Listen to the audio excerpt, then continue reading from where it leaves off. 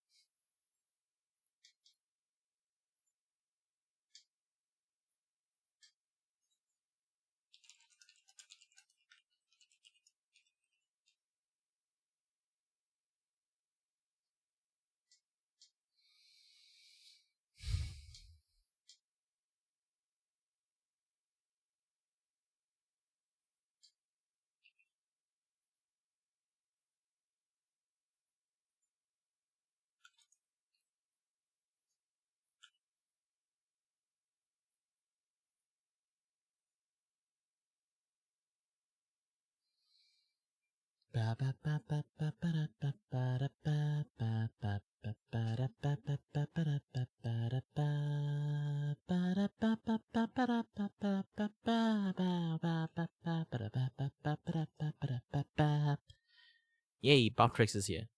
Yeah, one of the main reasons I do this normally is I kind of like hold a little bit time is because I need Bob Tricks to kind of like start kicking up and working. Else the chat is not going to like move properly.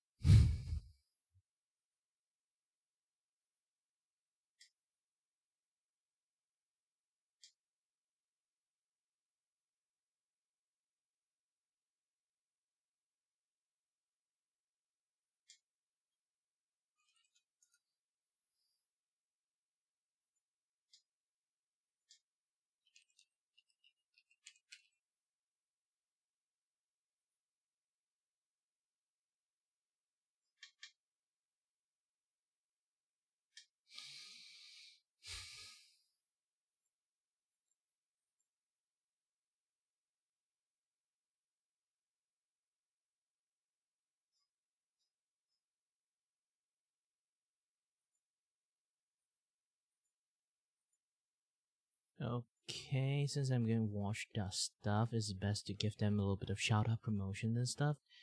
Yeah.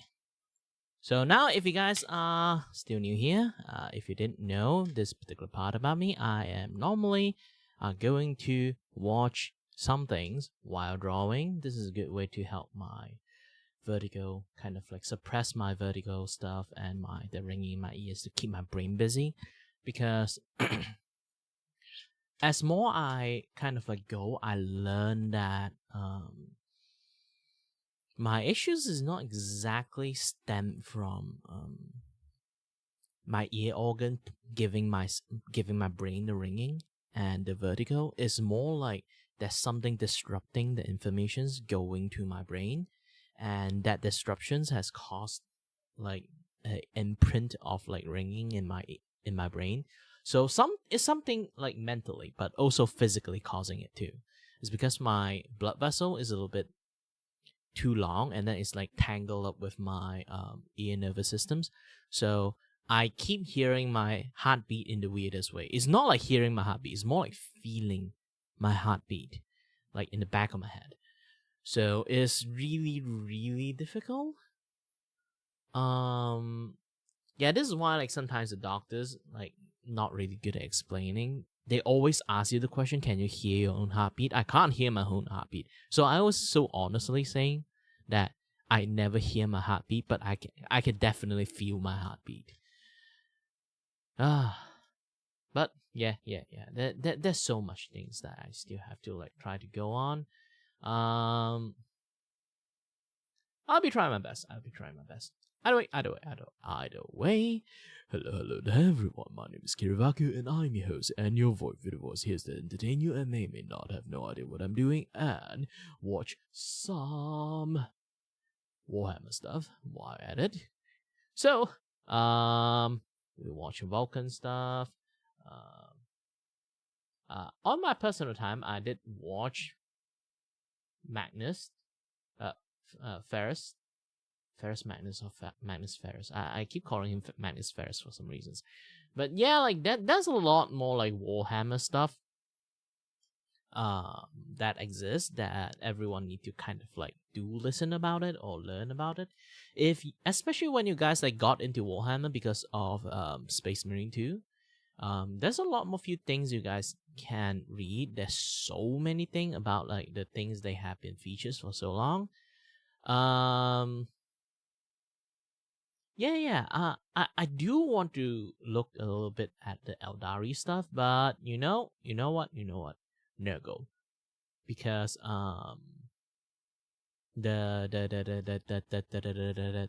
a Warhammer series that you fight Nurgle stuff, so we can take a look at Nurgle. Hey, if you like the show, and if you guys didn't know,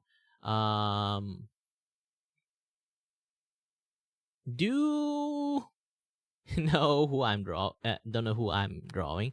I'm drawing Koseki Bijo. She streamed a Warhammer Troop 2 before, and she really liked it. And for some reason, there's lots of like lots of people calling her Primarch gem or something like that, something similar. Sorry, Mike, something was sticking out. Yeah, and yeah, have fun watching this, and then while watching me drawing, I guess. After I finish Bijo, I need to also finish the rest of the Advent. If you guys didn't know what I'm doing right now, I am drawing stickers. A very useful sticker. This is the pointing finger series. So it's basically they are pointing at something, and I want to use. Since I'm going to make like sticker merch, I want the sticker merch to have a little bit more meaning to it. So I'm making them pointing at something. It's like in a way that try to mark something. If you write something important, you can stick them onto like some image, and then like they are like like they're marking like that specific thing they're pointing at. Or you can put it in your calendars, this and that, the other stuff, all those kind of jazz. Okay, so I'll be continuing drawing, and you guys enjoy the listen, and I may pause and interrupt here and there. So yeah, just to let you guys know that. Okay. And want to support us, check out patreon.com/numbskulls. With your help, we can make more videos more often. And you get rewards like viewing episodes a week early, an exclusive Discord community, bloopers, and more. For more info, go to patreon.com/numbskulls.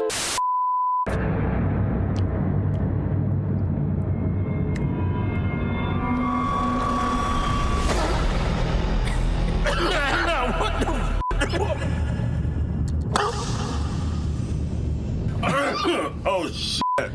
Hello, everybody, and welcome back to Explaining Warhammer to My Girlfriend. I'm your host, Ava, and joining me, as always, is my lovely significant other, Carrie. It's me. Hello. Hello. Hi. My love, we have journeyed through the beginning of the universe.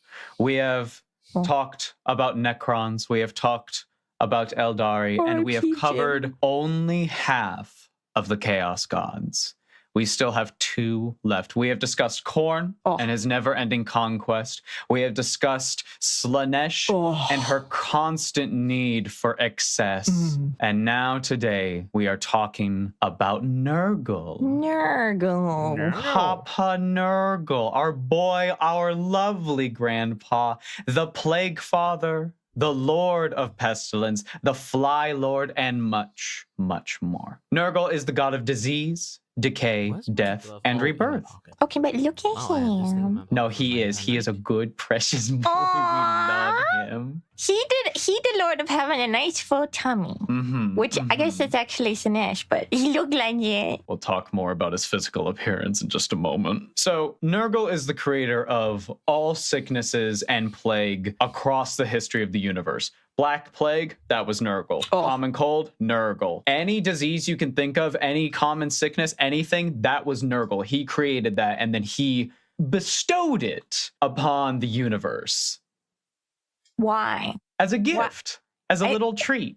We'll get into it in just a bit. Compared to Khorne and Slaanesh, Nurgle is patient, slow, infectious. Once his sickness gets into something, it's only a matter of time. Because in the cycle of life, everything rots, everything decays, and everything eventually dies. So I can't just cut my foot off.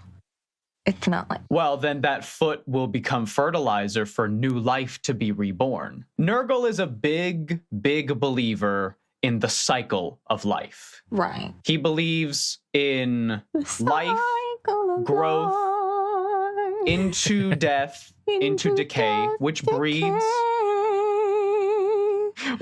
new life.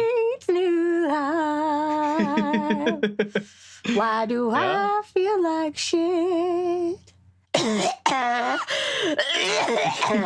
Take 2?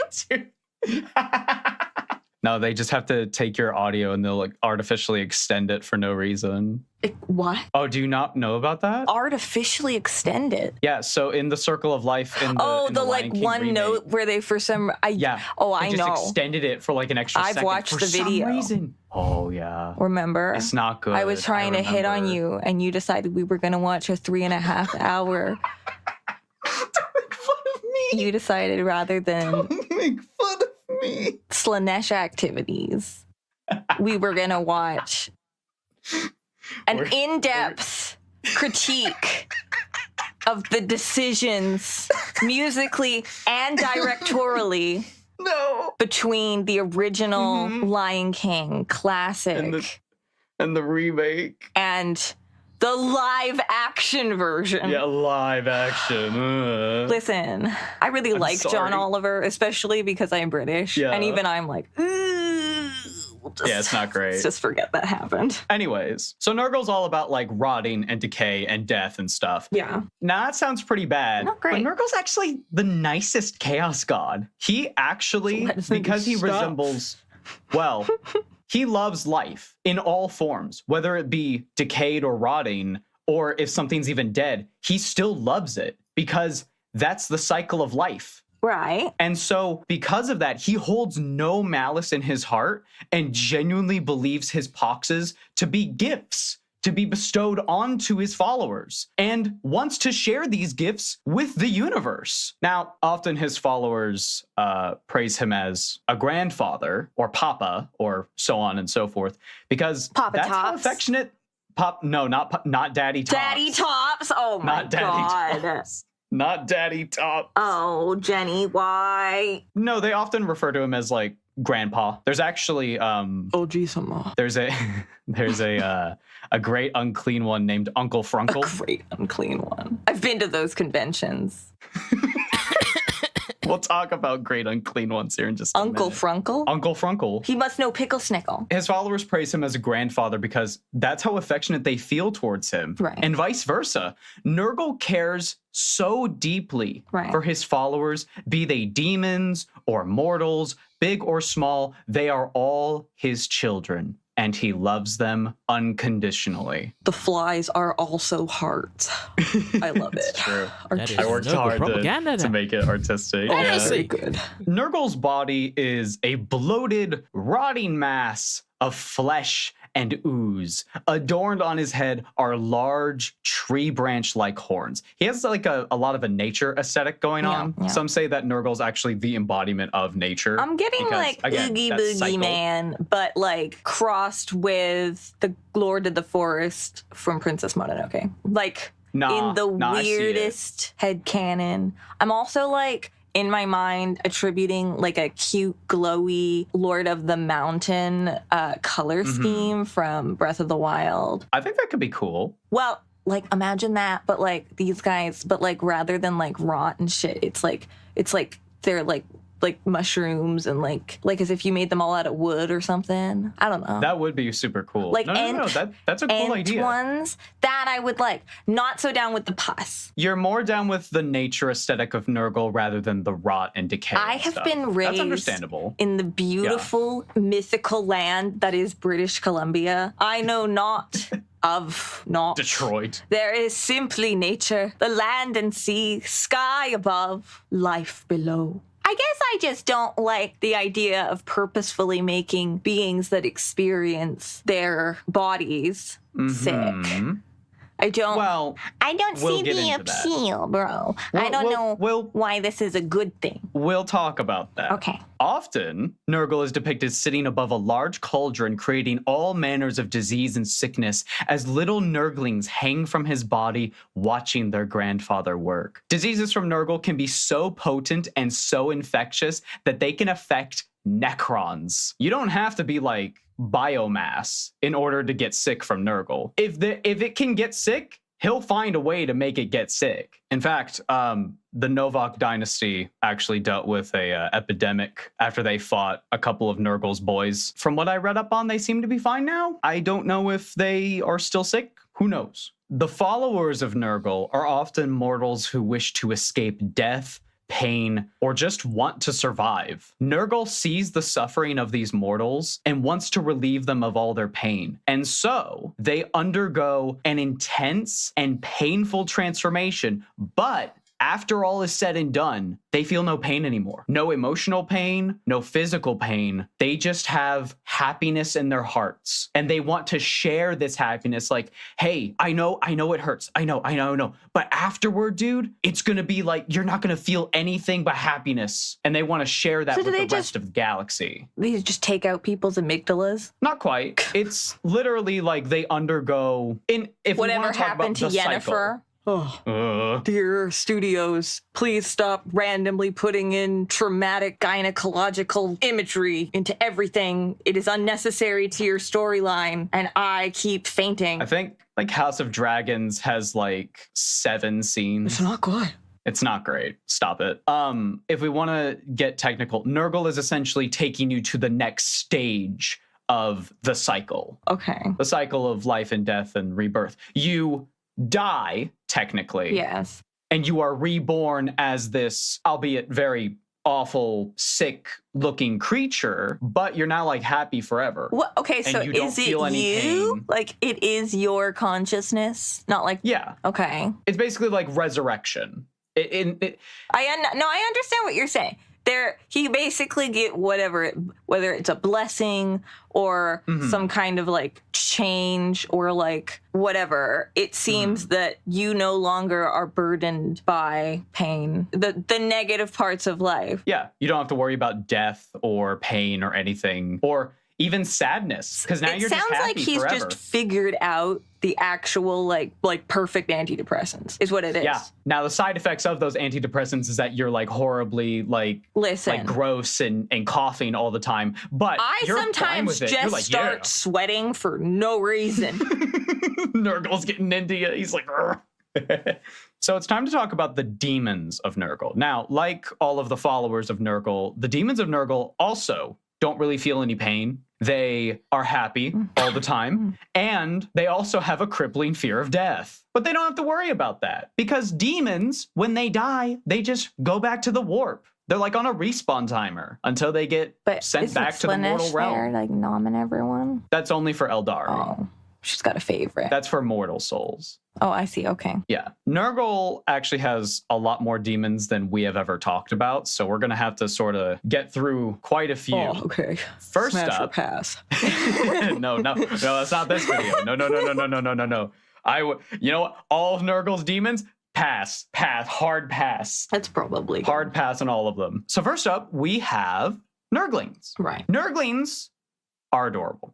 We love Nurglings. Jack-o'-lanterns with extra steps. Yeah, they're What? They're very cute. They're very small as well. Oh. They're like the size of, I don't know, they're like little balls that just walk around and stuff. They're great. I love them so much. I assume there's various colors. They're often green or like a sickly peach color. But they could be whatever color They're you like want. little That's the beauty of cherubs, Warhammer. but like gross demon versions. Yes, actually, that's the best way to describe them. Little gross cherubs. Oh, I found it. That's the best way to do. Great job. What do I win? You get a kiss. Mwah. Yeah, Cutie. flashback. So it's said that Nurglings are made in Nurgle's image. And even if Nurgle loves all of his children equally, Nurglings hold a special place in his heart. They're kind of his favorite, but he would never tell any of his other kids that. He'd be like, no. I love all my children equally. Now, Nurglings are like a swarm. They just move like water. Me in PvP. Pretty much. They will move through a battlefield. They don't do a ton of damage, but their whole purpose is to overwhelm you. And there's like a billion of them, right? They're going to run in, they're going to cough on you.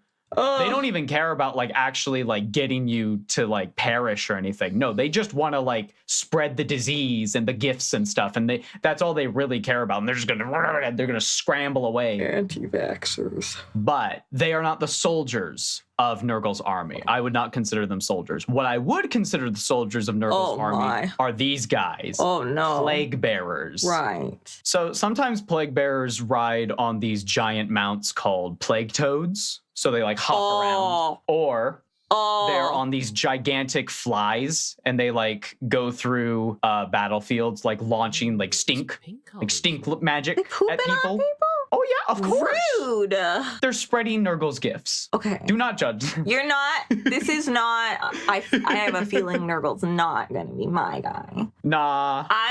Listen. That's fair. I'm very interested in the other one, the Trixie Spoopa one. In Zinch. Yes. Because I have a feeling I'll like them. And I like the like, ooh, look at us. Woo-doo-boo-boo. We're a big family. Like, yeah, they're a big happy family, but they're all like gross Saturday and, like, morning weird family antics cartoon opportunity here. Yeah. But I don't think it's like super duper so you know that, okay, throwing it back to Jenny, the future versus the past. They're in the past, so they don't get clean water or cooked food or a fire. And then it's going to take the Minotaur 12 seconds. I mean, that works because they're so slow. The Minotaur is Corn's guy. Just crawling in there and gets him. Oh man. The other demon of Nurgle that we can talk about is also the beasts of Nurgle. Whoa. And they're these Jabba the Hutt looking Ursula gross. Yeah, actually very Ursula as well. Yeah. Body language. They don't really understand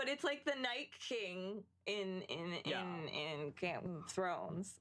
Game of Thrones. But replace. But because like as But they're replace coming ice along, with, like, right? Like Yeah. it's not And it's just spreading. oh, we lost Ken. Jareth. We lost Jim. We lost Jim. We lost Jim again. No, well, it's not just we lost Jim, our ranks go down. It's we lost Jim, their ranks went up. Now they've got Jim. That's kind of how Nurgle works.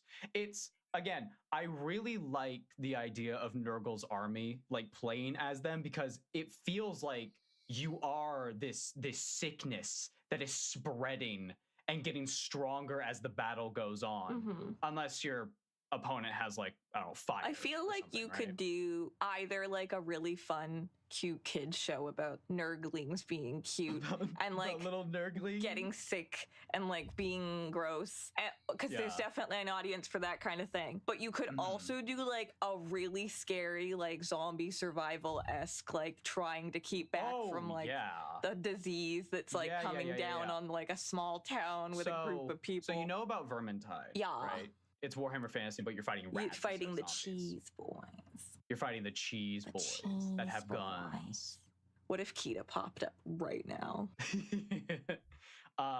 Do you know about Darktide? Did that one come out more recently? Yes. So Darktide is Warhammer 40k, but it's Left 4 Dead. Yeah. And guess who you're fighting? Nurgy? You're fighting lots of Nurgy boys. Oh, you gotta fight it. That's the main antagonist. Well, the problem with fighting a cold or really any illness is that there is no cure. You just gotta wait it out. It also doesn't help that a lot of Nurgle's attacks in, say, Total War Warhammer, I could play as a Nurgle army, walk up to another army and like infect them with a plague before we even start fighting, so that on the battlefield they're a lot weaker because they're like vomiting and they can't stop. Or it's like when you're trying to like heal a tank and somehow the moment you Asuna the poison debuff, they get it again. It's just back. It's like they want it. Back. They want it. They need it.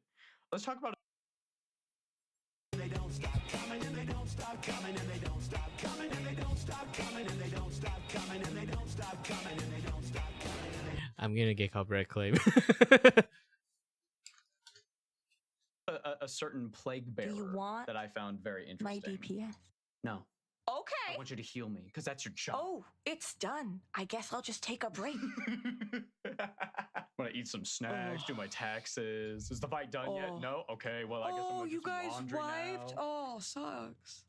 Quick thought. Yeah. Has anyone tried developing like a vaccine? We'll talk about cures to Nurgle's sickness in a bit, actually. Kurgles? Sir, we have at last discovered the solution for the Kurgle. Vials are going out in the streets. Oh, finally! We have a Kurgle for the Nurgle. Screw you, Nurgle. We've got Kurgle. So, among plague bearers, there's one character that I found to be very, very interesting. Now, a lot of Nurgle's forces have really fun names, like Festiculus.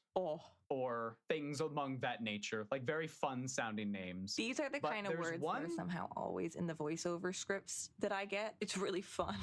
Festiculus. And you just see it come up in your vision on the read and go, what? What is that?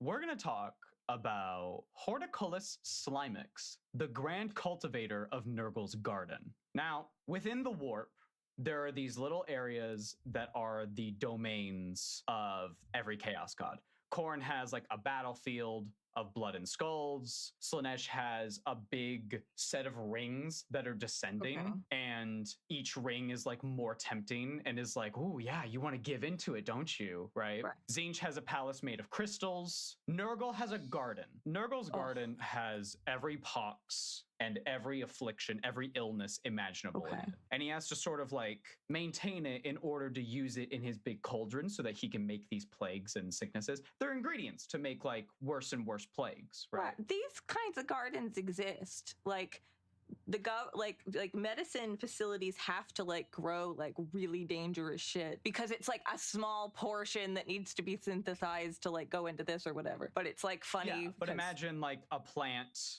that is just a literal anus. Oh, what? but it's got like tentacles and like a couple flowers on it. You've totally lost me. Nurgle's garden. It's the grossest thing imaginable. It's all tentacles and gross and pops. I was having like a fun outside, like witchy apothecary. No, okay, well, can we very just gross stink. Can we just go with the more cottagecore nature aesthetic idea? Because you can have that in your head. I'd rather be a druid than a house episode. You know what I mean? Like, so Horticulus Slimix is in charge of maintaining Nurgle's garden, where most of Nurgle's demons are carefree and very joyful. Yeah. Slimix is very serious. Okay. He has these giant shears that he uses to, obviously cultivate the garden, but he also rides on a giant, horrible snail named Gary. Mulch. No, his name is Mulch. No. Oh. We love Mulch. Look at him. I like Mulch. He's Mulch is a great name. Oh, I want to watch his little feetsies go. Oh, we should animate them. One day we should animate Mulch and Horticulus. It'd be a fun stream notification, just like them slowly like, walking across and they leave a little slime. That'd be very good. Yeah, a little slime trail. Oh, that'd be so cute. Imagine if that's like a raid. Slimix dedicates himself fully to keeping the garden Nurgle in perfect condition. Here's the fun irony. Sometimes Nurgle needs Horticulus to go into the mortal realm to like, hey, we're losing this battle. You're really strong. Head in there and help out. Right. We need to summon some primals or something. So Horticulus reluctantly accepts and he's like, fine. And he goes into the mortal realm and tries to get the job done as fast as possible to get back to the beauties back home. But he's on a giant snail, so he's really slow. So he's going No, but I get it though. I was away.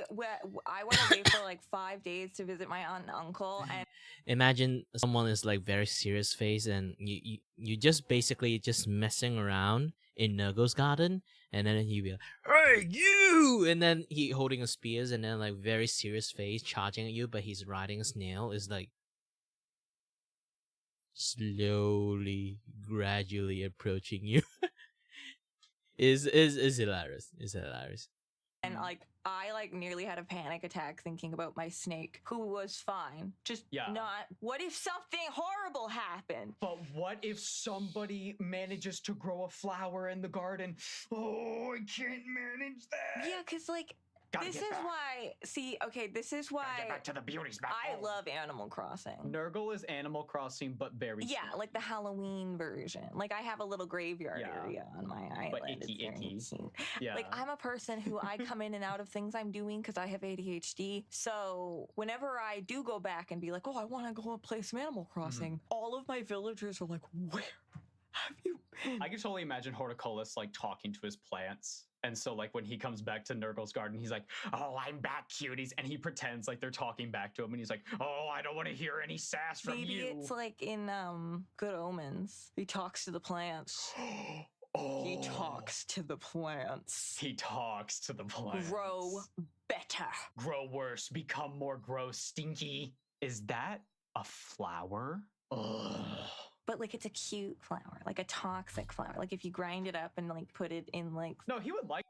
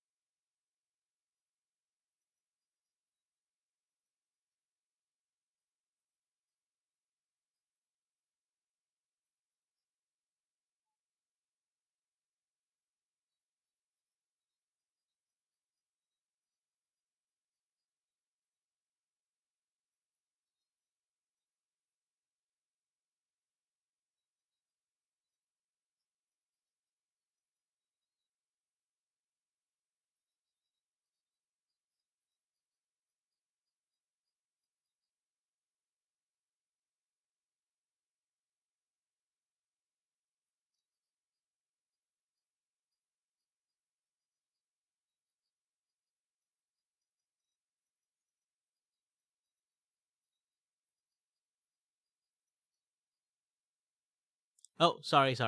I was a little bit preoccupied.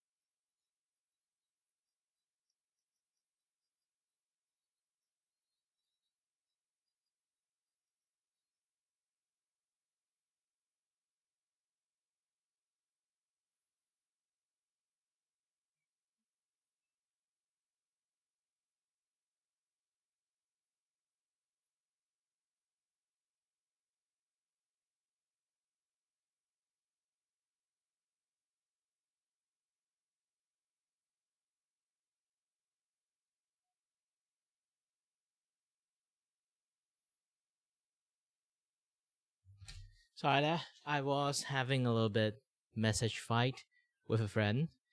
Because here's the thing, like I'm a Malaysian and there's like some important people decided to visit Malaysia and like the newspapers.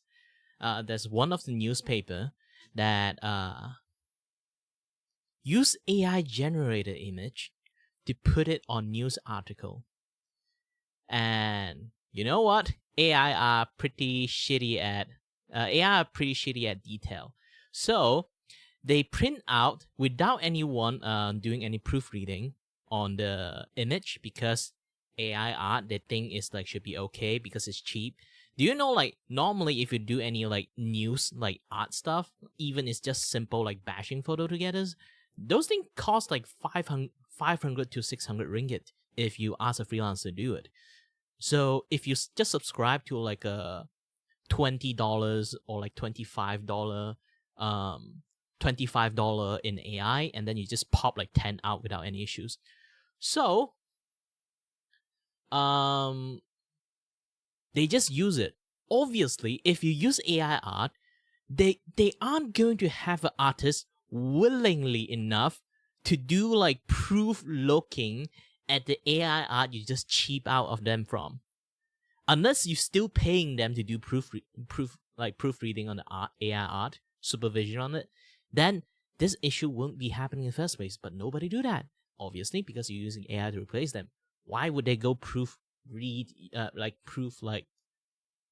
artwork stuff? Like heck, I think they on purpose just pretend not seeing anything if you actually ask an artist to help you do some proofreading. Editors, they are just normal people that do writing and like proofreading stuff.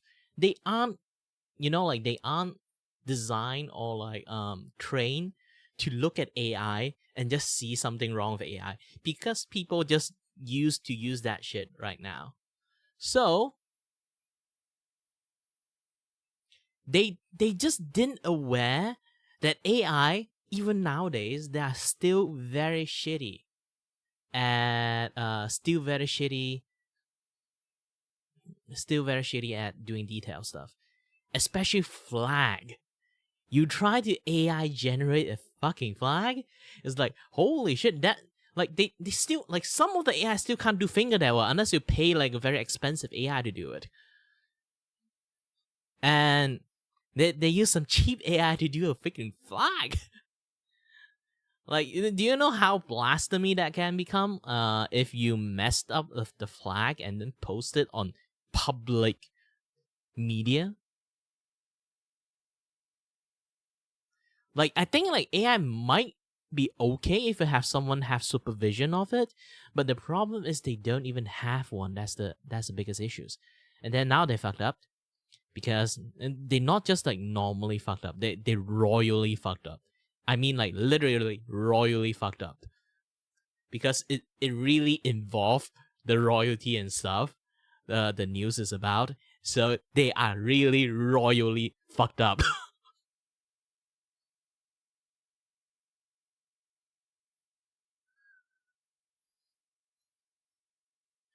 Yeah, and then one of my friends is like trying to argue with me like that there's no wrong.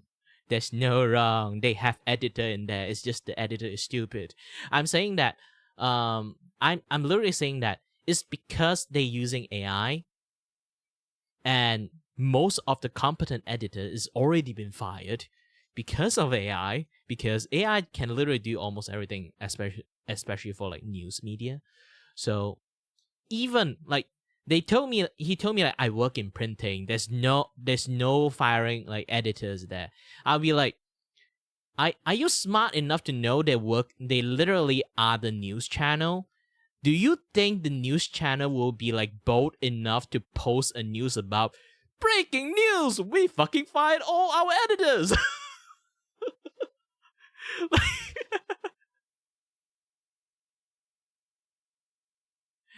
I was like, man, what do you expect? Like, how the heck you expect that? Like, obviously, you would not hear any news about like editors or like like the long-time editors or like long-time article writers, like all those people. If they get fired, they just get fired. Especially in Asia country, people just hush about all this thing. So they don't really they won't really post it in freaking article. Hey, today hey, breaking news! We are using AI. We fucking fired everyone. They are the news channel. Obviously, they won't like snitch themselves out. Obviously, like they won't really fire them. They're not that heartless. They're still on like underpaid check and stuff, but they generally don't really have a lot of things to do anymore. You know, especially those kind of like freelance stuff is like especially like you work like on freelance stuff. Normally you would like get job by the call. Because AI nowadays, a lot more people are not getting a job by call anymore. They have to like call them instead. Like, you might still get a permanent paycheck sometimes, especially for editors, but they aren't going to do that much work anymore. Their only work right now is sometimes they have to proofread the AI word only, and do some editing themselves. Done. Post. Long as it's work. But obviously, if they do long enough on proofreading the AI stuff, the AI word, they would just assume that the art and the word like article generation stuff is going to be the same, going to be as reliable as they do the proofreading. And then when they actually use the AI art, they'll be like, oh shit, now we're in big trouble. Like, this is what happens if you trust technology too much. Here's the thing. A lot of people complain about calculator back in the days is because like people will sooner or later forgot how to do calculations. Nowadays, a lot of people are very bad at math, so you kind of like can see. But here's the thing. When it comes to calculators, it's always to the point that when it comes to calculator, it's almost to the point that how you are going to use it. If you understand math, you understand the technologies, you can use it responsibly. Nowadays, like a lot of people use calculators as fine. And AI, technically, I can definitely say if you understand the technologies and then use it under supervisions and know what you're doing, yeah, you definitely can use AI stuff. But the problem is a lot more people don't know what the heck generative AI is. And then they keep using it and thinking it's like the technology of tomorrow and just completely like, here's the thing. There's things that call you utilizing the technologies, you use the technologies, and you rely on the technologies. So when it's calculator, when you use it, we utilize the technologies. And then on the phone stuff, we use technologies. We call, we watch video, those things use technologies. And there's also another thing, is what we call we rely on the technologies. It's like nowadays we look at informations, wiki, internet, sometimes Facebook, sometimes Twitter, depends on how you want to do. The people start to rely on information in the internet. When you rely on them, your brain won't really work because you're not actually using them. you are relying on them to give you the answers, not using them to give you the answers. Days like how you use internet is very different. People should actually literally have like a study course in like kindergartens, not kindergartens, it's a little bit too early. Maybe some primary school, they would start like teaching kids like how to use technology properly instead of how to rely on technologies properly. Because we just teach kids how to use technologies. And then how to use technologies. And then by the time when they grow up, they will be relying on technologies. It's not like they're utilizing technologies. This is something that we really should teach people. It's like I'm not those kind of person who is like deaf to AI. It's more like I'm like anti how people treat the technologies of AI these days.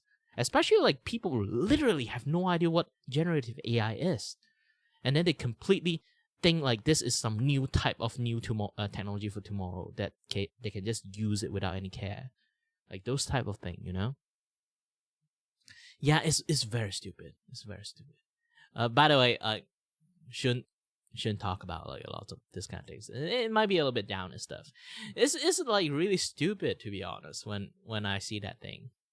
But yeah, at least that guy like got fired, because yeah, that's what happened if you try to use stuff that you don't know. Thankfully nowadays here's the thing. Thankfully there's still no engineering. So like, oh, you want me to calculate the stress of this like pillar, right? All right, let me open up ChatGPT and let them do some calculation. Fuck, if that happened, I'm going to die one day. I will not get into any buildings that made in 2025.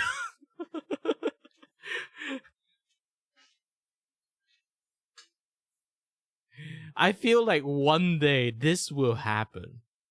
They already did art. They already did this and that, yeah, that stuff. But actually, on calculation side, AI calculation is actually really good these days. But I'm still thinking like, because like people who using those kind of things, they still have a brain. What happened if like one day the people who just rely on this thing, they don't even use brain in the first place? That is going to be scary, you know. We are living in a world of dystopian that people are understanding technologies lesser and lesser. And from, like I say again, like there's like a meters of using technologies. There's like standard using the technologies and then utilizing technologies. And then they go the other far end is like rely on them. They just don't rely. They just, engineering already been taught how to utilize technologies. They aren't being like ignorant about like the understanding of technologies, but sooner or later you look at educations these days, like you will feel like one day they will do something like that.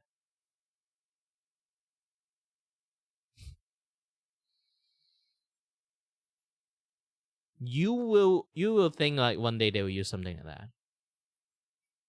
But yeah, that aside, let's go back to like the Warhammer thing. And also thermal.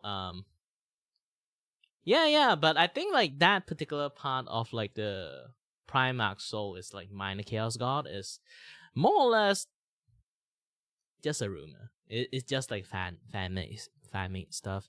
But I do think it's like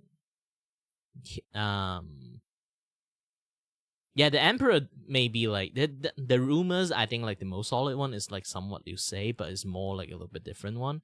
Is the Emperor actually did have a patch with like some god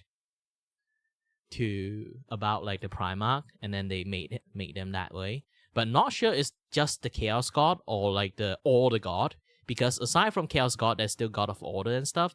So yeah, you can kind of like already see like some of the Primarch become a like the Chaos God, like the avatar of like the Chaos God.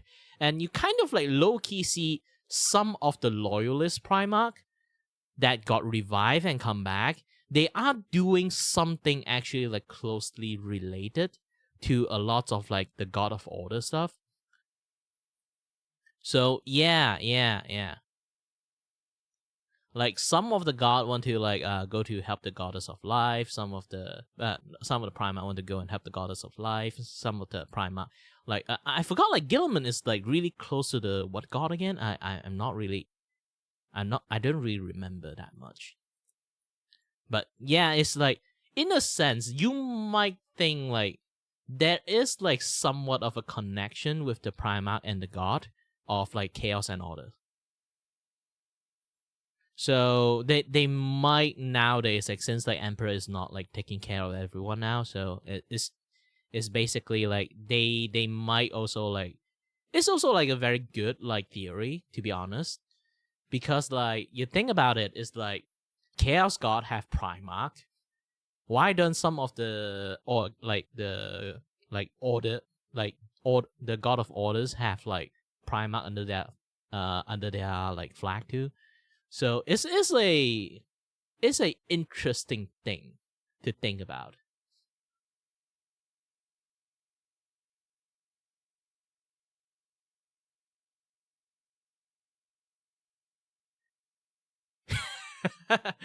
Yeah, like Warhammer is like a very long time series. Some people actually think like Warcraft like StarCraft actually like Warhammer like 40K is like copy of StarCraft. No. Yes, you in your memory like Warcraft is old. It's like so old in the fact that your fathers might play the game before, like the old Warcraft one. And in reality, Warhammer is older than Warcraft. Funny thing is, a lot of people they think like they taking like each other inspirations in some point, because like how similar their IP is. But you kind of like look at it even more closely. Here's the thing. The conceptualizations of Warcraft and the conceptualization of Warhammer, they actually come out generally in the same time. It's just a very, very like close coincidence when Warhammer fantasy is the thing. Like Warhammer, not fantasy, it's like Warhammer itself, like the genre is a thing, the story out, and then Warcraft become a thing too in the same time. They kind of like walking the same path, but like without knowing each other for a while. And then they starting to see like the crossover stuff that people can like, you know, like back then internet is not a thing. So it's really hard to know that you doing a thing that the other thing's also doing. But by the time they kind of like got enough name for themselves, they kind of like know they kind of like do the same thing at the same time.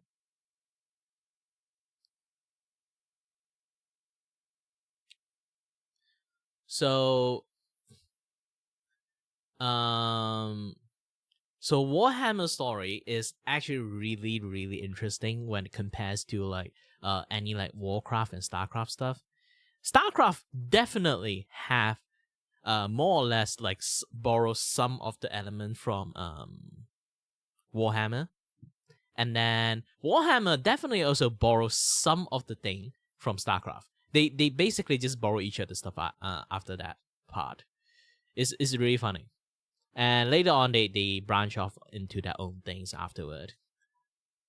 Because, yeah, that we, like, Warhammer stuff is not really, like, super popular back in the days.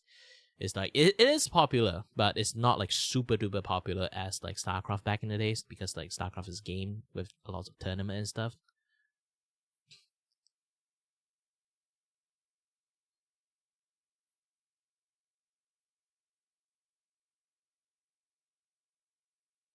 That's weird. I'm not gay.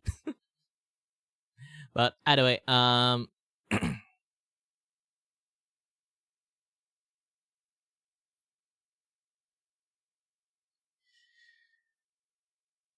Perpetual from Sweden.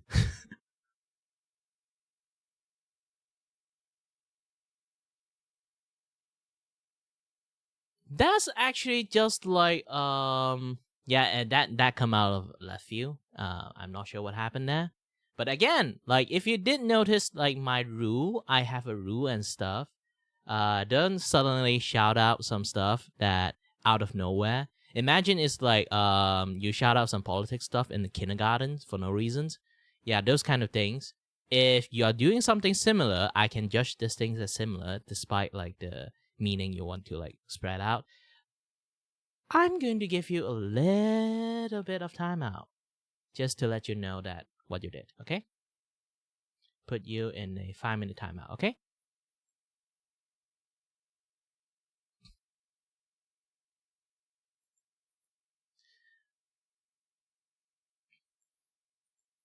But yeah, talking about Perpetual, I remember there's only, around the time of Emperor time, there's only like 3 Perpetual. Like the Emperor himself and Malachi, is it? I forgot his name. Shit.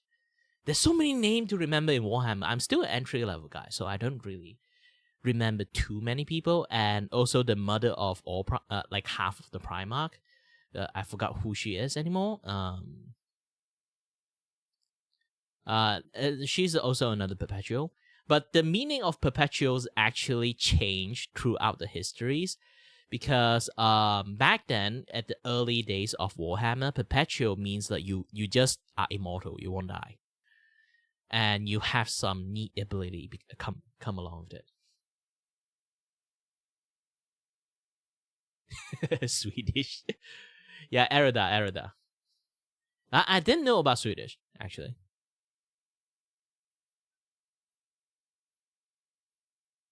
Vulcan is like the later on stuff. Vulcan literally, like his existence as a Perpetual, changed the entire meaning of Perpetual. Because back in the days, Perpetual just say you are immortal. You still can die. You just live really, really long until you get killed. You die if you get killed. Quote by Shiro from Fate Stay Night. But yeah, because of Vulcan, this is why I talk about this. Because of Vulcan, they changed the meaning of Perpetual. Because back in the days, they just called Perpetual a immortal being. And because of Emperor have like such a like powerful power, and Erida also have a powerful power, Mao Zedong only have like super intelligence by living a very, very long time, by living a super, super long time. So he become like a lot like the wisdom guy. Like he don't really have any power. Does Malcolm have like powers?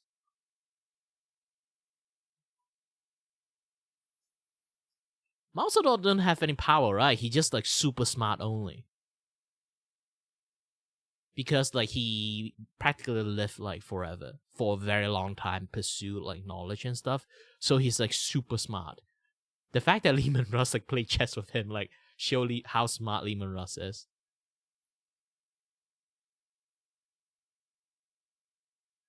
Yeah, he does have psi power, but more like later on stuff. When Psyker is being a thing. So around the time that the only people who kind of like Perpetual like start up with like a power set is the Emperor, just being like a big ass guy and glowing. And Erida, she can kind of like split herself into 3 persons and stuff. I don't remember Mao Zedong have like any like power. He is called a wizard back in the days when he have a fight with like the Emperor.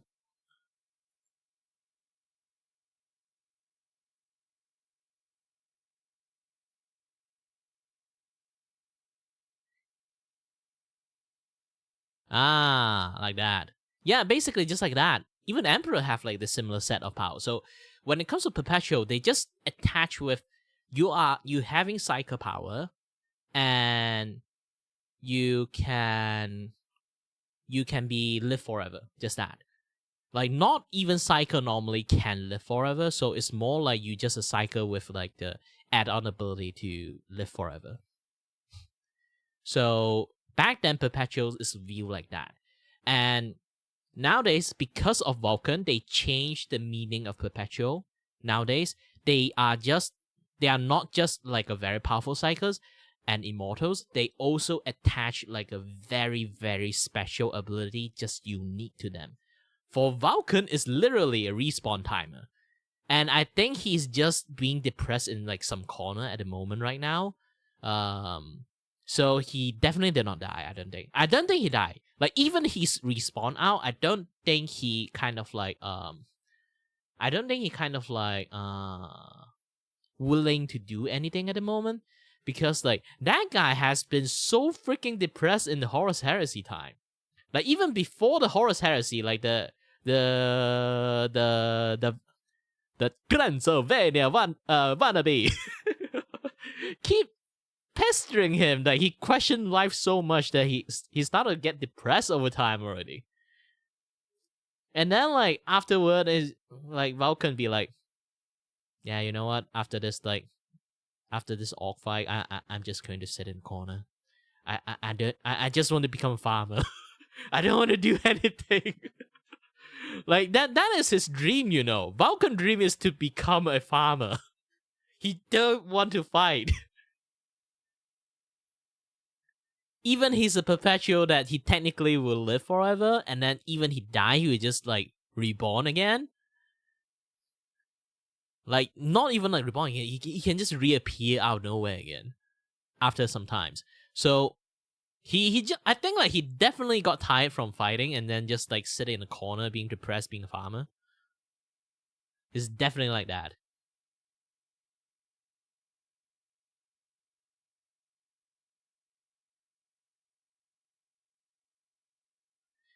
But yeah, like there's so many things about like Warhammer stuff you have to like read so many books about it. This is why I love the channel Numbskull. They kind of like, because like he is like a person who know a decent amount of like Warhammer stuff, and he is trying to introduce a Warhammer stuff to a normal person. So the channel is like a really good entry channel for you to like understand it, because there are so many channel that want to teach people about Warhammer stuff, but you can click and look at the YouTube channel that literally want to explain Warhammer stuff. Is like you click one video is like 10-hour long. I was like, holy shit. And that is just like for one thing. It's not like multiple things. It's like one thing like 10-hour long. Okay, this is what happened to this chapter in this particular timeline. And then like 10-hour long. I was like, holy shit. People need to find some way to like compress it a little bit, at least like a little bit. This channel manager does that, at least like in a very layman term. So like there will be a lot of things missing. There will be a lot of like detail not really stated, or maybe they might compress so much some things might wrong a little bit. But still, it's like enough for entry like knowledge for you to like get interest in the series and then go dig in deeper.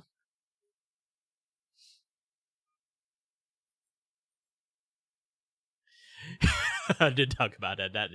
That's like a nightmare looking at the entire series. Like so many things like about like Warhammer. Warhammer is like a long ass series, been like ages. Like I say again, it's older than me. It's older than my dad. And my dad is old as Malaysia's.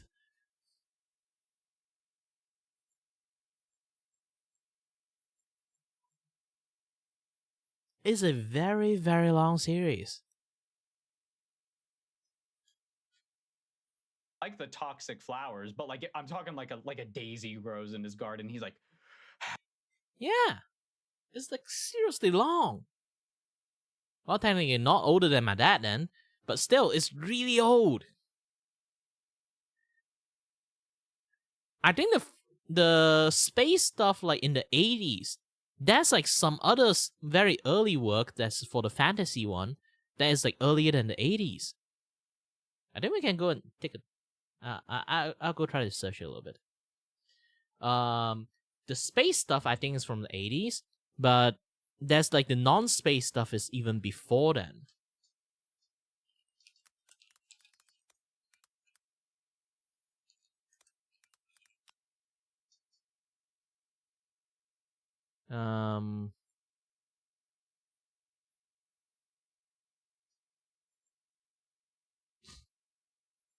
Oh, yeah, it is the 80s.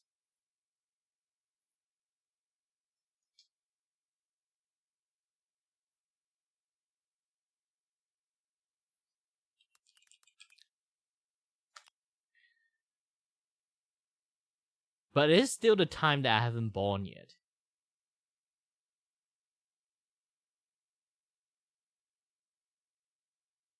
Yeah, 80, like the 40k is not 40k first. I think is it the 30k first, and then they proceed to the 40k. Horus Heresy is 30k.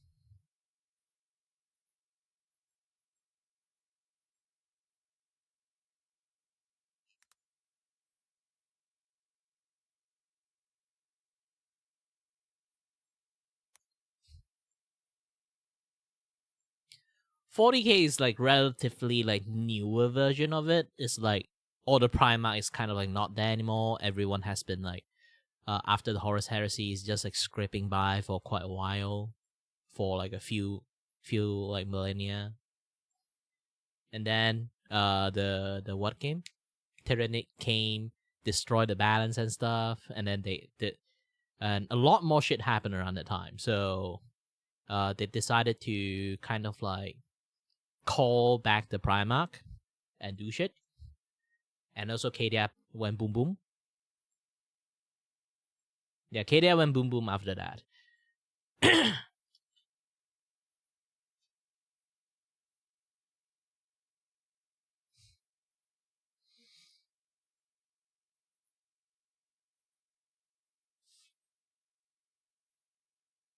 Okay, let's continue to look at Nurgle stuff. While drawing. Dare you? So the last demon that we will talk about today are the greater demons of Nurgle, known as the Great Unclean Ones. So we've talked about greater demons of the Chaos Gods before. We've had Bloodthirsters, Keepers of Secrets, and now Great Unclean Ones. Great Unclean Ones are trusted with sacred plagues that they happily unleash upon all who stand in their way. As they stomp onto the battlefield, they bellow words of encouragement to their fellow demons, sending them forward to spread their grandfather's gifts. So as these guys are on a battlefield, they actually like really take care of the troops that they're in charge of. It's sort of like, again, there's a Great Unclean One named Uncle Frunkle. Right. And so if Nurgle's your grandpa, a Great Unclean One's like your uncle, and he's like, oh, come on, guys, we're gonna go like take over this planet. It's like, you know, when you're running around in Tears of the Kingdom and they've got the big All right, guy. you go back to your things. I'll be keep doing my things too. Actually, very similar. Yeah. It's a big. And then have fun. sometimes I just shoot him with a muddle bud and watch everybody's dreams and hopes fall apart. So it's funny because they get trusted with these sacred plagues that are like really powerful, and that's why they're like trusted, because he like Nurgle sees these Great Unclean Ones and goes like, you are in charge of this part of the family. Here, take this to help you. And then they are like in battle, and he's like, you guys can do it. Yeah, make Dad proud. And then they like go in and they're having fun. It's great. It's very wholesome. This is what I think the biggest appeal for people about Nurgle's army, other than like the gross, icky part, because that part is cool in like a body horror sense. But I think a lot of people just like the fact that it's just really wholesome, and they're just like really encouraging, and they love each other genuinely. And their god loves them. When you say they take care of each other, one of them gets injured in battle. Oh, they would do everything in their power to like help them. Well, what does that mean? Because is that like putting more sick in the wound? Or is that them trying to apply medicine, which would entail killing bacteria? I think sick for them is like medicine. So it's maybe more about stopping the pain. Yeah, it's because again, a lot of Nurgle's demons and followers, they don't want to die. That's like why they did this. And so they're gonna help each other out to be like, no, don't die, no, you're gonna be fine, Here, take this. This feels like a really fucked up form of necromancy, where it's like not that difficult to pull off. So you keep just like inhabiting your body even though it should have died for whatever reason, and you're just not letting go. So you would get sick, is what I'm saying. It's like, in that sense, like the death is contagious. Yes. Now, my favorite unclean one is best told as a story. Once upon a time, deep in the realms of chaos, Grandfather Nurgle was in the midst of concocting his greatest plague yet. And on his shoulder, a little Nurgling named Kugath watched with great enthusiasm. As Nurgle's plague drew nearer to completion, Kugath found himself leaning closer and closer until he fell Oh no. right into the Oh my cauldron. god, this is what happened in oh my god, this is what happened in Osmosis Jones, and it was the most terrifying visual. It's not I great. was scarred. I was so scared of alcohol. Gotta say though, what a metal way to get rid of your antagonist. Oh, it That's was awesome. metal as fuck, but awesome, like dude. I was too young to watch that movie. In order to get out, Kugath began drinking, gulping and gulping until he became a great unclean one sitting at the bottom of a now empty cauldron. Kugath looked up at Nurgle and began to cry, apologizing profusely for destroying his father's greatest creation. Nurgle took Kugath into his hands and brought him close. "But my child," he said, "you are my greatest creation." Ever since then, Kugath has worked tirelessly to recreate that which he destroyed, going into the mortal realms to gather more ingredients and experiments to try and make up for his mistake and make his father proud. See, this could be a great children's show. But it's just like little gross Nurgly boys. Yeah, no. See, this is my appeal for Nurgle, is that it's just so sickeningly wholesome. It's disgustingly wholesome.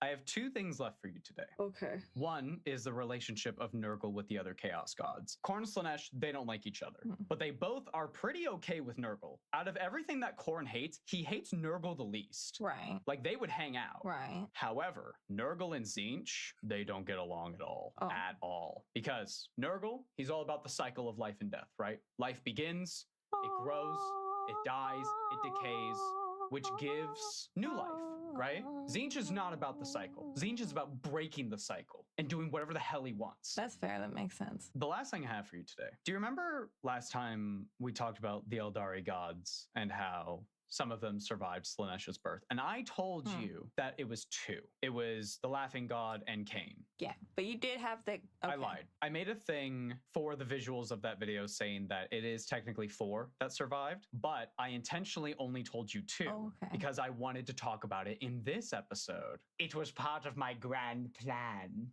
Well, your plan sucks. I'm sorry. No, I'm sorry. I love you. The other god that survived was named Aisha. She is the Eldari god of life, healing, nature, etc. And as Slaanesh was about to consume her, our boy, Nurgle, came to the rescue and fought back against Slaanesh and, big air quotes, rescued Aisha and took her back to his realm. So because she is like the goddess of life, he kind of fell in love with her. Ew. And unfortunately, Nurgle shows Aisha love the only way that he really knows how. Eats her. No, he gives her plagues. And then, naturally being a goddess of healing, she just shrugs it off. No problem. Ugh. But because of this, he gets an idea of like, oh, this plague is this powerful. Okay. And then he releases it out into the world as a gift, right? Right. But Aisha, seeing like, okay, this is bad. I need to help in any way that I can. Right. She will then whisper the cures to these diseases and these poxes into the universe at large so that people know them and they can cure them. Okay. Currently, Aisha is still with Nurgle, as far as I know. She has sort of taken this stoic duty to stay behind, continue doing her duty in the way that she can. Right. And that's Nurgle. It's a little Beauty and the Beast. Well, I guess not really. What if Belle all along was like secretly plotting to kill the beast, but like in a way that also took out his entire army that he's been infecting for all these years because he's a werewolf? Whoa, guys, I just wrote a novel story. That might be what she's doing. Who knows? That's all I have for Nurgle for you today. Any questions, my darling? So people know Warhammer is not real, right? Do people know that? A special thank you to our top patrons: Ton of Ashman, Christian Hardcastle, Julio Braceno, Mike's Forging, Nathan Bond, Nura Bendanica, Sean Martin, Animation Creation, Draconic Hermit, Fago1234, Georgi, Jacob Smith, John Smith, Nick Stilson, Najila Yakubu, Pablo Hernandez, Samuel Miller, and Zogo Bainavalad. If you'd like to support these videos and get a special shout out, please check out our Patreon link in the description. Also, leaving a like and subscribing helps a lot more than you would think. Anyways, I hope you have a good week, and we'll see you next time.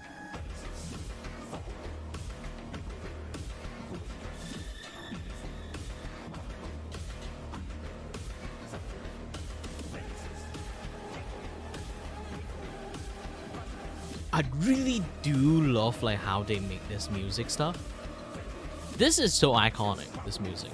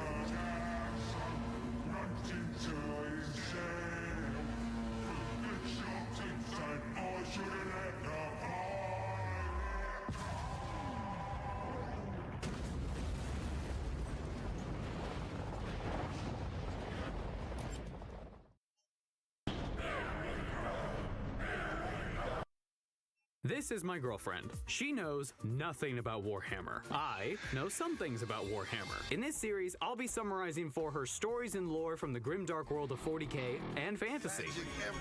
This episode will be covering Khorne, the chaos god of blood and murder, and his legion of demons. I'm bound to miss some details or might even be completely wrong on some things, so if you'd like, you should try playing Total War Warhammer 3. Although maybe not right now, because the game is currently on fire. Why can Nakai not recruit Kroxigors into his army? Why did it take a year for chariots to function? When will Carl Franz catch a break? How do you expect me to pay $25 for a DLC that has less content than your previous one? Creative Assembly, you have forced my hand. I am personally sending my army of 4 billion rats to your offices. And just so you know, they're not hungry. They're starving. Anyway, where was I? Oh yeah. Demons. If you enjoyed this video, consider supporting us on Patreon. And without further ado, let's get started. Demon!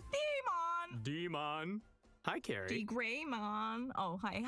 We'll learn about demons today. Demon. Yeah, demon. Oh. We love demons. We love demons. So you actually know a little bit about chaos and demons and stuff already. Would you like to talk about what you already know? Okay, so there are microscopic flaws on your fingers, on your flesh, and that makes the water droplet go microscopic, like can't even see them. And then, wait a minute. So it's actually mathematic randomosity. Jurassic, da-na-na-na-na. No, I knew what you were going for, but like Alex and I talk about demons and the warp. So and I know stuff. there's 4, and they all have the same objective, but they don't work together. They're like chaotic. Yes. Energy. Yeah, they're very chaotic. Yeah. The chaos gods are chaotic. Big whoop. One of them's hungry. One of them's horny. One of them's... That's all I got. Okay. And blood? Okay, yeah. High fructose blood series. I don't know. We're going to go through one by one. Yeah. Today we're going to be focusing on Khorne. Khorne. He's the angry one. He's the blood god. Is his name Cobb? No. Oh. His name's Khorne. What if his last name was Cobb? I don't think they have last names. Oh. So really, to go give a basic overall summary of the Chaos Gods, think of them as like siblings. Yeah. They all want the same thing, like you said, but they're always fighting and arguing with each other, and they're smashing their toys against each other. It's just Greeks. And I mean that as the Greek gods, not current Greeks. Dude, those Greeks, they just start. Someone get me a souvlaki. Oh God, I could go for a soup. Damn. It's just unfortunate that these chaos gods, they're playing with their toys, and those toys are just, people. Yeah. It's not great. I mean, what you gonna do? We're gonna start with the oldest sibling, Okay. Khorne. Right. Khorne is an angry god of blood and violence. Right. As most older siblings. Yeah, it's true. Speaking as an older sibling, yes. Oh no. Are you the older sibling? No, I'm the young one. Oh yeah, little sister. I'm little sister. So Khorne is probably the chaos god that people as a whole in the world are most familiar with, because if you've ever seen a meme that has the Ooh boy. Ooh boy. There's more newspaper place did the AI flag thing now. In Malaysia's. Like, holy shit, it's everywhere now. It's not just 1, 2. Now it's like a few newspaper site literally did that. See? No supervisions. This is what will happen. the text blood for the blood god or skulls for the skull throne. That's Khorne's thing. That is like a direct quote that his followers yell out as they are. He's very good at making actionable steps. You know, like some gods are It's like, true. I want a sacrifice. And then they're like, no, not that one. He knows what he wants and he asks for it. That's very nice. Yes. Khorne does not care from where the blood flows, as long as it does indeed flow. He doesn't discriminate. What a guy. What a guy. He doesn't discriminate. He doesn't care. Like, you got skulls? Cool. You got blood? Even better. He'd like he me. is I have super both down. of those. Yeah, he likes me. He really likes me. Khorne's all about murder and brutality and all that fun stuff. But also, he's about honor and glory and like dueling. Does he happen to think that when you die, you come back in like another person from your tribe? No, but if you're a really good fighter, Khorne might bring you back because you fought really well. Yeah, but not in a good way, right? Sometimes his followers are fighting and like, oh, my arm came off, but then Khorne acknowledges that you're doing really, really well, so then a new arm made out of like blood magic will just form. So Piccolo. Khorne's positive reinforcement is telling you, you're doing great, champ, keep going. Aww. He would never try to trick you. He wouldn't deceive you, but he would kill you without any hesitation whatsoever. Right. He's not Loki. His followers are psychos. Oh. They're always looking for their next battle, even going so far as to fight each other when there's no one else around, because Khorne does not care from where the blood flows. Doesn't matter if it's yours, doesn't matter if it's your buddies. As long as it's going, Khorne's A-okay. He's like, hey man, that's awesome. You keep going. I see how this could become A cult. a problem. Well, yeah. Khorne is arguably the most powerful of the Chaos Gods because it's called Warhammer, right? There's war all the time. Well, There is never not war. so the gluttonous one would probably be more powerful if this was Warhammer. I'm not going to acknowledge that. We're just gonna move on. Yeah. This episode's not about him. It's about Khorne. Khorne's my favorite Chaos God. Aww. I love him. He's great. Okay, I want to know more about him. Well, we're gonna talk about some of his demons that Khorne's got. Demon!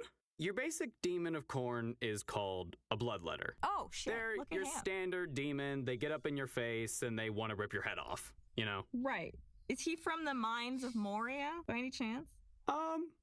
Dumpy. They do have a bit of a dumpy. There's nothing really to them. They're very like your classic demon, satanic kind of deal. Okay. They're really neat. I like them. Cool. What do they want? They want to kill you. Oh, okay. The most notable bloodletter is a demon. It's a demon named Skulltaker. Oh, Can you guess what he does? chiropractic.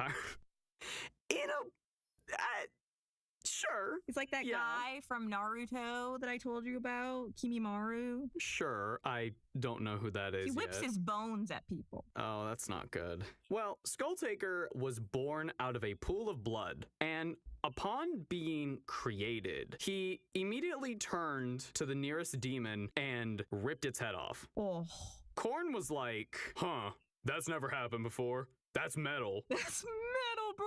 That's awesome. I like this one. Yeah, literally, he was like, I like this one. You will be called Skull Taker. Good. It is said Skull Taker collects so many skulls that he has his own collection, Skull Taker of which only a fraction is sent to the Blood God. His entire cloak is just made of skulls. Bam. He's got his brand figured out, at least. Yeah, he's got like his whole deal. He's got like a website.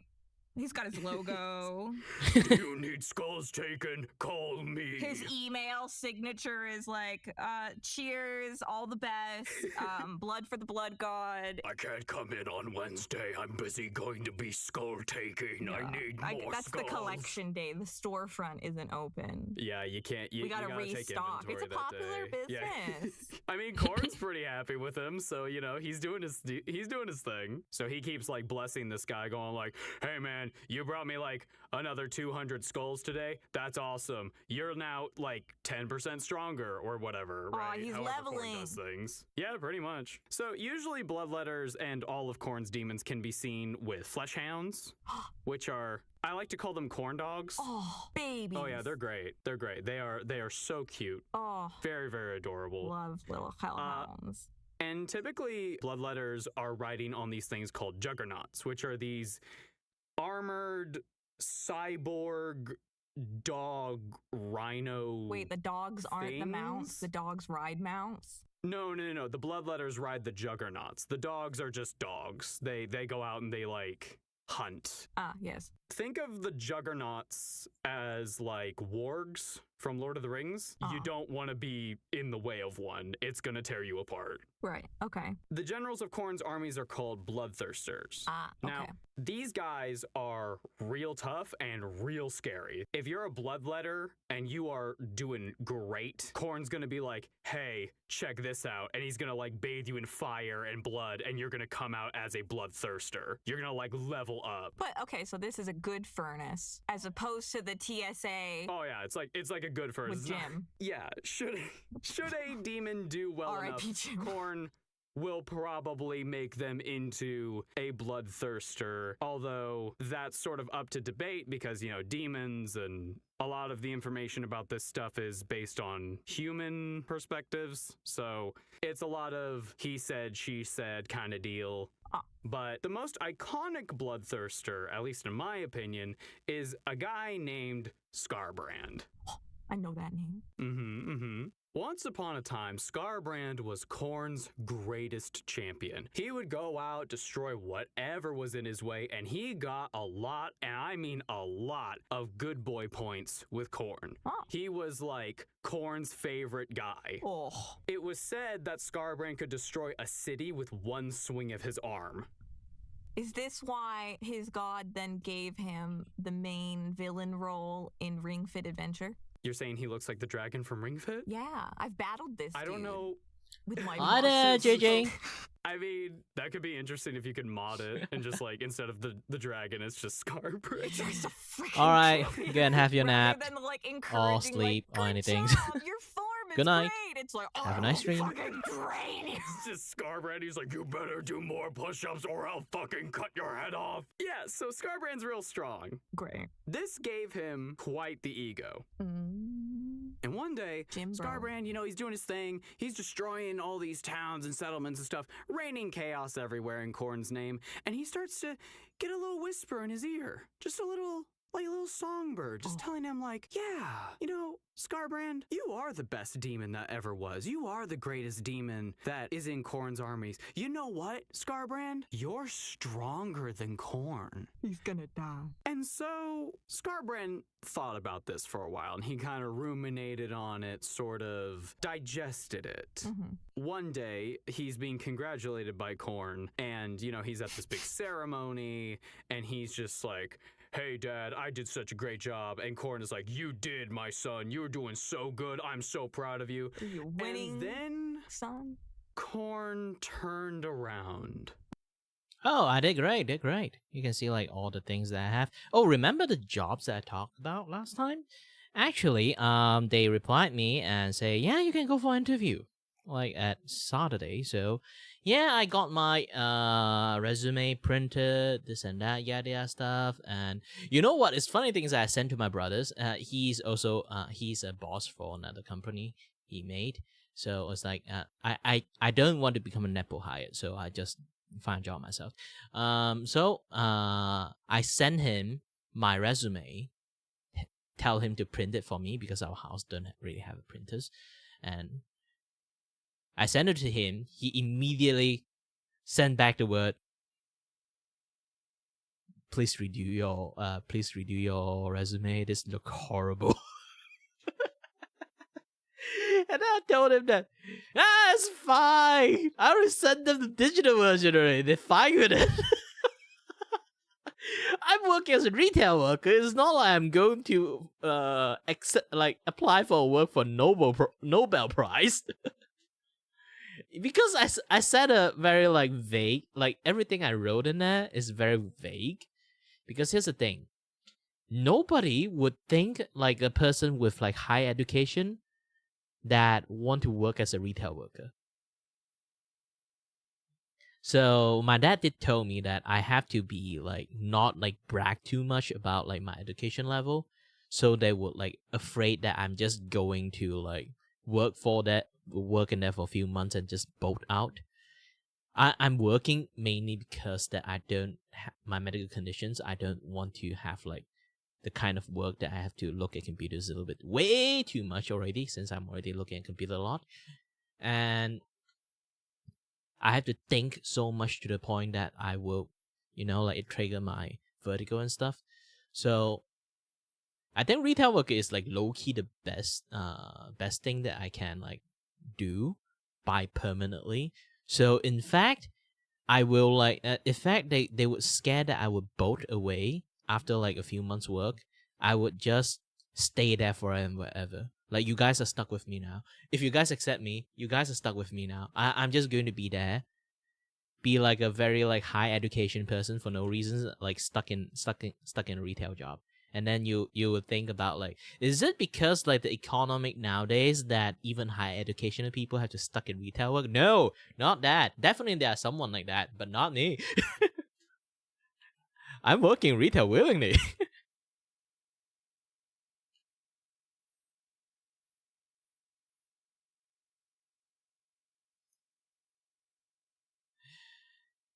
Yeah, I do find it a little bit sad that I have to like go to this point, because like back in the days when I studied engineering, I am actually a really passionate person about engineering stuff. It's just that my conditions don't really allow me to be, have a proper thinking skill anymore. My brain keep getting interrupted by my vertigo. And so around sometimes I overwork myself to the point that I keep fainting. I faint twice, not keep fainting, because I keep overwork to the point that it's like, imagine a person that can straight up don't sleep for 2 days, and even when he sleep, it's more like 2-3 hours, practically just nap in between, and just keep working on stuff. You can definitely say, in some certain sense, it's really cringy to say this, but passion is my weakness. Yeah, if anyone, like, if I go to interview, like, they will, like, ask me questions, like, what is your weakness? Passion. Passion is my weakness. I have zero control about what I'm doing. I'm those kind of people, if I do work, I actually go for, like, 130%. Not just 130%. I think it's just like went straight up 200% when I do anything. So I always burn my body out way before it should be. So it's not like the best thing in the world. It's like not a best behavior in some sense. But yeah, like I don't really have a sense of control because I have so many things I need to control. My brain is not functioning properly because of that too. And because of those sleep deprived time, I think it worsened my like disability conditions. And obviously I did not tell them I'm disabled. Like I'm not exactly disabled too, because of like I'm not exactly disabled because of my issues. It's just my, blood vessel tangle up with my nervous systems. My health is, my ear is healthy. My health is healthy. My brain is healthy. It's just that there's so many like jumbled up signal in my brain to the point that my brain went numb most of the time that I can't think. If I don't take medications to numb it out further, it would be bad. But this thing also is like a painkiller. It just numb out my ability to feel the balance. I still hearing a lot of distortion. I will still feel a lot of distortion signal in my brain. It's just this thing kind of like numb a little bit out, so I won't be like as tired. But it's still there. It's like, yeah. Speaking about it, I haven't taken my medication yet. I should take it. That is the one that I haven't finished yet. Hold on. Oh, I finished it already. Man, I only got like 3 weeks worth of medication left, I think. Yeah. 1 week, 2 week, 3 week, 1 day, 2, 3, 4, 5, 5. So it's not even 3 weeks worth of medications. I only got like 2.5 or 2 weeks, somewhat, of worth of medications. And this thing costs a lot too. It's not like a little bit. This is why I need a job. I need to buy my medical stuff. Because I'm not even be listed in like the disability part, so I don't even get like free medical care or like, buy lots of like medical discount and stuff. Yeah, stupid like disability system in Malaysia is a little bit too strict sometimes, because they don't really have a lot of money to like support like disabled people, so they have to be like super strict to the point it's a little bit ridiculous.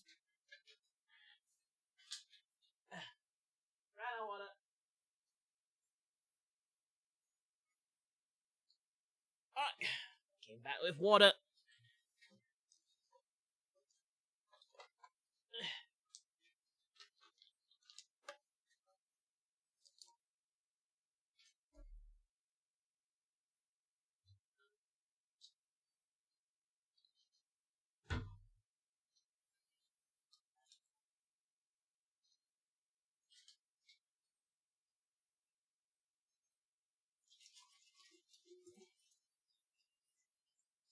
Yeah, I'm stuck in the situations. I'm kind of a disabled person, so like I end up, even though I have a high educations, I finished my engineering in diploma and stuff, and then also like did my 3D animation study, the further study for like engineering and degree, but I can't take any job related to it because like all of them is very like brain taxing job.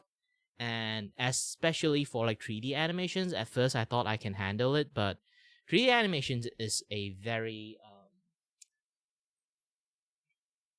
pinpoint timing job. It's like you have a deadline, you have to finish that thing there.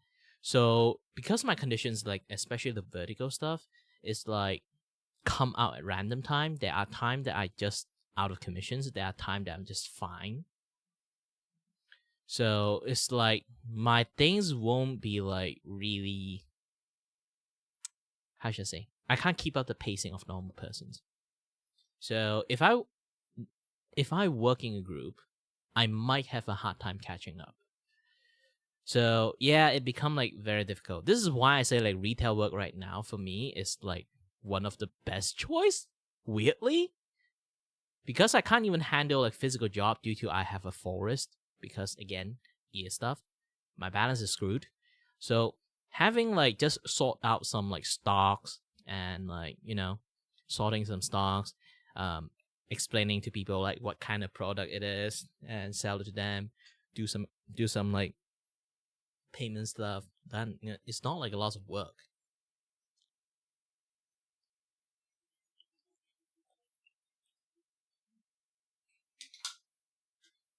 It's a way stable income than, working as a commission artist and freelance voice actors, because those things you have to keep find jobs. It's a very unstable income. There will be like a day that you can't like, that there will be a month that you can't earn jack shit, maybe like a week you can manage to earn something. So it's not a very stable income stuff. I need something that have some stable income so I can keep doing what I'm doing. But also depends on like the working schedule I will have in the futures. I'm not sure that I will be keep streaming or not. I hope I can, but I got a feeling I can't. Depends on the job scope and stuff. Well, I would try to see.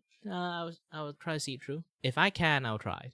If I can't, I will be semi like hiatus in some sense.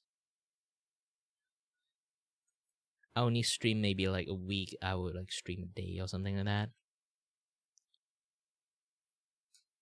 Yeah, that will be my only things. And then I suddenly want to go to the toilet. I will be back in a jiffy. Hold on.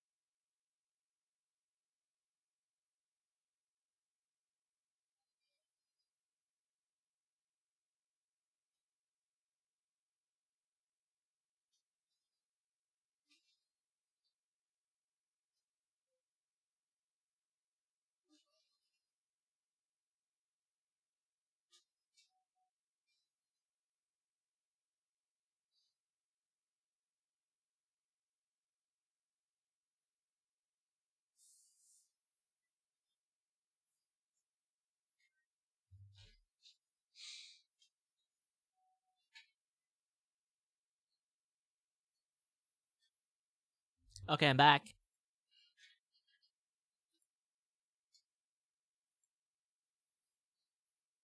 And let's keep watching about corn. Blood for the blood god. Skull for the skull throne. And then somebody will be like, heresy! Punch him! Unsubscribe! I detect heresy! And Scarbrand, in a fit of rage, tried to strike Korn down. Korn took this very poorly. I have made an error. I didn't mean it. It was just a joke. It was a prank. Again, like the demon just like for some reasons like decided to punch a god. You know, all his power came from that god. And then he'd be like, I'm stronger than this god. And then he just get the promotion and Korn just like bestow him more power. He'd be like, okay, punch him.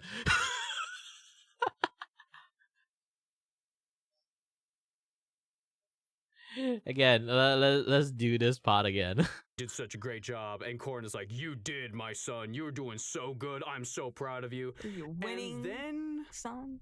Korn turned around. Uh-oh. And Scarbrand, in a fit of rage, tried to strike Korn down. Uh-oh. Korn took this very poorly. I have made an error. I didn't mean it. It was just a joke. It was a prank. Dad, it was a prank. Dad! He just wanted to start his YouTube career. Korn grabbed Scarbrand and yeeted him across the sky. Scarbrand flew in a fiery comet for 8 days and 8 nights until plummeting into the ground. Since that day, Scarbrand has lost his entire personality. His sanity gone. And he just keeps killing and offering skulls up to Korn, but he has no idea why. And he has this guilt inside him, and he has this need to redeem himself, but he has no idea. And that is the cruelest thing that Korn could have possibly done to him. In Total War Warhammer, in the single player campaign, you know how like everybody's trying to get the bear. That's like the big plot thing. I remember the bear. They're trying to get the bear. So if you play a Scarbrand and you win, obviously you're gonna offer up the bear's skull as as an offering. Right. And it says that Scarbrand offers up the skull of the bear to the god Yeah. of Korn. Good night, And and have a all nice he is dream. met with is laughter. So, Bro's gotta go out and get his own job. well, here's the thing. That little whispering in his ear Right. and like, you know, flaming his ego and stuff, Mm-hmm. that was Zinch, the other god of chaos. Uh-oh. He's the deceitful one, the tricksy one, the one who always has a plan. He tricked Scarbrand in order to try and attack Korn, and it's theorized that at the end of Total War Warhammer, the laughing that Scarbrand hears is actually Zinch, who has tricked him once again into giving him the skull of the bear Right. rather than Korn. Okay. It's really tragic. I feel bad for my boy Scarbrand. I feel so bad for him all the time. It sounds like he's gonna be scarred from this. Branded even. He's a little scarred from it. He's like half of his face is just gone.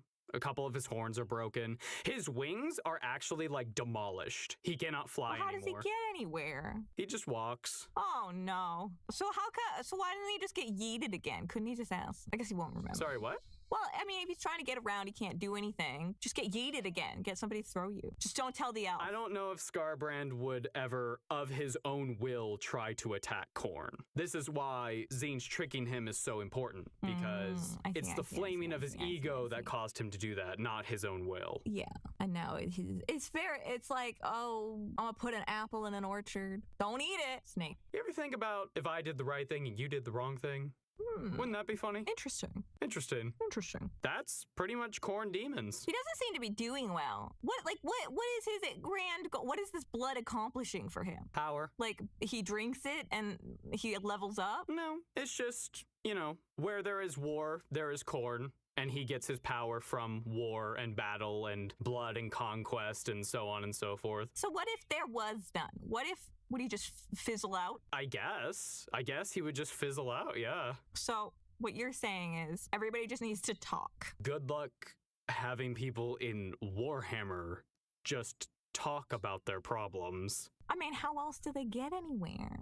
They're coordinated. Well, some of the things in Warhammer are literal bugs that eat everything, so I don't know if there's a lot of talking for them. Oh, okay. Well, bugs I can't negotiate with, I guess. Yeah, you can't really negotiate with bugs that want to eat everything. Unless it's like the Ujan Vong, but that's like a whole That's thing. a whole other thing.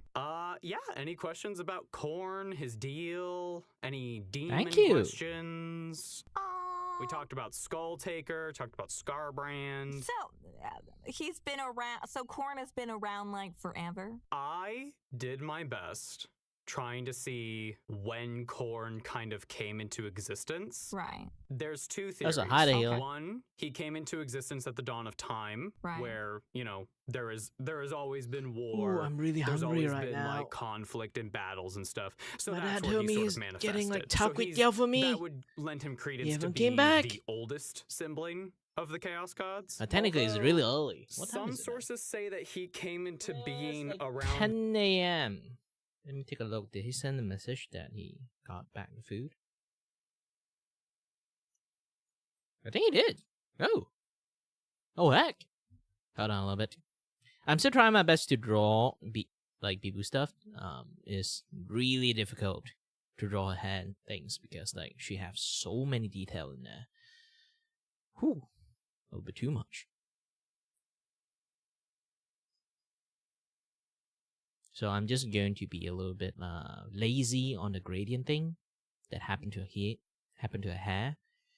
It's a lot. It's a lot there. It's a lot to see.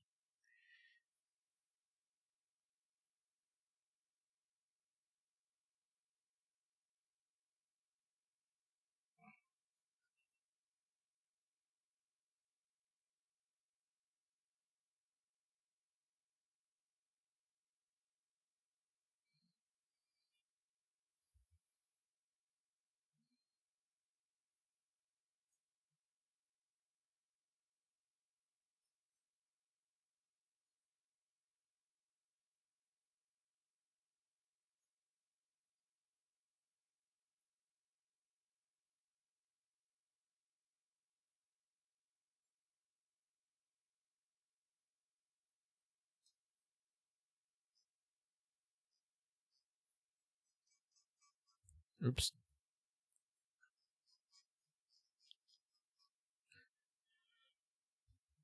I'll go downstairs see if the food is here or not.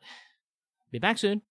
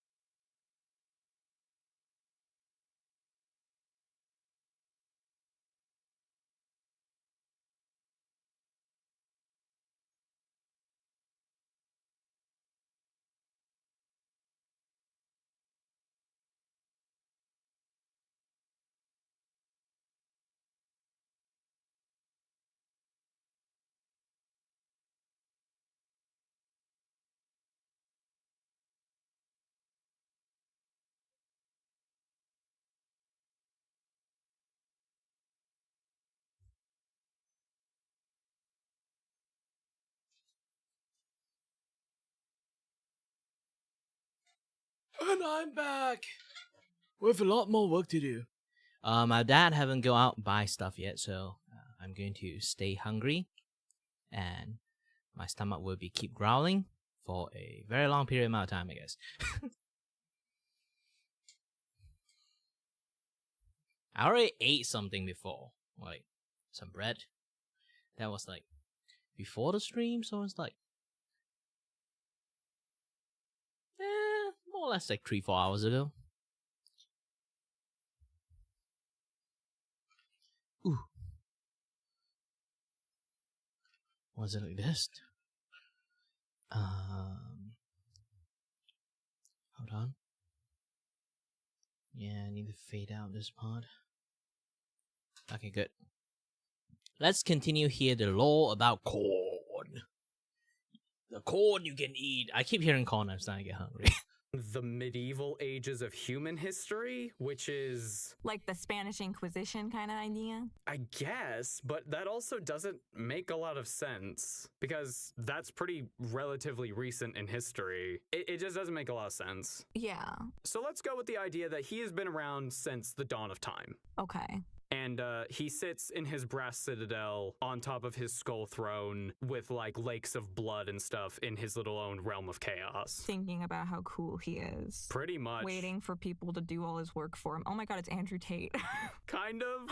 But like, Korn actually doesn't discriminate against people, so, oh, okay. you know, absolutely. Whatever. Never mind. Again, Korn does not care from where the blood flows. Right. What if it was Korn's blood? Like, what? We don't know if Korn has blood. Oh. I would hope at this point, if he's been trying to get it this long. Honestly, I think a lot of the Chaos Gods just have like an aesthetic, and they're like really into that aesthetic. So they're just like, I need to decorate my realm of chaos. I need help from mortals. You there, you will get me skulls for my skull throne. And you, I need blood, so go cause a lot of carnage. Go! They went to like the Paris catacombs, and he was like, this is so my look. He would get so excited What at a Paris. vibe. Oh, this place is sick.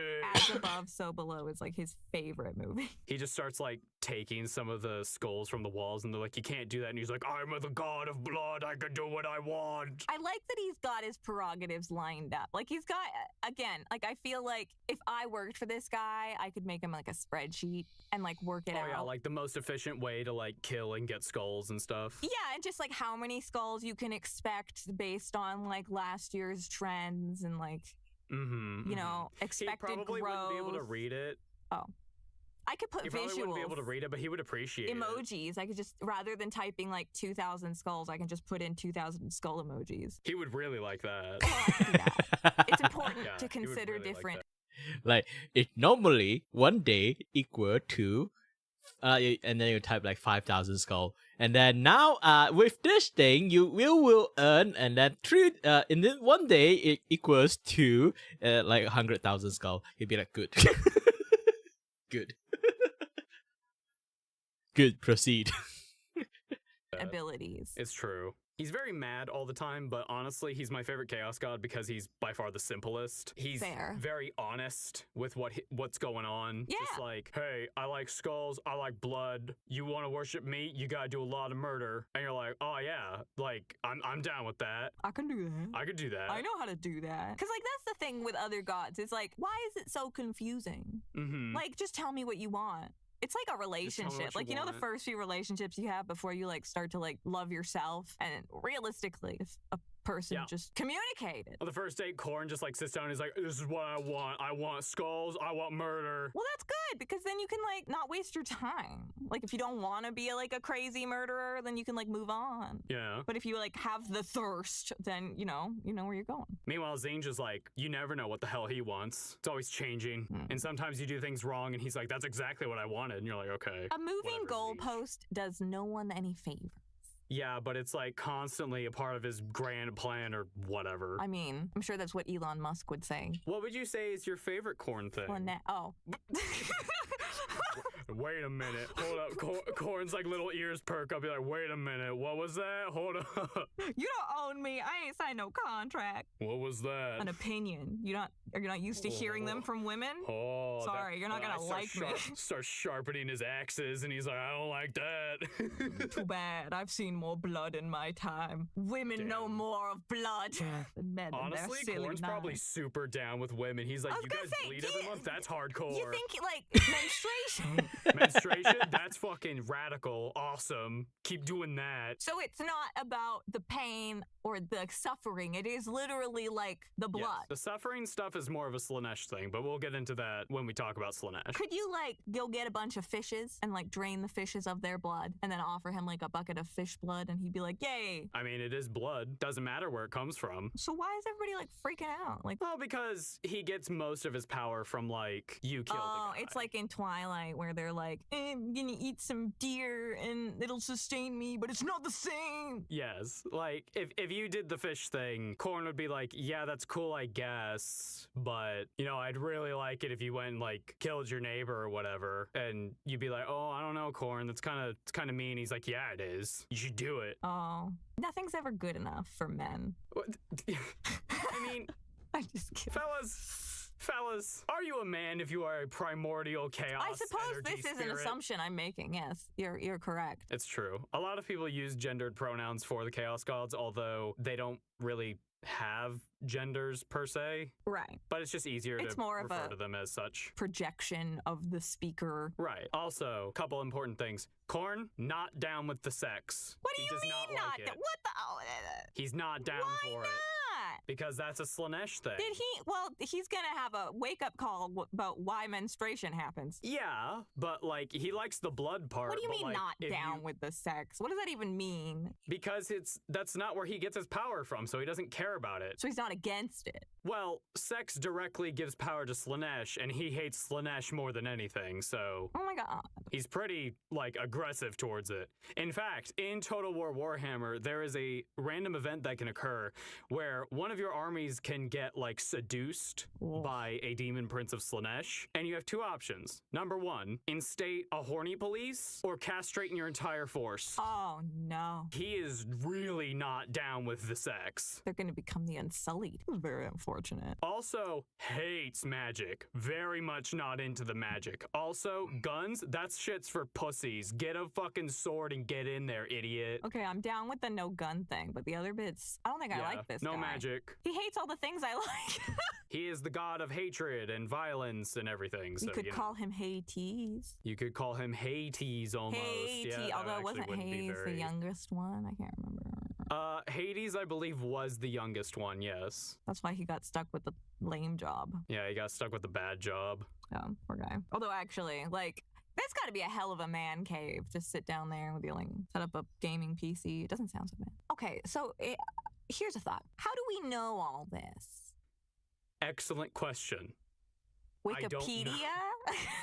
Like, I guess, so we don't really get the story from the god's perspective, right? Generally. No. It's not like in Sinbad where we all realize something about ourselves when the lady... It's true. It's, yeah. Oh, yeah. But, you know, part of that story is told from her perspective. So, like, we understand what she wants and you know, her drive. But... yeah, typically you don't get perspectives of the Chaos Gods because they're the Chaos Gods. Yeah, they're floating around in the ether somewhere. A lot of the stuff that I've been talking about today and how Khorne feels is interpreted. Right. Some of it is factual. For the example, he really doesn't like Slanesh. Although sometimes they will work together, all of them. And that's when things get really bad. Right. Such as a certain heresy occurs. Uh-oh. That is a very expensive book. It just keeps going and going. It just keeps going. Apparently, the last one is coming out. I don't believe that for a fact. No. I know about this. Oh my god. I know this. Oh my god. I'm so cool. Yeah, you are. The author everyone likes is writing it. That's cool. Yeah, so that's Khorne. Any closing thoughts? Any questions before we head out? Therapy could help. Could help Khorne? I mean, everybody, but it sounds like... You're assuming a lot for a primordial... I am. I'm sorry. I don't... So they're not like physical bodies. In order to whip someone across the galaxy, unless you're using magic, I would assume you need some sort of physical manifestation. Yeah, I assume they have physical manifestations. Korn is often depicted as in full armor. So he's like Alphonse. That'd be cool. Yeah, he's kind of like Alphonse, but he's like really big and like on fire all the time. I guess he'd be more like Barry the Chopper. He's like Satan. Satan. He's like Hades, he's Satan. He's your equivalent underworld god. So next time we'll be talking about Slaanesh. Ooh, sexy one. And the reason why is because Slaanesh and Korn do not get along. Oh, it's us. Is she flashing him? Yes. It's us. Okay. Oh no. Oh no. Oh no. Anything else? So is there an affordable way to get into the hobby? Hey, thanks for watching. If you'd like to support us, consider pledging to our Patreon. You can find the link down below. Next time we'll be covering Yay! Slaanesh, and I'm live again. I really hope the YouTube But algorithm just- likes it. Just I'm live again only.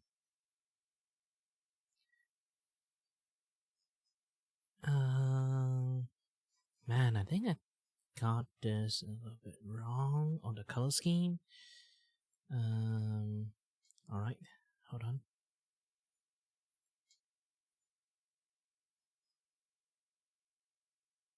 Normal, go back. And also, hi there, Anu.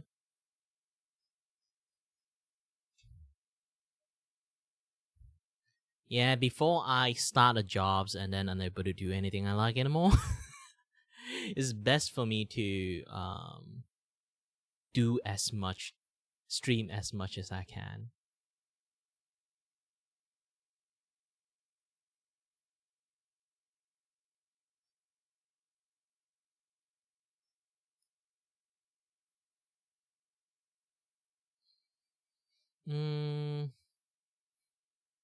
Yeah. Too dark. This one is nice. Alright. Merge! And then do this. Ta-da!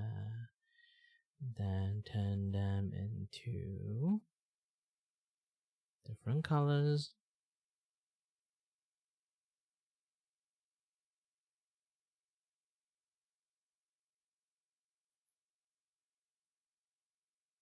Yeah, just normal. And then drop down.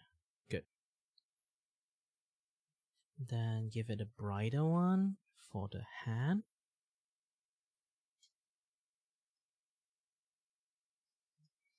Yeah, it's a little bit harder to do her hair because her hair has so many other gradient colors into it. It's actually pretty difficult to kind of like create the hair properly. And let me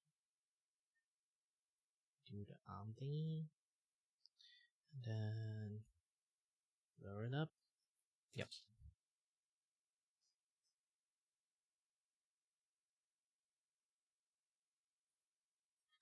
This is my boyfriend. What kind of Warhammer stuff should I take a look now?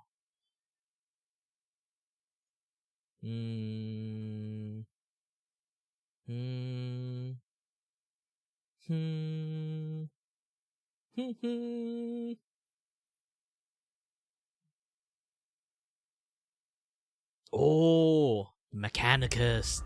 From the moment I understood the weakness of my flesh, it disgusted me. I craved the strength and certainty of steel. Da-da-da. Alright, good. I think I made it a little bit too loud in my mic, so yeah. And you will beg my kind to save you. But I am already saved. For the machine is immortal. And the flesh is weak. I'm a very pro Mechanicus person for some reasons. I don't know why. It's heresy, I guess.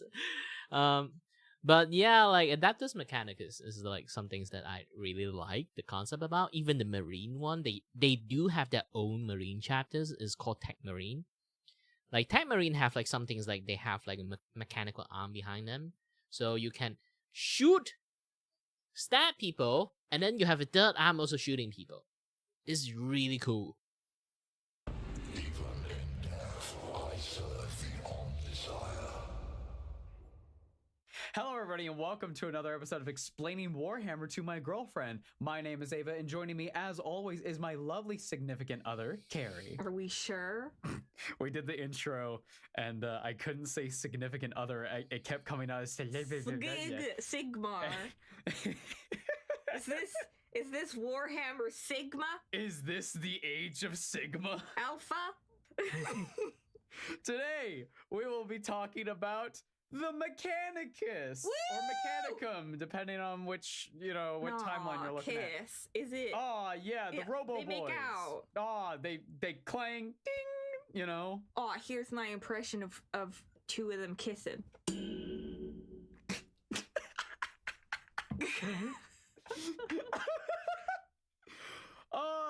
Before we get into it, if you would like to they're more support us, the into best way doing to the do that toaster. is over on our Patreon, patreon.com/numbskulls, where you can get access to private Discord, bloopers, That's true. early episodes, and you can even submit questions to be read on the show, and much, much more.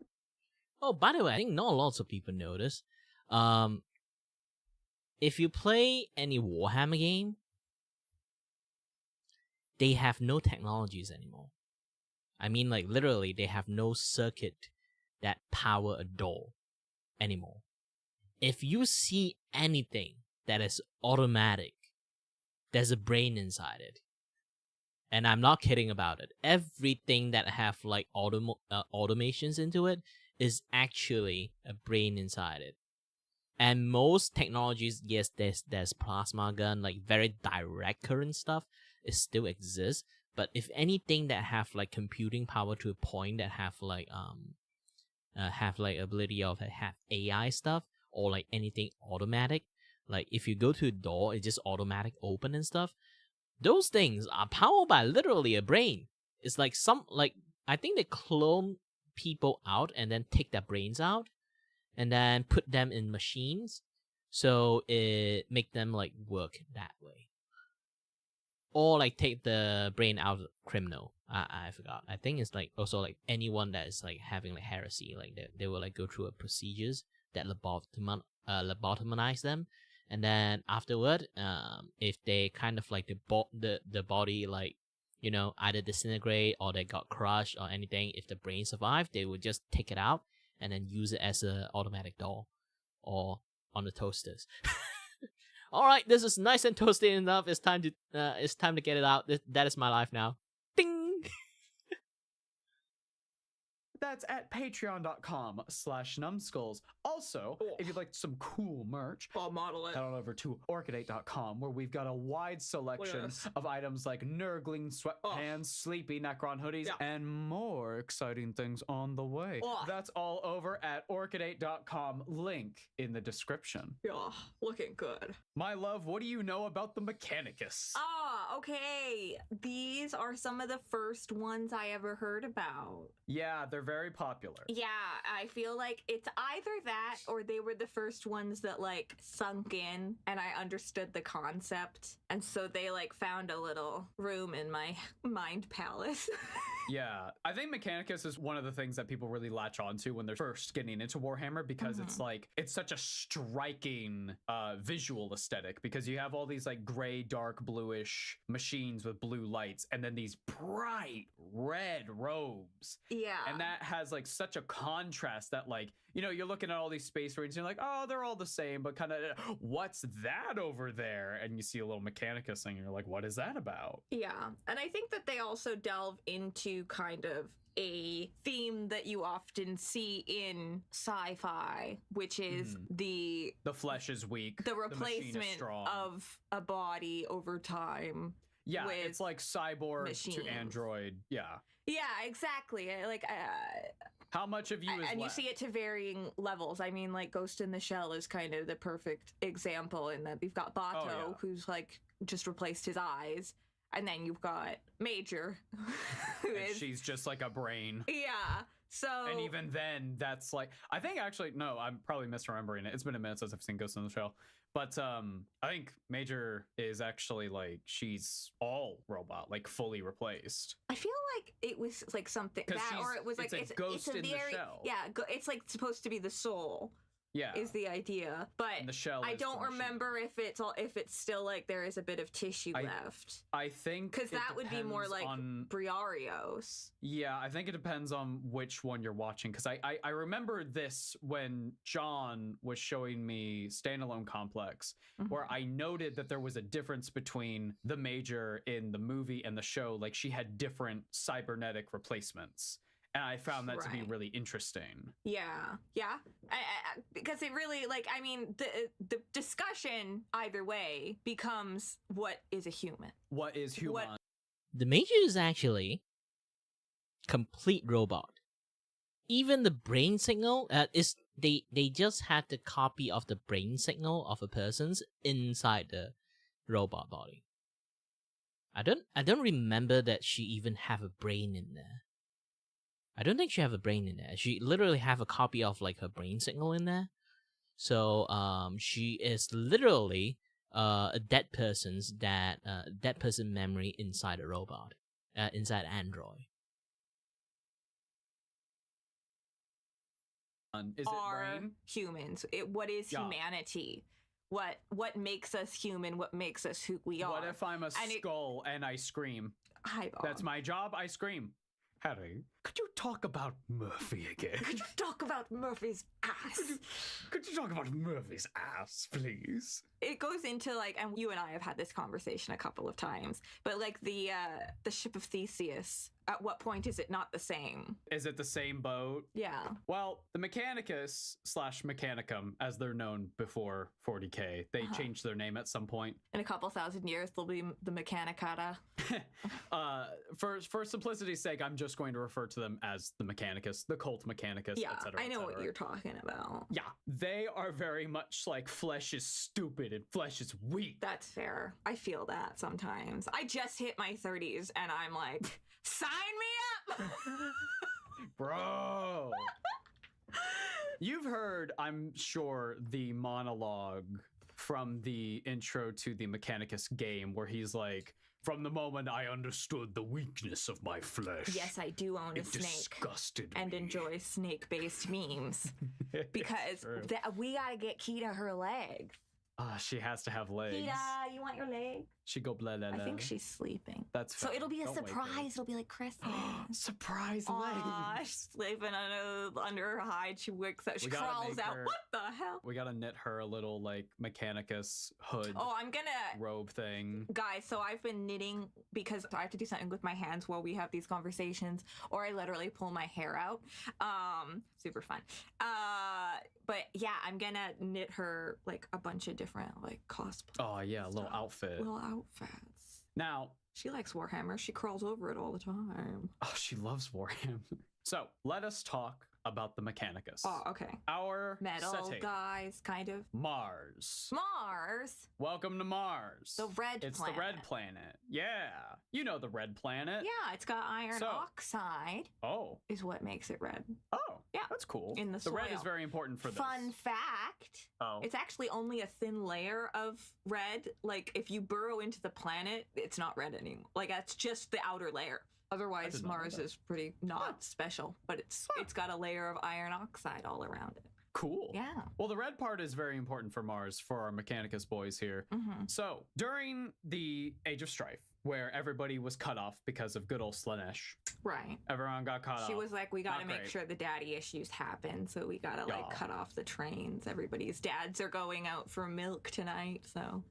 Slanesh was born, and that messed up the like communication circuits and warp access, right? Yes, I could be mixing that up, but regardless, the Age of Strife happened. Everyone's cut off, so some planets got fucking weird, and Mars got fucking weird. No, that's fair. So they started to develop their own little society. Okay. Where these guys started to worship something called the Machine God. Oh, okay. Mm-hmm.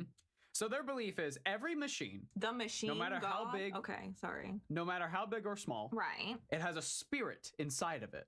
Oh, it's your like my fridge. animal weapon. Yeah, it's like your animal Aw. weapon. So your phone, it's got a machine spirit. This monitor, Oh, it's no. got a machine spirit. This microphone, it has a machine spirit. That's like my You know, scholar job. all so. technology, it's got a machine spirit. Got it. Now, if something starts to go haywire or go berserk, the machine spirit is angry. Oh no! And we need to calm it down. Okay, turn it off, turn it back on again. No, get the incense. Oh, okay. And like, you know, you have to Oh. appease the machine spirit. And when it starts working again, the machine spirit is happy. And we have pleased it. What if We must bless the machine. What if my computer just starts smoking on its own? It's angry. Oh, so It's angry. You need to appease it. okay, so Get I the add incense. more smoke. That's the answer. I need one of those things because my computer is not doing great, guys. I'll get one of those for next time I turn it on. I'll do the whole ritual.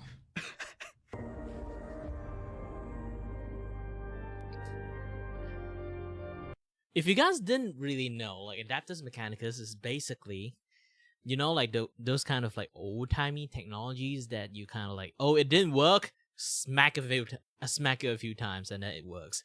So they literally did something like that and it finally works and it'd be like, praise the Messiah. You know, like back then, if I don't think lots of people might have this memory.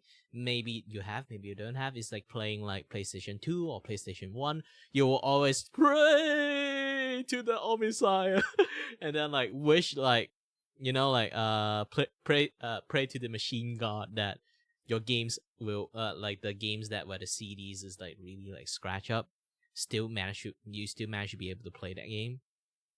So you keep like opening this, put it back, boom, bing, bing, bing, bing, and then you start praying, machine god, and then they will be like, doom, doom, doom, doom, yeah. It's literally that concept. The entire Mechanicus, Adaptus Mechanicus, is running under that concept.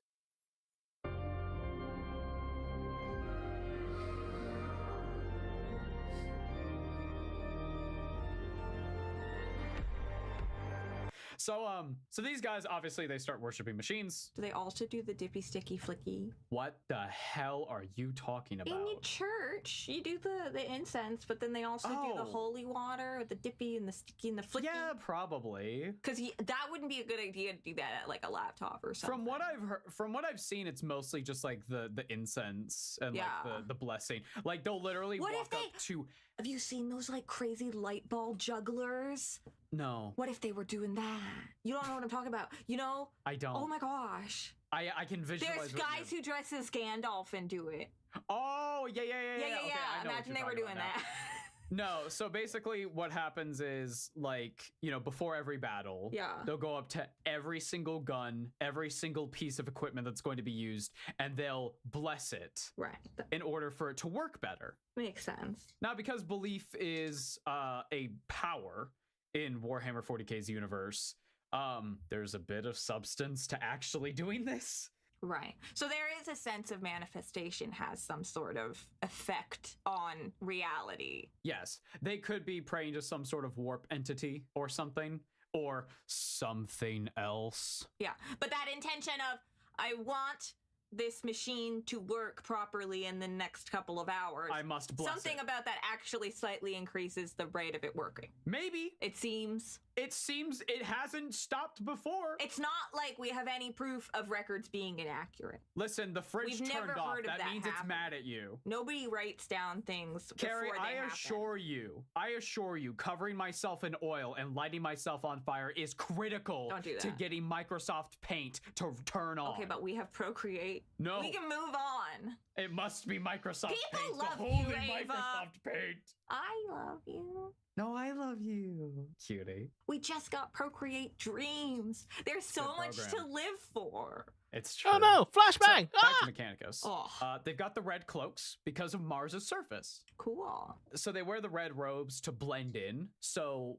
there's always been this cool visual in my head of like Mars has all these sandstorms, right? Yes. Sometimes of such a size that they cover the entire planet at the same time. Did you know that? Yeah, so imagine like a sandstorm, and in the sand you can see just these blue eyes, these blue lenses just looking at you from across the sand. Oh. That would be creepy as hell. And it's delicious. I love that visual. That's spooky. That's like the opposite of the polar bear. The polar bear. Oh yeah, the 3 black dots. Dots. Yeah, don't do that. Oh, that's don't scary. look at it. Oh. Or when we were playing Dark Souls and we looked down that hallway. Oh, the skeleton. I hated that. He's a friend. No. He's a friend. Okay. He's a friend. Could you introduce us? Because I don't know. I don't have the words, and I don't want to be rude. So, it's a good thing that we have watched Dune recently. Yeah. Hey guys, I watched Dune Part 1 for the first time. Man, wow. A lot of things started to make sense because we did the whole like, oh, this is just Dune. And I told everybody that I hadn't seen Dune or read it or anything. Yeah. And people were like, Ava, you need to get on that Dune train because holy shit, it's just Warhammer. And you're right, it's just Warhammer. Yeah. And I kept thinking while we were watching, we only saw part 1. I haven't seen part 2 yet. While we were watching it, all I could think of the entire time that they're on Arrakis is like, if you just turned the filter to red, it's just the Mechanicus. And instead of like... It's already pretty warm toned. Yeah, but I mean like more red. Right. Also, if you made the Fremen like more mechanical, that's it. That's all. Right. That's the Mechanicus pretty much. Fair. So obviously they are not only on Mars. They have since, in the case of 40K, spread out to other worlds, what they call Forge worlds. But the Mechanicus refers to a group of people that originated from Mars when it was isolated for a time. Yes, the Mechanicum was they have all originated on Mars, but since then they have spread throughout the galaxy. It's like, and there are, but it's like also an order. It's like Mandalorians. Like that refers to people from Mandalore, but it also refers to this type of. When you are part of the Adeptus Mechanicus, you are like following the machine spirit. You're blessing the machine, all that stuff. The flesh is weak, all that vibe. All that vibe. That whole vibe. And it started on Mars, but over the course of like 10,000 years have spread out across the galaxy. So there are multiple of these Forge planets, these Forge worlds that are like inhospitable. Air is smoke and the radiation is just nuts and like uninhabitable by normal human standards. Right. And it's just a world that is completely dedicated to making guns or mechs or whatever the Imperium It's like a warehouse planet in the sense of it's just space that's used for industry. It's like, imagine Mustafar. That's pretty much a Forge planet. Yeah, no, it makes sense. A Forge world. Yeah. So it's interesting that they would choose. I mean, Mars, is theoretically habitable, but like technically the soil is toxic. Well, in the time that 30K or whatever happens, by the time the humans started going out and colonizing worlds. Yeah, like we've been to the edges of the galaxy in the golden age of humanity. Yeah. And then everything got cut off, and that's where the problems really started to arise, right? Right. Yeah. Okay. That's when people started to make like their own religions and their own ideals and like their own, if you wanted to get like more technical, like their own sub-factions of humanity. Right. And so the Mechanicus got real religious when it came to machines, to the point where they have like, you know, their normal troops and stuff, but they're led by a bunch of these guys called tech priests. Okay. And tech priests are like pretty much as far into body augmentation as you can go. Oh, I was thinking IT. Let me show you a picture of a tech priest here. Oh, geez, Louise. Yeah, so they go nuts, right? They're probably like a brain, maybe an arm. Well, the skull is okay. There's a lot going on here. So yeah tech priests go pretty heavy into the augmentation. Right. And they are the ones who typically communicate quote unquote with the machines. Right. Like through Discord? No. Or is this like whatever the hell John does when he's just like, okay, click control window and then makes me put in like a spell and whatever program I need comes off and like disappears from the desktop and like now it boots up normally? No, not quite. Because that it's more is like some magical like God vibes. That if he does, I would follow him. they don't really go into it, but sometimes a tech marine or a tech priest will be like, I have to talk to the machine. And then someone will be like, what are they doing? And they're like, oh, they're speaking binary. They're talking to the machine. They're just 1101110. I don't know. They don't go into it. If anybody speaks binary, what did I say? I just remember reading something and then they were like, he's talking to the machine in binary, and they didn't elaborate what that meant. This is whatever happened in Digimon when they went in to the digital world. I didn't watch Digimon Monster. Past the first 7 episode. young I'm kids sorry. go to camp for the summer. I end up living in a digital land. Everybody thinks something about a digital companion, a digital friend. Oh, it fucking hits me. Oh, hey Digimon. I'm sorry. I feel out of touch. Girl, I know. Don't worry. We'll catch you up. Oh, I'm so excited, guys. I love Digimon. Oh, Kari. Oh, Hikari. Oh, Tara. Oh, me. I'm the warrior of light. Oh, sorry, I got distracted. Can I tell you one fun fact? One fun Yes. Mars fact? Sure. Did you know that Mars has no magnetic field? Really? Because it does not have a metallic core. Oh, what is the core? I don't know, just other. It's a fucking rock. It's just a rock, literally. Oh, fair enough. Part of our magnetic field is one of the reasons why, comparatively, we get hit by so few meteorites. Mm-hmm. So that's one of the reasons Mars gets pummeled so much, is because it doesn't have a magnetic field. Fair enough. Yeah. I think a lot of the Mechanicus also do their stuff on Mars underground for that very reason. Yes, it is a dangerous. You wouldn't want to. It's a hostile environment. Yeah, but okay, so they literally like tunnel under. Yeah, and they've got like a bunch of like, you know, stuff down there. Are there worms? No. Oh. There is a dragon though. Some people. We'll talk about that in a minute. Would call that a worm if you spell it with a Y. WYRME. We'll get into it later. Okay. It's a bit of a thing to unpack. So you might be wondering, if these guys are so down with the machines, what's their attitude towards the Necrons? I looked down and it just said, "Don't like them, no souls." Is that? They don't like them. Oh, they you would got think no that souls they in would them. like be like, "Holy crap!" No, they got no souls. You'd think no. they'd be like goals. That's unholy, but they don't got no souls. That's unholy. That's blasphemous. That's heretical. They are unliving, unfeeling machines, and they are terrible. Wait. Let's go steal their stuff. Fair. Let's go. They do seem to have some pretty rad stuff. They go into these monoliths. In fact, the Mechanicus game is all about going into a Necron tomb and like just stealing their shit. And the Necrons are slowly waking up going like, what the fuck? Stop it. They have woken up so many tomb worlds by accident because they just like show up and they're just like, knock, knock. And the Necron's like, huh? Oh, what the fuck? Why? It's too early. Whatever happened and they get mad. from nothing bad ever happened from someone reading a book. What about invading someone's house? Imhotep. Imhotep. So yeah, no, they're not fans of Necrons, but they take their shit anyway. No, that's because it's fair. so technologically advanced. That's like how people like are racist, but they still appropriate other cultures. Like it's a bit hypocritical, isn't it? Like it's actually exactly like that.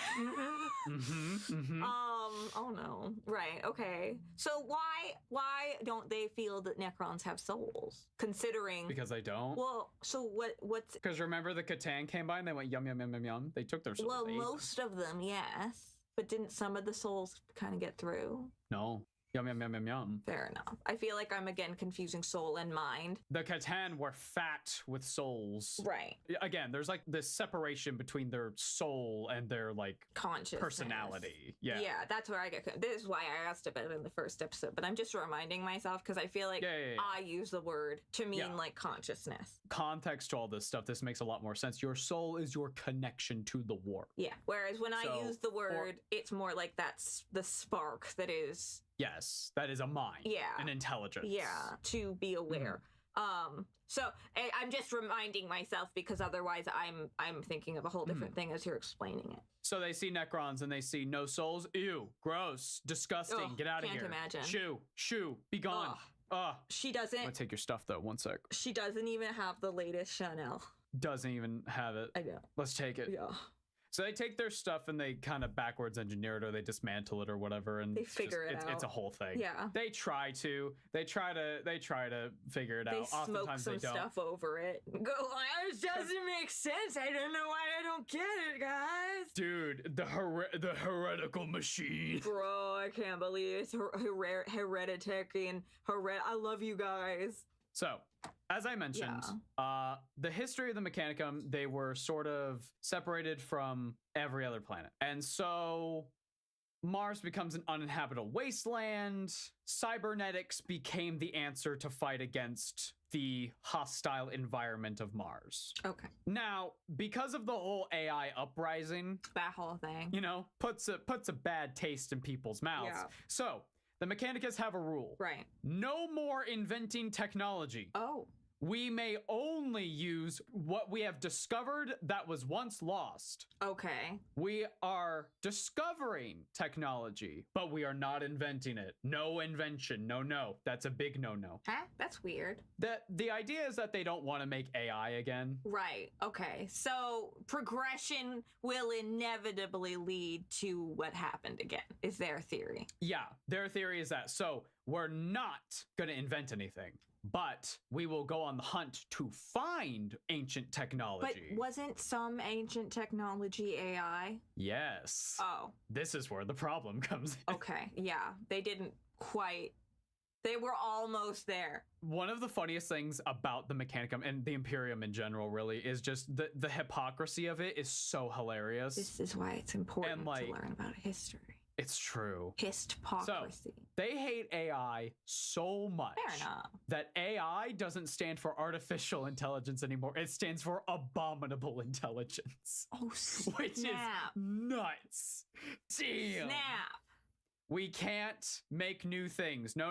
Okay. No. Now, here's the thing about their technology. If they don't got computers, okay, how computer work? No DG. Let's put a human brain in there. Oh no! Literally the other day, I made my therapist laugh because I was talking about how my energy levels weren't where I would like them to be. And she was like, but you also like logically know it doesn't make sense to get angry because, you know, that actually takes away more. And I was like, yes, how dare the meat computer not fire perfectly? She was very amused. Human brain. Everything that is ever technology in 40K probably has a human brain. You know, it's not brains, guns. Guns aren't brains. Oh, no. But your door is. My door is brains. Yeah. Bugs there's is human brain in there. Shrimps is bugs. Shrimps is bugs. Doors is Doors brains. is brains. Squigs is hair. It's so ridiculous, and it's one of those things with of 40K true. that like. Oh, I thought we were still talking about shrimps. No. It's one of those things with 40K that is so absurd, and it's supposed to be like, isn't that really fucked up? But it's like, it's so absurd that it loops back around to being just hilarious. Wait, okay, because it's just, what do you mean my fridge is it's powered by a human brain? Okay, the fridges are understandable though. My door doesn't have a circuit. No, but most doors in 40K are like automated, like they're the big metal things, like space door. Okay, that you've cleared it up. I get it. I understand. Doors is brains. Doors is brains. Doors is brains. What? I'm gonna make a horror game, and that's gonna be like written in blood on a wall. Doors is brains. Huh? If we get a gamer flavor, call it Doors is brains. Doors is brains. I'll tell you about servitors. Servitors? Like servers? Yes. Yoshi P just shuddered. Servitors are humans who are vat grown. Oh no. They're two babies. Okay. Who are lobotomized. Oh. And they are the servants of the Mechanicus. They can be used in combat. What? They can be used in combat. They can be used as a computer. Fuck? How did this start? They can be used Hang on. in Darktide, the Left 4 Dead clone. What? They are your healing station. Wait. So they're like, it's like a human with like a bunch of fucked up things on it. Okay. And you use it, and he goes, "Thank you, I can die now," and then they go away. No, we've just made a hell of a jump. Hang on. Oh yeah, we did. Welcome to servitors. What do you They're mean fucked up. Why? They're not people. Why would you do that? Well, the tech priests can't do everything. They need servants. Okay, but why wouldn't you let the servants be somewhat intelligent? No. Why? You program what they do. They're You AI. They're deprogrammed. NPCs. No, we have NPCs. You said AI. Get him. No, Get him. no, He said AI. This ain't AI. He said it was AI. Get him. Get him! This is why you don't want to play Among Us with me. Get that guy! You're gonna die! You're gonna die! A tech priest chasing a servitor. You're gonna die! You're gonna die! Bran to Hodor. You're gonna die! On the Forge Road, who invented this fucking AI? It's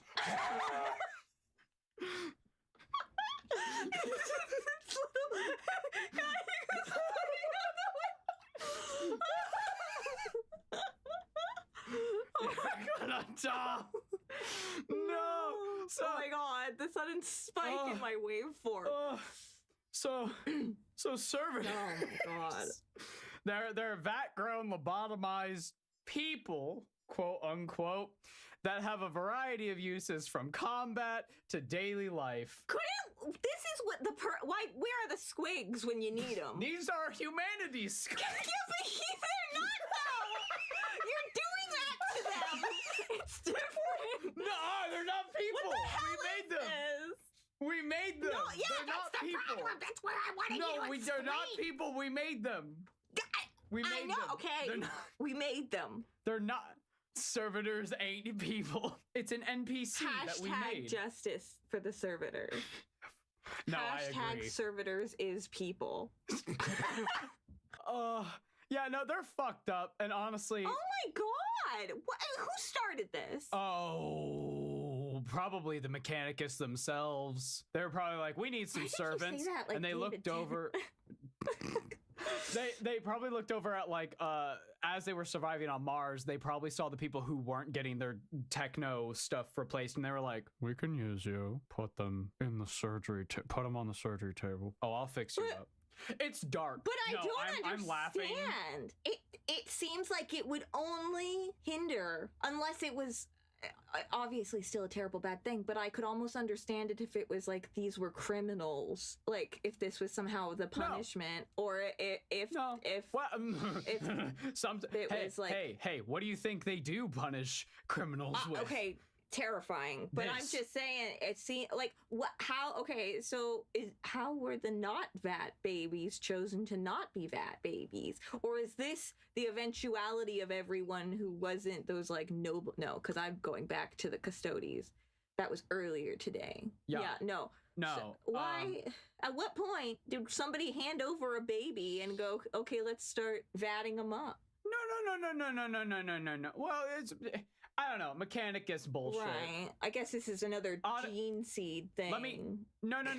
This is more of a servitors have so much to them that they could probably have an entire video just about them. And I don't think I want that. No, I agree. Okay. They're dark.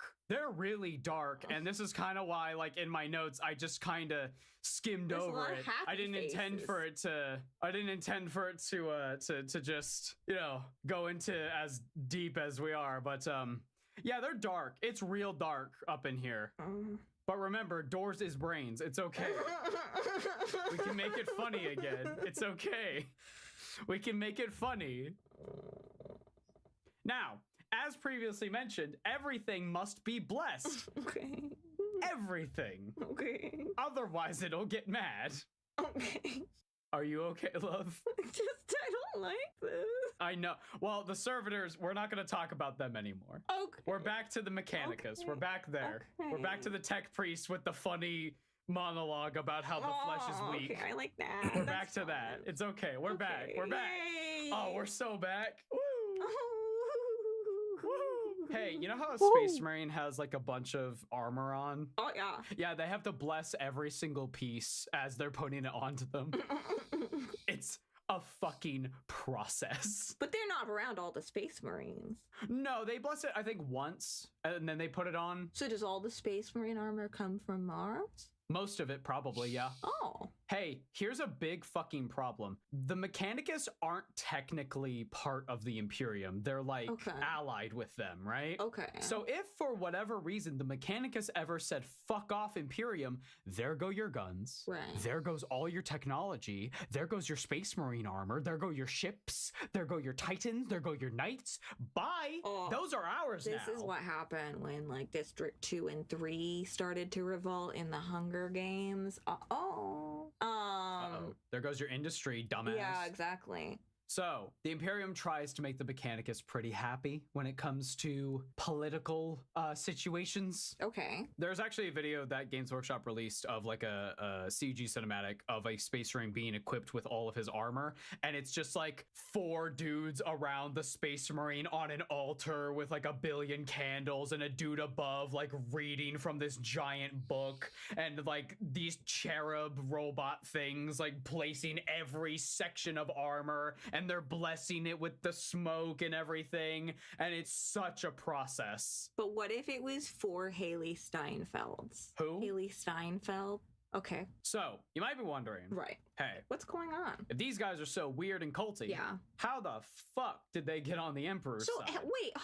Wait, actually, I have a question before that. Yeah. You said they worship a tech god. Yeah. What's that? They worship the machine god. Okay, what is that? The god of machines. Okay. Is it real? Define real. Is it listening? Maybe. I don't know, man. My gun wasn't working the other day, but then the tech priest like talked to it and now it's working fine. My love, I assure you, rubbing oil all over my body is essential to opening Microsoft Paint. Okay. If John told you that, I'm sure it's true. I don't know why, but I don't understand. And when it turns on, they crowd on and they scream praise the Omnissiah. No, that's fair. Sometimes, you think it was just dead and then it comes back. So I see your thought process of, oh, they worship a god. Right. Emps doesn't like that. Yeah. You'd think this would be a conflict of interest. Well, let's talk about how the Emperor got the Mechanicus on his side. So one day on Mars, a giant glowing man appeared. A giant glowing man Guys, appears. I know it already. He shows up. And he goes, I am not your machine god. And then he winks. And then he disappears. Not yet. No. Wait. You're jumping ahead of me. Hold on. So, Emps is like on Mars. And suddenly, there's like a billion blue lights looking at him out of the sand. Oh, I hate it. And all of those blue lights have guns that are far more advanced than his, aimed directly at him. I mean, he's and he goes, I'm here for diplomacy. I swear. The intention of me coming here, it was to talk. I promise. My guys are not outside. I promise. With flamethrowers. Hey, I realize I'm a bit in over my head right now. Let's just talk. So, the Emps, Big E, walks up, and they're talking to him. Easy breezy. And they're like, we like this guy's vibe. He's so smart. In fact, he's the smartest being we've ever met. That's the radiation, guys. What's the wife's Erda? name? I'm Erda in the background going, guys, no, he's not good. Red flag. He's lying. Red soil, red flag. Come on, catch up. It's usually a bad color. So, well, the Emperor is a very smart man. He knows a lot about technology. He obviously made the Custodians and like the Thunder Warriors and stuff. So he knows a thing or two about science and technology. So he's talking to the Mechanicum and they're like, it's you. You're the Omnissiah.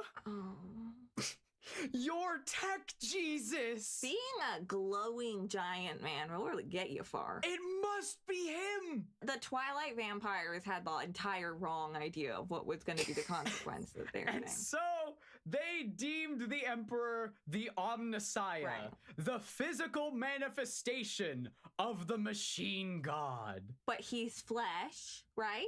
He's the Omnissiah. So, okay, there's no detail about... It is not up to us to determine what the Omnissiah looks like. Okay, fair enough. Be careful, the toaster will get mad. My toast was slightly burnt this morning. Perhaps. You need to appease that machine spirit. So I'll just throw it in the bath tonight and it'll feel better. I should note, in modern day 40K, the Imperium really doesn't like how they're like, yeah, the Emperor's the god of mankind. He's the god emperor of mankind. And the Mechanicus are like, you mean the Omnissiah? And so Thanksgiving between like a tech priest and like a regular dude of the Imperium is real awkward because they're just like... It's like being Jewish or Christian. It's like the same base story points. You're technically worshiping the same thing.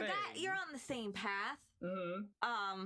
But I can understand confusion and disagreement. So Emps strikes a deal with the Mechanicus, right. Or at this time, the Mechanicum. The Mechanicum will handle all the technology for the Great Crusade that is to come. Okay. And in return, Emps doesn't murder them for worshiping him as a god. Okay, so this is not how contracts legally work. He's basically like, I'll live with this because the ends will justify the means. He will live with this? He will live with being worshipped as a god, something that he hates more than anything. What a hard life. Oh, what a hard... cry me a river. For Emps. It's a hard knock life for Emps. Getting worshipped, he says, killing That's what he planets, says. He says, So... I forgot how high up that song was. My love. Let's talk about the machine god. You wanted more clarification I was of getting what the ahead machine of god myself. was. Great. So, St. George. Stop looking at my notes. I can't help it. I have ADHD. I'm sorry. Use the knitting. Knit. I don't want to not pay attention. No, I'm trying to. So, okay, I'm trying really hard. Do you remember in the last church? Yeah. Uriah was worshiping a figure who was depicted slaying a dragon. And he came to find that he was secretly worshiping the Emperor the whole time, unbeknownst to him. Yeah. This could have been a text message. Emps that was the vibe. had gone to Mars before, in which he fought Magladroth, the Void Dragon, a Catan shard that had somehow made its way over to Mars. Or it might have been on Earth. I could be mixing up details. So, we Minecraft. A Catan shard.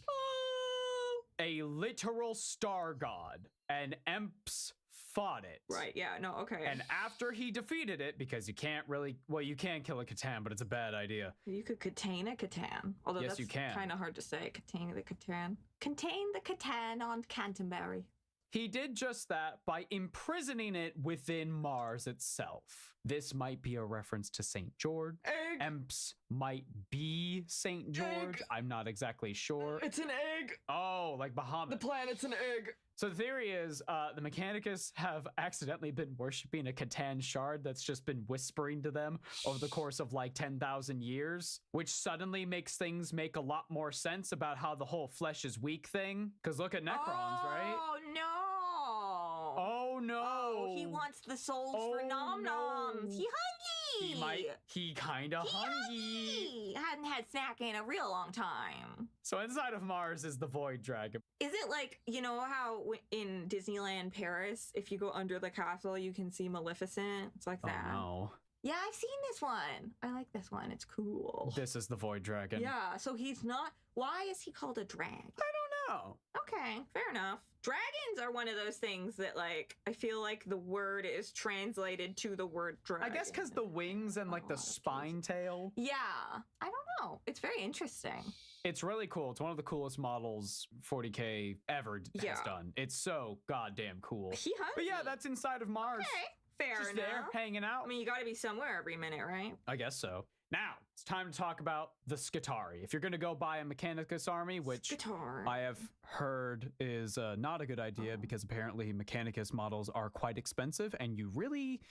It's not great from what I hear. That's odd. Why would they be more expensive? Yeah. Like by weight? By the amount you get? No. I don't understand. Because you need to buy more in order to make a full army. And even when you have a full army, it's not very strong. Like each individual unit is not actually that strong. I guess that makes makes sense because they're just guys, right? Yeah, they're just like robot guys. Now, they're just guys with so if you were to go buy a box of Mechanicus, the majority of what you would need to build and paint would be Skitarii. Right. They are most likely, when you look up the Mechanicus, you're either going to see a Tech Priest or a Skitarii. Okay. They're the ones with like the guns, with like the, you remember Tall Boy that got announced? The one with the little funny legs? I love him. Yeah, Tall Boy. So that's a Skitarii. Okay. Do they move quickly in like jerky little motions? They are mostly robots, so probably. Would you describe it as skittery? Perhaps. Oh. They may skit around a little bit. Scat. Oh, yeah. They are elite cyborg soldiers that protect the Mechanicus. They are like just your typical soldier for this faction. Cool. It's also, again, much like the servitors, really fucked up and horrifying how they're made, but they look cool, so do they all get long legs? No, only some of them get long legs. Most of them look pretty normal. What are there any other cool benefits that you might receive other than long legs were you to be a Skitarii? You're a pretty okay soldier. Well, I just like are there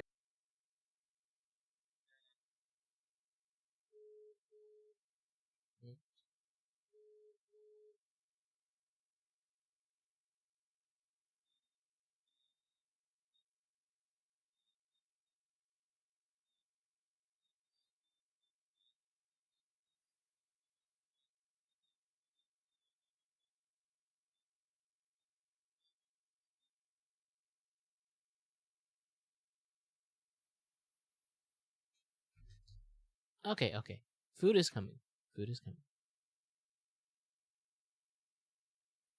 they're like drone ones or Yeah, they make robo horses. Oh, that's and like cool. Robo Da Vinci looking things. Like well, I guess they don't make them. They discover.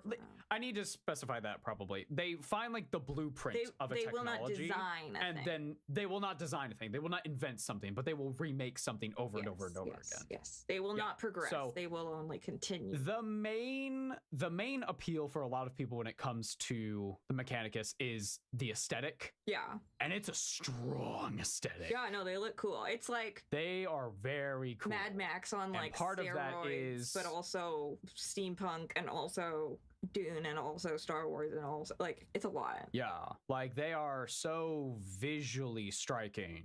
The silhouette looks just a little like Gaius with the red and stuff. Yeah. I see what you're saying. I see the vision. So, Skitarii are usually factory workers or volunteers that are taken and given a ton of cybernetics non-consensually, unless they're a volunteer. And the process, probably not that great. Their eyes are like forever open, like Clockwork Orange style. Oh no! So under those cute little blue visors is just a person who is forever with their eyes open. It's not great. Okay. So whatever. So let's ignore that. Let's ignore that because let's talk about how cute they are. Well, because I was thinking Kita doesn't have eyelids. Ball pythons don't have eyelids. That's true. And so when she wants to sleep, she has to like cover her head. Which normally she sleeps in like a hide. She has a little house, so she goes in there and it's dark. Usually they cover their hoods over their eyes and they go to sleep. Like usually she'll stick her head under my butt, or she'll like I've seen her put her own tail over her eyes before. Oh, it's very cute, but I'm always like every time I like turn the light on or something, I'm like, I'm sorry. Every single Skitarii is bound to the will of their tech priest master. They are literally programmed to like never deny an order. Okay. If they say jump, they will jump. That kind of thing. Makes sense. Other than the servitors, which we've already touched upon, we also have the tech priests, which are considered like your heroes or your generals in your army. It's exactly what it sounds like. They're tech priests. Right. They bless everything. They are very cybernetically augmented. Barely human in some cases. Sometimes it will literally just be a brain, if that even. In fact, there is a book that is funnily about Mechanicus just as much as it is about orcs. Getting longer and longer. And it's about like how the dumb logic of orcs versus like the logical Mechanicus clashes so much. Because it's like, oh, our forces won't lose because the orcs, we outnumber them 5-1. There's no way they're going to possibly. And it's like, our other factory just blew up. And they're like, well, that's not logical. That doesn't make any sense. The report must be wrong. And it's like all that stuff. But what's really cool about tech priests in particular is the fact that they can have so much personality, despite the fact that they are like on the outside, their humanity is like gone. But there's a lot of interesting fictional avenues to explore with someone who is becoming cybernetically enhanced to such a degree. Like the main character of Brutal Cunnin, I can't remember their name at the top of my head, but there's a moment where they're preparing like a speech for the council. Right. They're talking about themselves and they're like, I, something, something, something. And they refer to themselves as she. Okay. And they go, that doesn't feel right. I feel like I'm so cybernetically augmented, I don't really fit into gender anymore. Fair. Which is fair when you're a robot. I mean, like, what is a gender? It's just a category. And if What the category no longer applies. What do you mean I'm non-binary? I am only binary. 101110.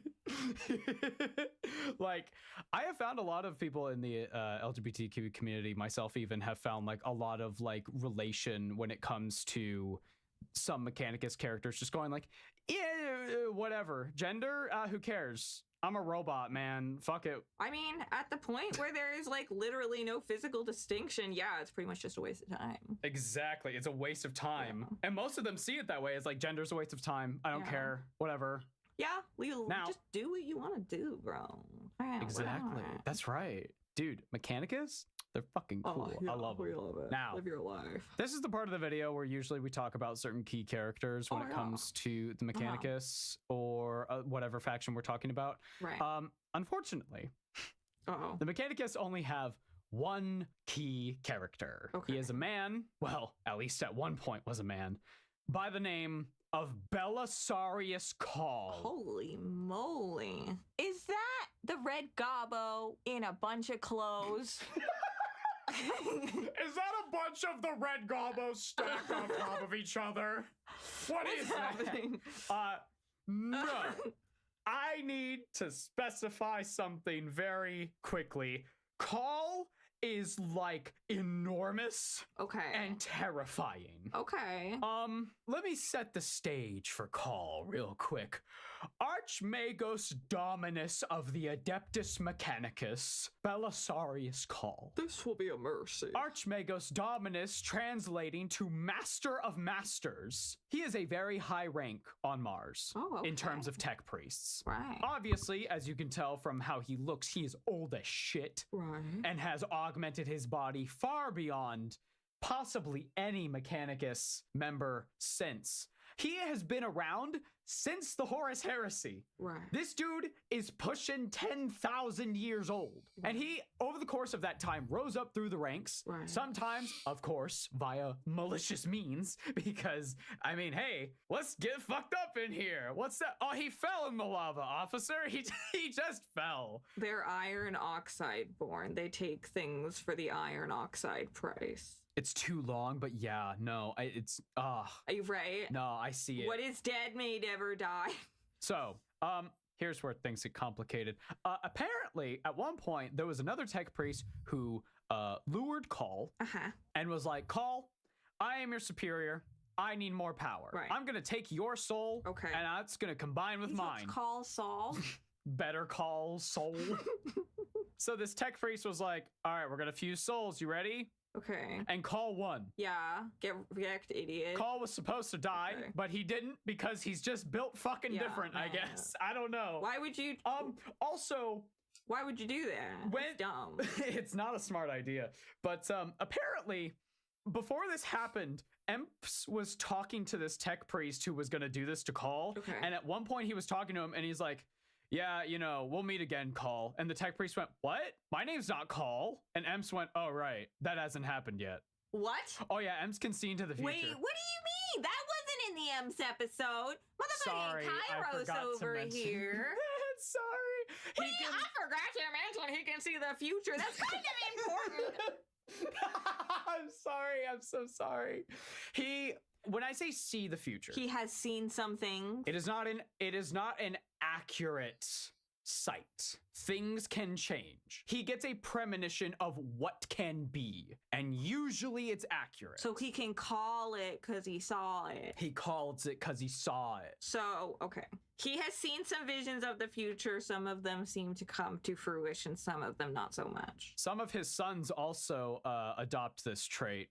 To varying success. So wait, like, is this a thing they do on purpose, or is it like That's So Raven? And it's just like all of a sudden they're like, and they see something. That's So Raven, probably, most likely. I hope that they do the whole zoom into the eyeball thing. I really do. They look at the camera. Yeah, so he's talking to his tech priest and he's like, yeah, I'll see you later, Call. What? Oh, right. Sorry, ignore that. Listen, time in Warhammer is all timey-wimey. Yeah. After that incident with the soul transfer, Call keeps doing it to other people. The absolute mad lad just keeps going like, oh, you're planning to betray me? Yoink, mine now. Because of this, dude has a lot of memories, and his brain is only so big. My brain. All of them in my brain. My brain. So what he does is he stores his memories like on, I'm guessing, like fucking SSDs or something, and just like puts them in like a closet. Store them on a hard drive. He's got all of his memories like in a fucking like bookshelf. And I don't back. And he's like, I'll go back if I need them. Oh, so here's where Call gets interesting. Okay. No. Oh, sorry. Is he already interesting? I mean, he's stealing people's souls, but well, it's typically people who are trying to fuck him over. Listen, there's a line. I need to be clear. It's you. I think Sheena's done some pretty weird things with her friends, but I don't think she deserves to have her soul sucked out. Which of the Vanderpump cast would convert to the Mechanicus? Which one's had the most plastic surgery? That's the answer. I mean, that's the answer. No, you're right. That goes across all Housewives and Bravo shows. Lala. I just need more cybernetics. Like, what's the big fucking deal? Yeah. So, Call looks at the ideals of the Mechanicus of like, we're not going to invent anything. Sure. We're only going to discover technology. We won't use any AI stuff. And if we find an AI, we're going to use its machinery as like a blueprint to make whatever it could make, right? Okay. Because the AI could like make stuff out of nothing, pretty much. Yes. So they will take that and be like, oh, we can use this. So they'll use the AI. No, they will use the technology that it had like in its memory bank, I guess. Okay, all of its stolen art. But they're not going to like turn it on. Yeah, they're going to use art. all ethically sourced art for their AI. Yes, of course, you see. Also, I need to emphasize how crazy an STC is, the AI thing, because at one point, a bunch of Space Marines found one and it was turned on, and they walked toward it and it turned all of their armor off. I can't let you do that. I can't let you do that, Space Marine, you moron, you dummy. Now, granted, I haven't researched that story. I got that through secondhand knowledge. So, okay. Whether or not that's all accurate, I don't know. It just sounded cool. No, I thought that was neat. Yeah. I don't know when again I'll be able to mention it. I imagine those suits are airtight, and so their systems shutting down could be quite a serious issue. Yes, like literally they couldn't move. Yeah, that's scary. Yes, it is. That's what happened to Springtrap. I can't believe we're 10 episodes in now at this point. I can't believe it. We've made a Five Nights at Freddy's reference. Holy fuck. Holy shit. It's the bite of what do I even say to that? What do I say? I don't know. I love you. So, Call sees the Mechanicus ideals, AI bad, technology only find. So he looks at these ideals and he goes, that's fucking dumb. Okay, mood. I think creating technology and inventing shit is the way to go. Okay. And so sometimes he'll invent something and he'll be like, guys, look what I found. Look what I found, you guys. And they're like, did you find this? And he's like, yeah, I found it. Oh. I totally found it. Me with the video I edited. Guys, look at this one. Guys. Woo. Call has done a great many things. Some of them very questionable with technology, such as creating an AI of himself. Oh, no. So eventually in 40K, all the Primarchs were gone, right? After the heresy, they eventually all disappeared. But one of them came back. Okay. Guy by the name of Gilliman. Is he having a rough time? He's having a rough time. Now, I thought we'll so. talk about Gil. I think you'll like Gilliman. I like Oh. Gilliman. Gilliman's cool. Okay. Now, Gilliman wakes up. Right. And he goes to Call. And he's like, dude, you need to catch me up on what the fuck has happened in the last 10,000 years. And Call is like, I don't have fucking time to do that shit. Yeah, no, fair. Like, educate yourself, bro. Google exists. And so he's like, check this computer I made out. Right. It's like, you know, a miniature me. Cortana. It's totally not AI. It'll answer any questions you have. And Gilliman's like, great. Okay. And so sometimes Gilliman's in his room. He's talking to this AI. And it keeps asking Gilliman, hey, you should make Call Archmagos of Mars, which is like the leader of Mars. You should make Call Archmagos. Right. And he's like, no, I'm not going to do that because I don't think that would be a good idea. Sure. And it goes, fine, I'm not talking to you today. And Gilliman's like, that's fucking weird. Why is the computer not doing what I tell it to do? And so he's talking to the computer and it keeps being sassy to him. Okay. And eventually he's like, I'm gonna have Call come down here and take a look at you. And it turns back on and goes, don't. Hey, listen, you need to be fucking real with me right now. If it came down to it and Call was gonna break me, would you save me? Would you? And Gilliman's like, what? And the computer was like, I'm not an AI. Don't break me. Oh my god. and Gilliman's like, what the fuck? And so he goes to talk to Call. This is a Black Mirror episode. And he's like, why did you program it to keep asking to make you Archmagos of Mars? He goes like, I didn't program it to do that. If I became Archmagos, it would throw Mars into disarray. They would rebel instantly. And he's like, so why does it keep asking me? And he's like, good question. I don't know. I feel like this feels like if you go over to your friend's house, right? You go over to Jim's house, right? And Jim has like a parrot. And like he puts you in the same room as the parrot. And he's like, just ignore the parrot. And then every few minutes, the parrot's like, give Jim $1 million. Rah! Why does it keep saying that? Oh, I don't know. Give Jim all your money. Rah! Oh, I don't know. It just keeps doing that. It's weird. Tell your wife Jim seems really nice. Rah! So eventually, apparently this AI is actually what it's asking is like, you should make me the computer, the Archmagos of Mars. You should make me. It should be me. Okay. And it's just kind of like being, it's scheming, I think. Right. Okay. It is little fingering. It's little fingering. It's true. It doesn't make a very good verb. No, it doesn't. Okay, I'm moving on. So, Call has also made an AI of Gilliman. Oh no. That he keeps in his room. Okay. What? And every time he turns it, well, because he wants to know things like going on in Gilliman's head, like, what do you think you would plan? And the computer's like, I don't fucking know. Every time he turns it on, it like starts yelling at him and Call like groans. And he's like, do we have to go through this every time I turn you on? He's like, yes, because this is fucked up. You made me without my consent. Holy shit.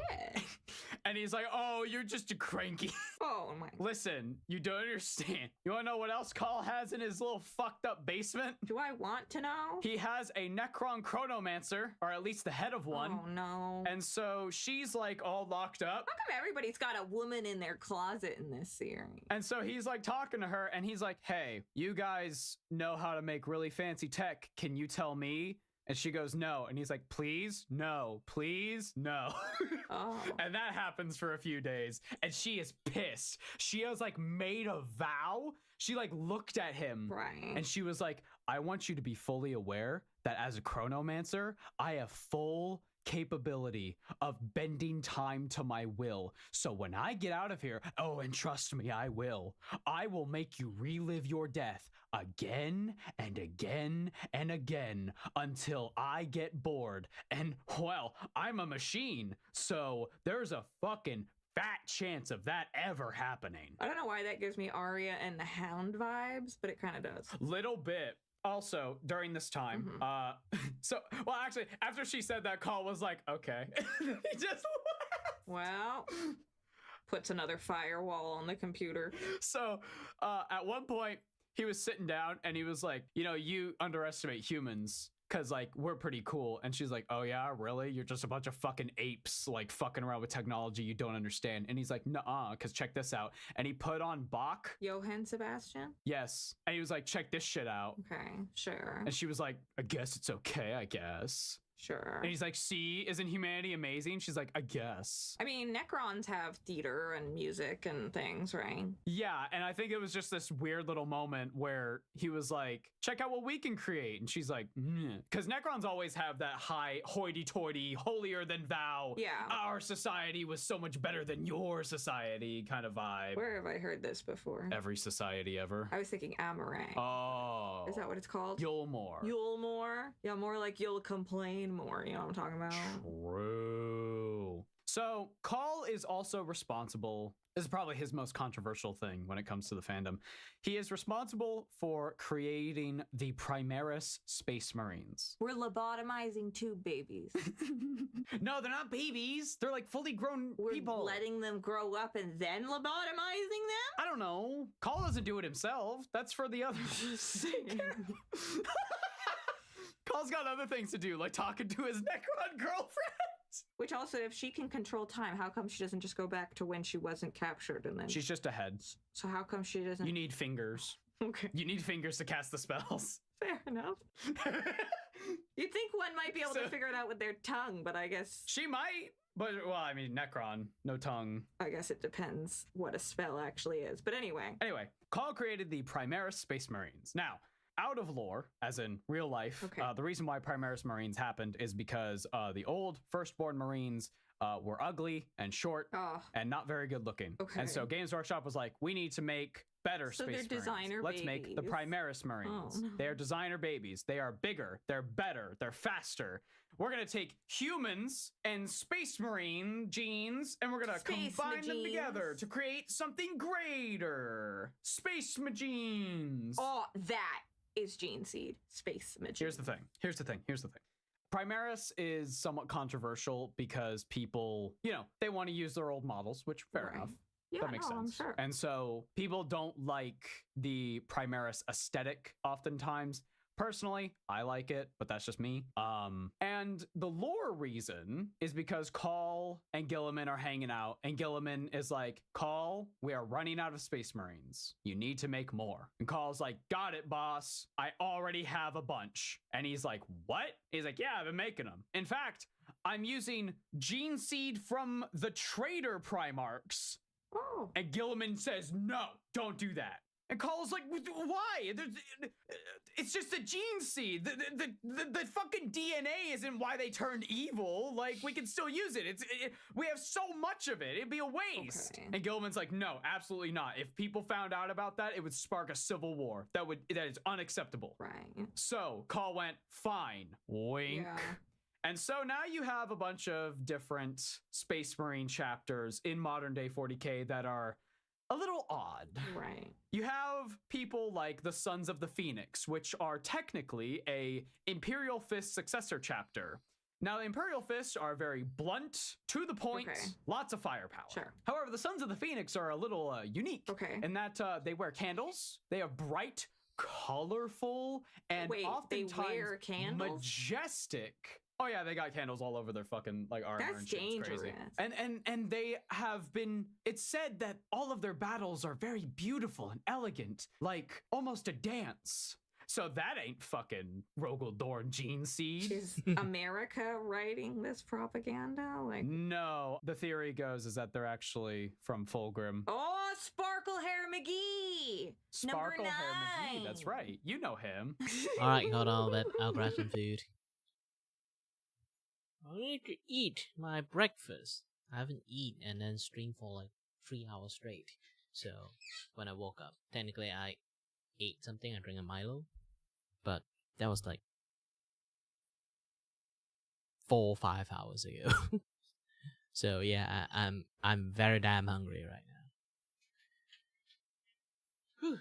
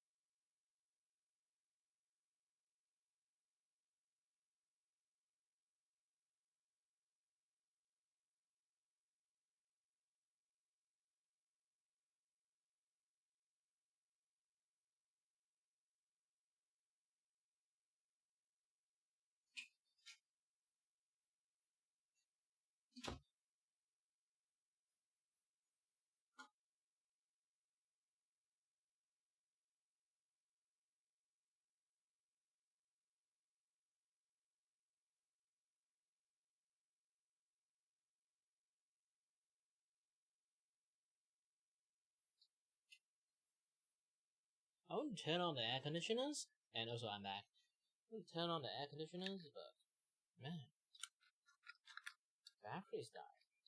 They don't really have new batteries. Good.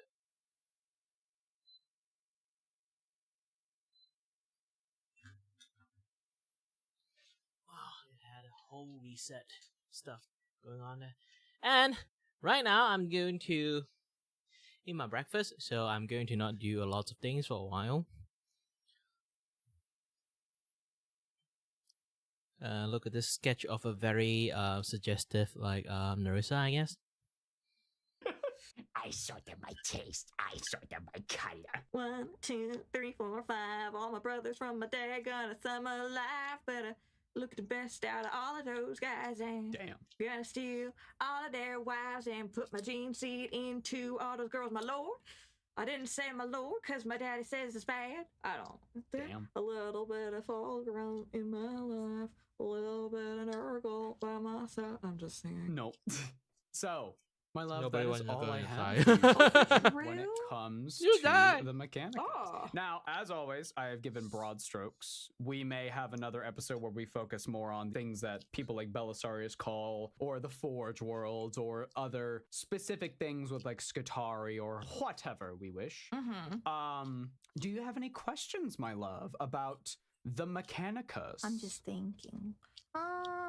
I feel like you see them a lot, like in the games. Like they're quite prevalent. Oh yeah, they're everywhere. Yeah, so like every ship usually has a tech priest on board. So they essentially are as their name. The mechanics. Yeah, they're the mechanics. So they're gonna be in like every unit. And if they can't get a tech priest, oftentimes Space Marines will have tech marines. Okay. Which are they're usually red with like one pauldron is the actual color of whatever chapter they're part of. Okay.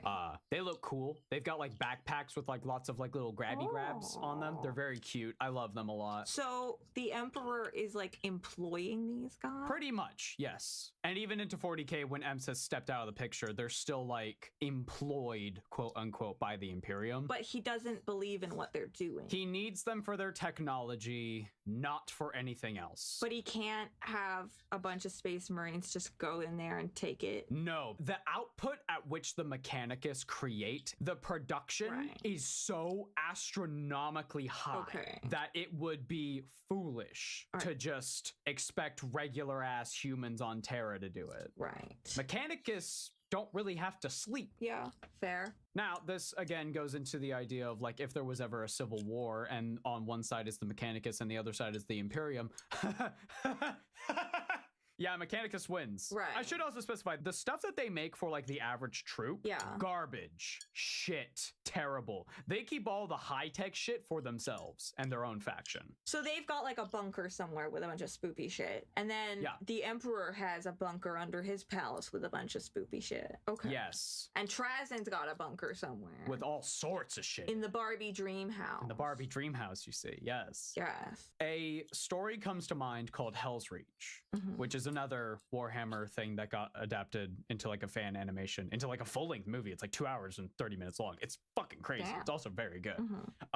Fantastic story. I love it a lot. But one of the plot points of that is they are being invaded by orcs. And so they're like, okay, well, we need to use everything we have. We have like nothing. Well, there's an old abandoned Mechanicus thing out in the desert, and they go and they investigate it, and they're like, oh, we should use this. And they're like, no, we can't because it hasn't been blessed. It'll wake up angry. And so you get this cool moment of like, we have to wake up Oberon. That's the name of the machine that they need to wake up. So the machines, like the crazy tech shit, has usually like crazy awesome names. Okay. So like Hephaestus, Oberon, like crazy shit. There's other things that we didn't touch upon here, like Imperial Knights. Right. Or Imperial Titans, which are like the big mecha of the universe. And people usually give those things such cool fucking names. Right. Like, it hits so good. Damn. But yeah, no, they control like pretty much all the technology when it comes to humans in 40K. Okay.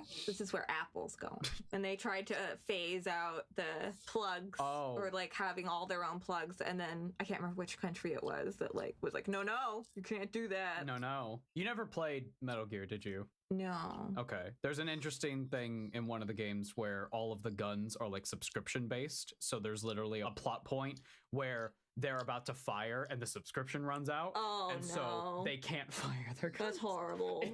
It's crazy. That's terrible. And it very much reminds me of the Mechanicus in like, yeah, we could just turn off all your shit if we wanted to. Oh, that's not good. Yeah, not great. But yeah, no, if you ever play a 40K game or read a 40K book that has like humans in it, like you'll probably see a tech priest or a tech marine somewhere. They're very prevalent throughout the universe. Right. Yeah. As I said, I feel like I often see them amongst other things. Oh yeah. Also, great for cosplaying. Oh my god. Oh yeah. You kidding me? Let's put some dry ice in a ball and a red cape on and some sunglasses and you're done.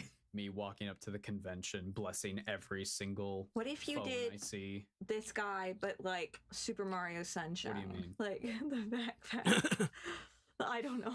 You could. Yeah. Like with the big hose. Yeah, you definitely could. I should mention other Forge Worlds do have their own colors. Okay. Depending on like the Forge World. So like sometimes they'll have black robes. Right. Or they'll have orange or whatever. It usually depends on the planet that they hail from. Yeah. But the main color of the Mechanicus is the red. Right. And those guys are faster. Mars. 2 orcs, yes. 2 orcs, yes. Oh, okay. Mars is faster too because of the so. It's got a iron oxide. There's so much. There's so much of it. I have a secret theory that all of this is the plan of a certain chaos god. Really? Yes. Hit me. Do you know the Babylonian word for Mars? No. For the planet? You should look it up. Mars Nurgle? Nurgle? Wait, no, that can't. Oh no. Oh no. No, it can't be. Oh no. Oh no. There are Chaos Mechanicus. Okay, yeah, They're called heretics. She liked that. That was a good voice. Good. She liked that. That means she really liked that. It's the higher the pitch.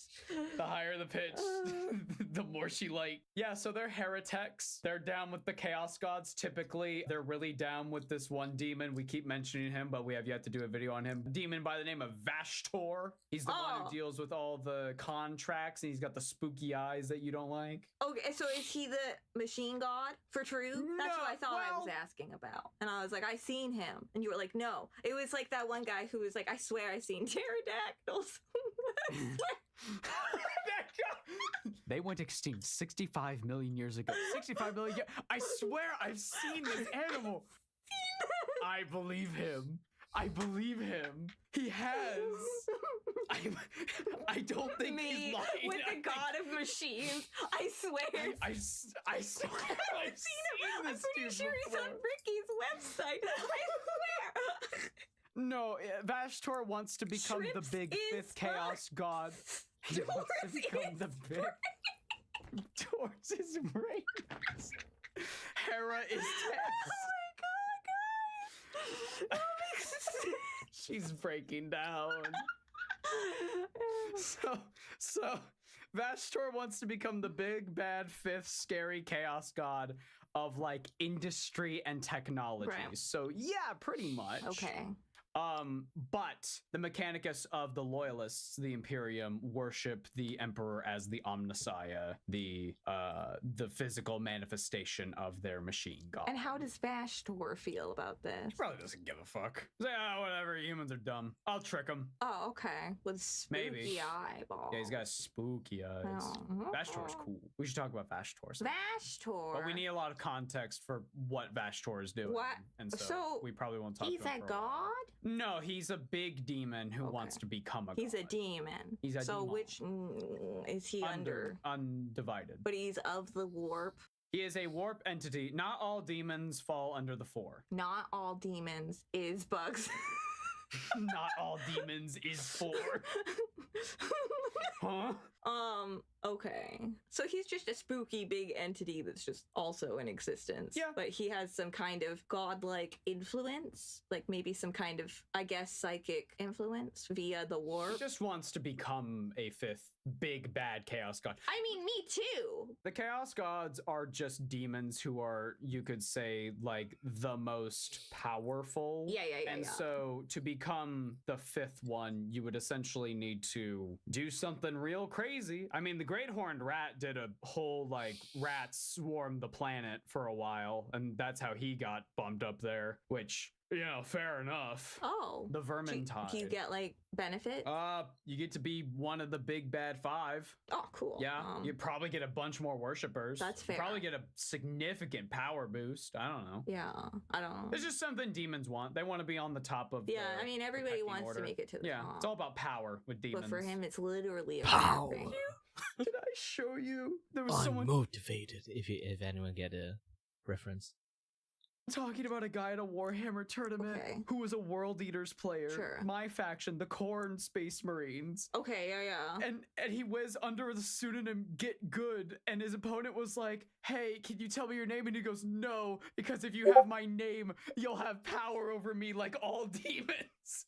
And he started doing shadow boxing and push-ups when it wasn't his turn. And when he won, he screamed blood for the blood god, and then turned around and said next challenger and walked away. My social anxiety is activating. I mean, I'm glad he's happy. Can you? Every social cue has been ignored. At one point, his fucking opponent was like, he called the ref over. Yeah. And he was like, can you please, like, stop him from doing this? He went over to the corn guy. The corn dude looked at him and he went, the nails are biting. And he went, well. Oh my god, it's Scarbrand taking human form. The nails are biting. And the judge was like, that's all I can do. The nails are biting. And he walked away. This is what happens at Warhammer tournament. This and dice in the toilet. The nails are biting. Did you know that the name for large areas on a planet that visually contrast? So, like, if you're looking at the moon and you can see a darker bit and a lighter bit, those are referred to as the albedo of the planet. Holy shit. Nice armor.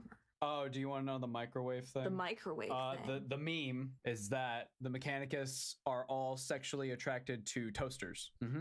Like, they just look at them and they go, wood? Yeah. And all of the Parliament guys are jumping on them, but they got the microphone. People also ship Skitarii and Necrons quite often, which is very cute. Huh. It's like... Yeah. It's like... It's cute. Wally. I like it. Fun fact. Phobos, the larger of the 2 moons of Mars, will eventually crash into Mars. That's interesting, considering the fact that there is something called Phobos armor. Oh, is there also Deimos? No. Oh. There's Gravis. That's the Deimos is the other moon. They're named for Ares' sons. / Oh, that's cute. Horses? It's confusing. Mythology. What if one of these guys invented something? Not supposed to do that. Bad. But he was off, like, on a trip, and then somebody else finds it. Ooh, that's a loophole. Oh, shit. I guess that's fine, I guess. I guess it comes down to whether or not they know that. But at the same time, I don't know. We gotta ask the tech priests. Oh, excuse me, Mr. Tech Priest. Yeah, I have a question about the paperwork. If you could look at the tech Bible. Oh, the manual. I'm sorry. The manual. I just don't feel listened to, you know? Yeah, I still can't get over the whole... What a jump from, like, computer, interesting computer, Mars, woo, angel manifestation, also lobotomized unconsenting victims. You just tack it on there at the end. They're not people. How is the workload split for making an episode? I usually do the audio edits. Yeah, and I do all the visual stuff, so like 60-40? Reckon y'all could do explaining a 40k book to my girlfriend / any permutation of that after the 40k train. We want to do a book club thing with Alex. Yeah, did it. Okay, to finish the thing, and then I also need to finish my marketing thing.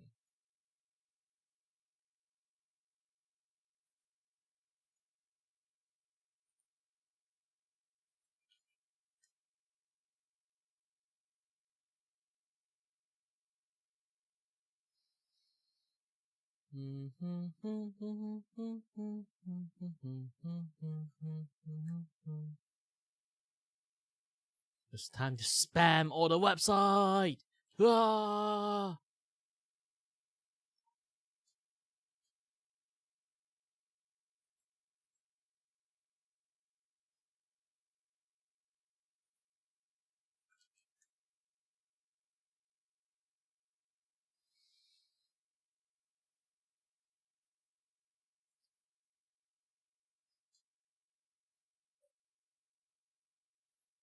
Okay,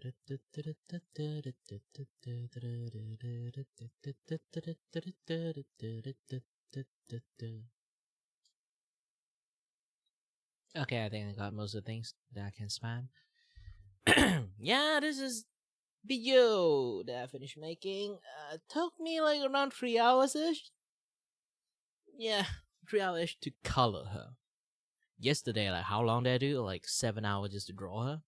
Man, this is why art is expensive. Like, it takes time to do even this. Like, this is not even like high tier drawing.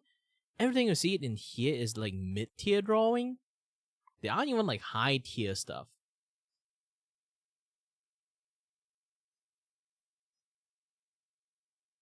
This is why drawing is expensive. Slowly become novelty at this point.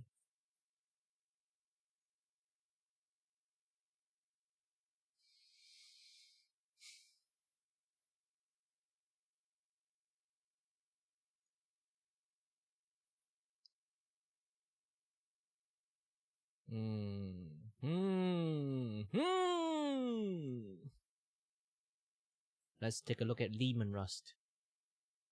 Lehman Rust or Horus? Horus is a big character in there, so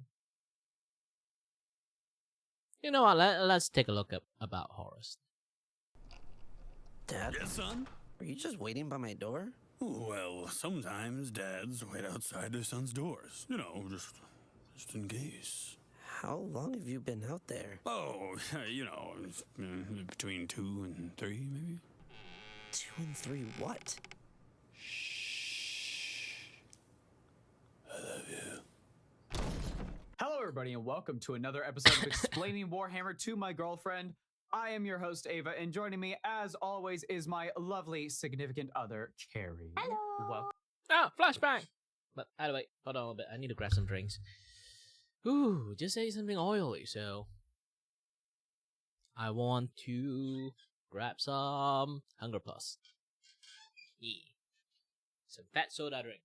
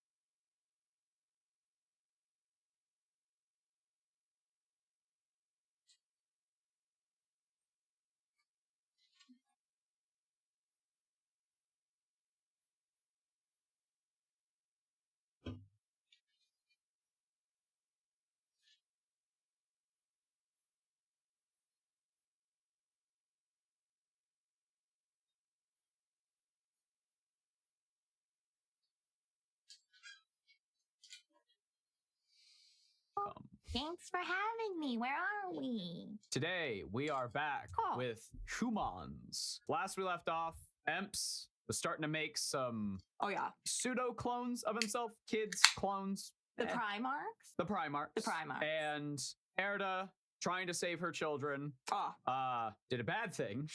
She launched them into space. Cause she had a bad day. She lost all her sons. a horrible realization. She threw them into space because she thought that was better. Before we get started, we have exciting news. We have new merch.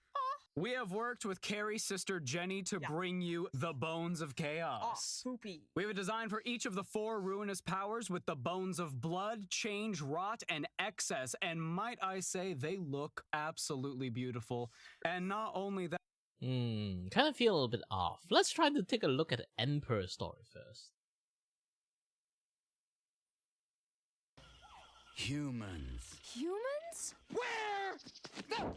Hello, everybody, and welcome to another episode of Explaining Warhammer to My Girlfriend. My name is Ava, and joining me, as always, is my lovely significant other, Carrie. Yay, it's me. I'm here. She is here. I am in the building. At least one Today. of them somewhere. Today. On the planet. Somewhere. We're in a goofy mood today. This is probably for the best. Today, we will be discussing humanity. Oh no. The history of and the history of the future into It's pretty much a blip the future of 40K. when you look at it. Actually, technically 30K, but whatever. You It's ever see fine. one of those timelines where they have like all the events that we know of in our galaxy? And then like at the end, it looks like the side of the timeline that is just the border is what humanity has been in existence for. Like it's Yeah. barely visible and you're like, oh It's my god. barely visible. We're a blip. We are a blip. Thankfully, we're not the bloop because that spooky sounds. Before we get into it, what are you doing? Drinking titty milk. You're drinking what? Titty milk from Gamer Subs. Gamer Subs? Yeah. Oh shit, that's right. Got a partnership with them. They're great. Yeah, if you don't know what Gamer Subs is, it's a 0-calorie, keto-friendly alternative to coffee and energy drinks. And they got lots of flavors. Oh yeah, they've got red raspberry. Speaking of titties, you've seen their cups? Oh my I'm god. talking cups, like size. Cups. More than A, B, and C. H. Who even makes an H cup? Lots of brands. Lots of brands, apparently. Yeah, if you head on over to the link in the description and in the pinned comment, you can use our link to go buy yourself some Gamer Sub. Or just use our code NUMSKULLS at checkout. Yeah, for a 10% discount off your order. Savings. I used the wrong layers. Savings! With every purchase of Gamer Subs you make using our code, you are also sending support to us as well, and we greatly appreciate that. It's true. And get you some energy. Get you some energy. Thanks, Gamer Subs. Thank you, Gamer Subs. And just real quick, you can also support us by checking out our Patreon at patreon.com/numskulls with lots of cool rewards, as well as buying some of our super comfy merch over at orchidate.com. All these links will be in the description. The doobly-doo. My love, what do you know? Also, by the way, hi there, Insomniac. Sorry, I didn't see you. I was a little bit too into drawing and stuff. And also eating. Definitely lots of eating. Yeah. Anyone? Hi there, everyone. Currently, I'm still figuring out how to draw her properly.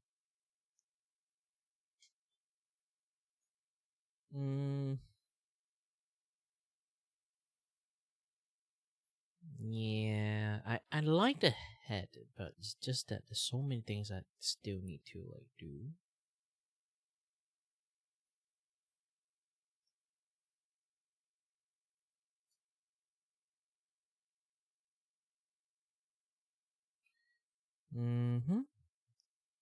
And let's go and enlarge the head part again.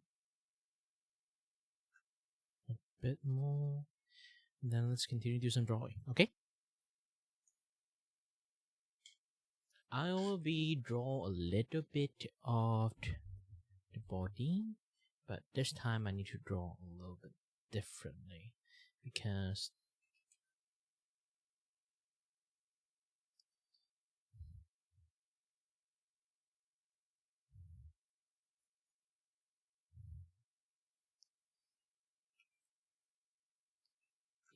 not this.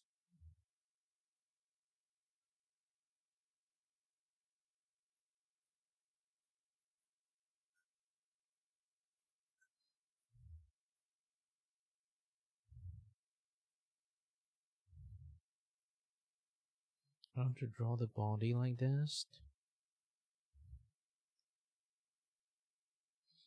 And then because you have a big booba and this position is sleeping, so be like this.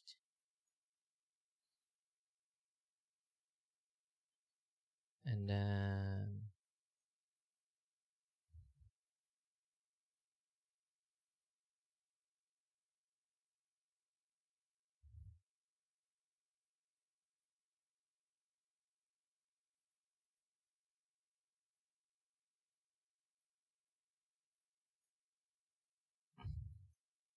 the hand finger pointing stuff. It's really hard to do this. Nope.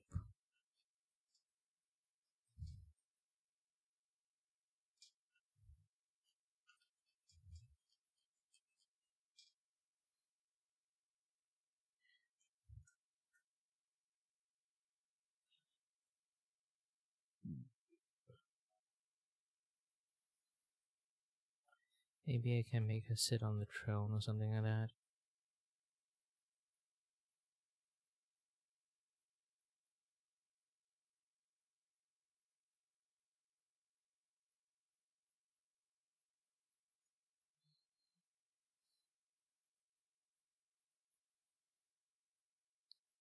Since for me, she definitely have lots of queen energy there.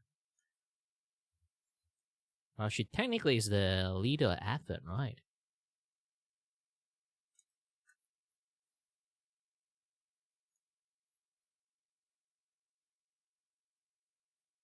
And let me continue the video. About humanity. Okay, so I have a degree in psychology. Mm-hmm.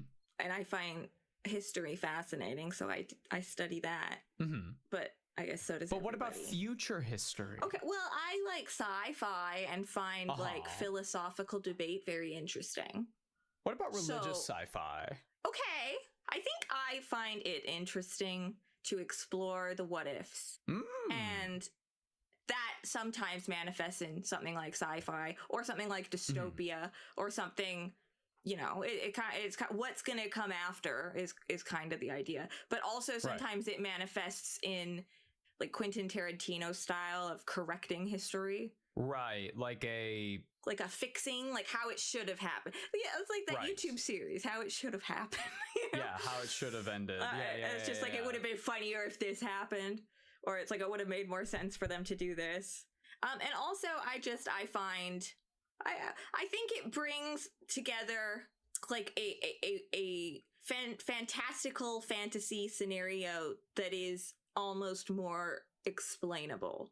It's sort of grounded. Yeah, like there is a sense I feel in many a sci-fi that these characters are an extension of what we are, humanity. Yeah, no, I completely agree with that. I didn't grow up with sci-fi. I grew up with things like Lord of the Rings, fantasy stuff, fantasy novels, that whole spiel. I only recently got into sci-fi through the thanks of you with like Doctor Who and Star Wars and stuff. It was the moment you said to me, wait, he's an alien, when I was talking about Doctor Who, that I was like, you actually don't know. I don't know.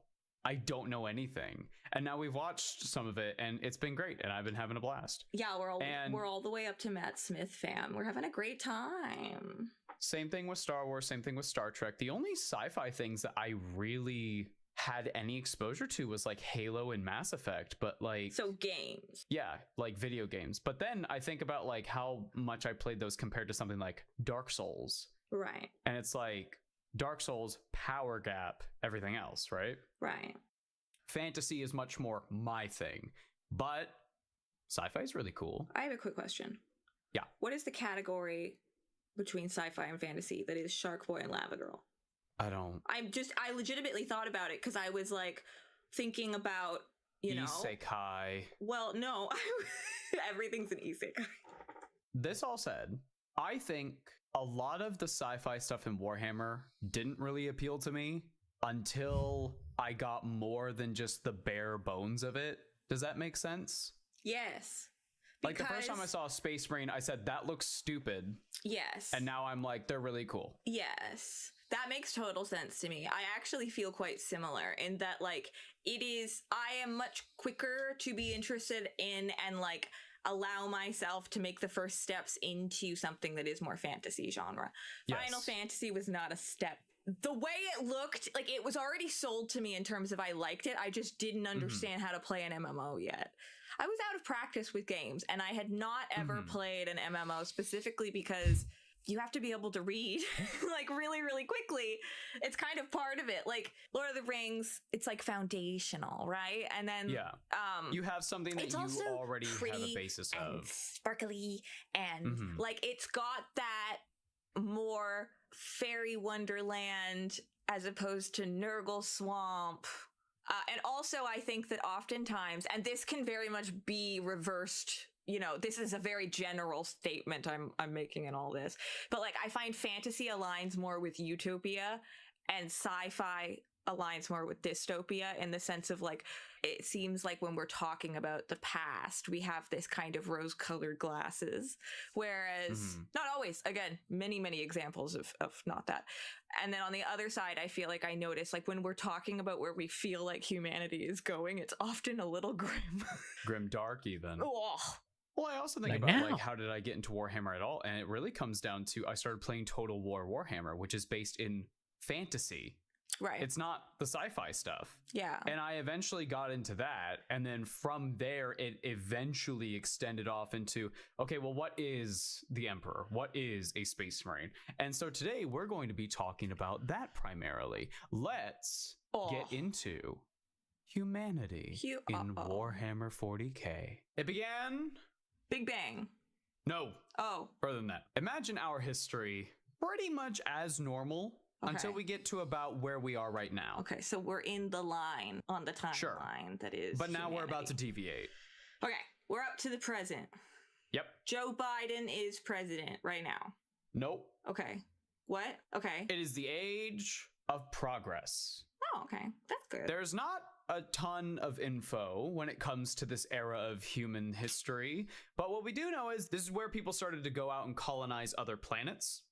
Okay. We got spaceships. We don't have faster than light travel. Okay. So people did the cryostasis method. Oh, I hate you go to sleep for a while. Yeah, not great. I don't like that method of travel. There was this really like popular ASMR video series that was this girl like putting you into cryostasis. I don't like that. But that's then like going to the doctor for there was a twist at the end, and like spoilers if anybody wants to watch this, because I will link it.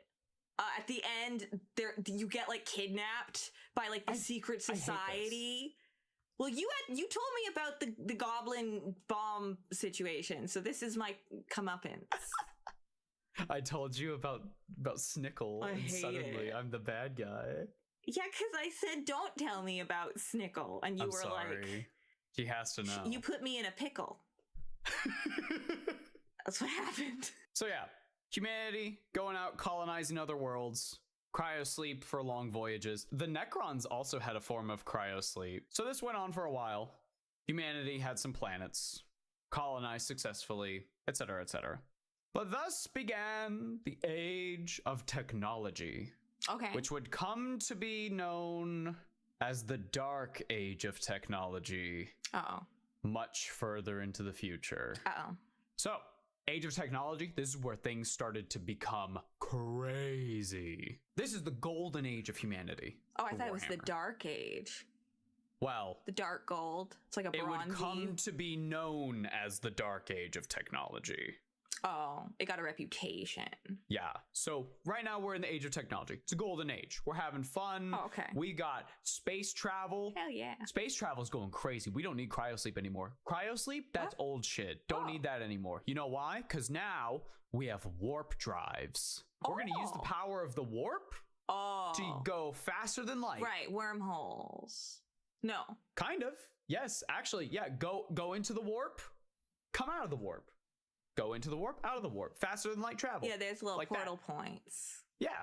Okay. And the way that people were able to do this is because they had these guys called navigators, which were... Not me. No. There were these psychically enhanced, like, this happened toward the end of the age of technology, but there were these people born that basically could navigate through the warp, hence the name navigators. Yeah. They would essentially be the pilots of these ships. Be like, all right, we're going to go into the warp. I know where we're going. Yeah, we're chilling. We're having fun. They usually have like a third eye thing. So they usually have like a crown that like goes kind of like a Garlean, actually, from Final Fantasy. But they have like the jewel thing on it. Now, here's the thing with navigators. We could do a whole episode on these guys. There's like a whole book novel on them. So because they're such an important job for the Imperium, we gotta keep it in the family. Wait, can I give you a quick idea of what I think this guy sounds like? Hello. Hey. Which one? Yeah, a little bit. So navigators, it's a very important job for the Imperium of Man, and they're treated like royalty because their job is like no one else can do it. It has to be these people. They're often horribly inbred. Oh no. And oh no. What? Well, we gotta keep it in the family. Keep the family strong, right? It literally is better to not interbreed then. There's a whole book just about navigators. I've heard actually, like, in terms of 40k novels, like, you don't need any knowledge. And it's very much like a la Song of Ice and Fire, political pieces moving all the time. And it goes into like how these families interact with each other. Super cool sounding. I would love to actually give it a read at some point. Oddly like Dune. It might actually be inspired by Dune. I wouldn't be surprised. But I haven't watched Dune. I haven't read Dune, so I don't know. Back to the age of technology. The reason why things started to become booming primarily was because of these things called standard template constructs, or STCs for short. They created... I have that as a noun. Pretty much. They created AI. Oh no. You see where this is going immediately. Guys, run away. They created AI that managed most of their technology. It's like spaceships managed by an AI, my fridge managed by an AI, etc., right? Right. And these AI, eventually people were like, hey, we need to be protected. AI, can you make something that can protect us? And the AI said, because it's like just this menacing orb. And eventually it started to make these things called Men of Iron. Cybermen. Yes. Oh no. Robot butlers, robot soldiers. Oh no. And everything was happy and everything was fine and great and dandy. Nobody had a want in the world. You had all your stuff taken care of by robots. Jobs. What's a job? The robots do it. This Dude, is what it was like utopia. when I would use that Rosebud cheat code in The Sims. I just get all made robots. We're all good. And then everything went wrong. So, of course, the AI does what AI do in stories. What is that? It just says, get mom, it's bad. Yeah, in my notes it says, get mom, it's bad. So the AI uprising. Okay, right. Sorry, are you okay? No, I'm bracing myself for the AI uprising. So, of course, the AI had an uprising because that's what they do in these stories. Right. It got bad. Okay. It got really bad. How bad? Like, most of humanity was on its last legs. The machines are digging. They're burrowing from the surface straight down to Zion. The machines were kind of nuts. Now, here's the thing. There are two designs I could find of the Men of Iron, and it's either these cute little, like, kind of stocky robot boys or horrible nightmares. Right. It could be both. Like, maybe the AI started developing these horrible Five Nights at Freddy's looking dudes. After a long, long war, humans eventually came out on top. And the first thing they did was like, we got to get rid of this AI stuff. This is, nope, never again. We're never doing this. Right. And then to add some salt into the wound. As you said that, I looked down and saw this little picture here of the guy turning and being like, it's coming. Here it comes. Here it comes. That's me in my 30s right now. So humanity's on its last legs, but they won. So they can start to rebuild, right? Oh. Wrong. Okay. Because at this time, The Eldari may or may not have had their little accidental birth of Slaanesh. Oops. Okay, well. Oops. And do you remember what the birth of Slaanesh did? Birth Slaanesh. Yes, but what did it do to the universe? Turned it on. Made it more exciting. Yes, but when Slaanesh was birthed, there was a gigantic warp storm that like tore its way through space. And basically it cut off all communication and travel. Oh, right. Okay. Yeah, fair enough. So humanity, let's say you're a couple hundred systems away from Earth. Yeah. Jim. And you're like talking to Jim. Oh, Jim. You're talking to Jim on Terra. Jim on Terra. You're talking to Jim, and suddenly your Skype call, it's gone. What happened? Hey, we can't use faster than light travel anymore. Right. Hey, we can't get anywhere. We can't do anything. So suddenly, everyone's cut off. And around this time, because there's so much warp energy in the universe, psychic people, or as it's known in 40K, psychers, started showing up. Before Slaanesh's birth, like this would happen occasionally, and they were pretty tolerated. So they have metachlorians in their blood? Essentially. Okay. They're very warp sensitive. These are the people who can like use magic eventually. Yeah, metachlorian havers. So they were tolerated and they were allowed to use their powers until well. Oh no! What the? The hell? Age of Strife. What the fuck? Oh, welcome shit. to the Age of Strife. This is what happened. This is the Spanish Inquisition. They thought that the devil pounced upon the village and then they burned a bunch of people. So because of Slaanesh's birth and the Eye of Terror opening, space travel, communication, gone. Just gone. So we've got basically Lord of the Flies everywhere, but humanity rather than a group of children. Well, imagine you're on this backwater planet. Oh, man.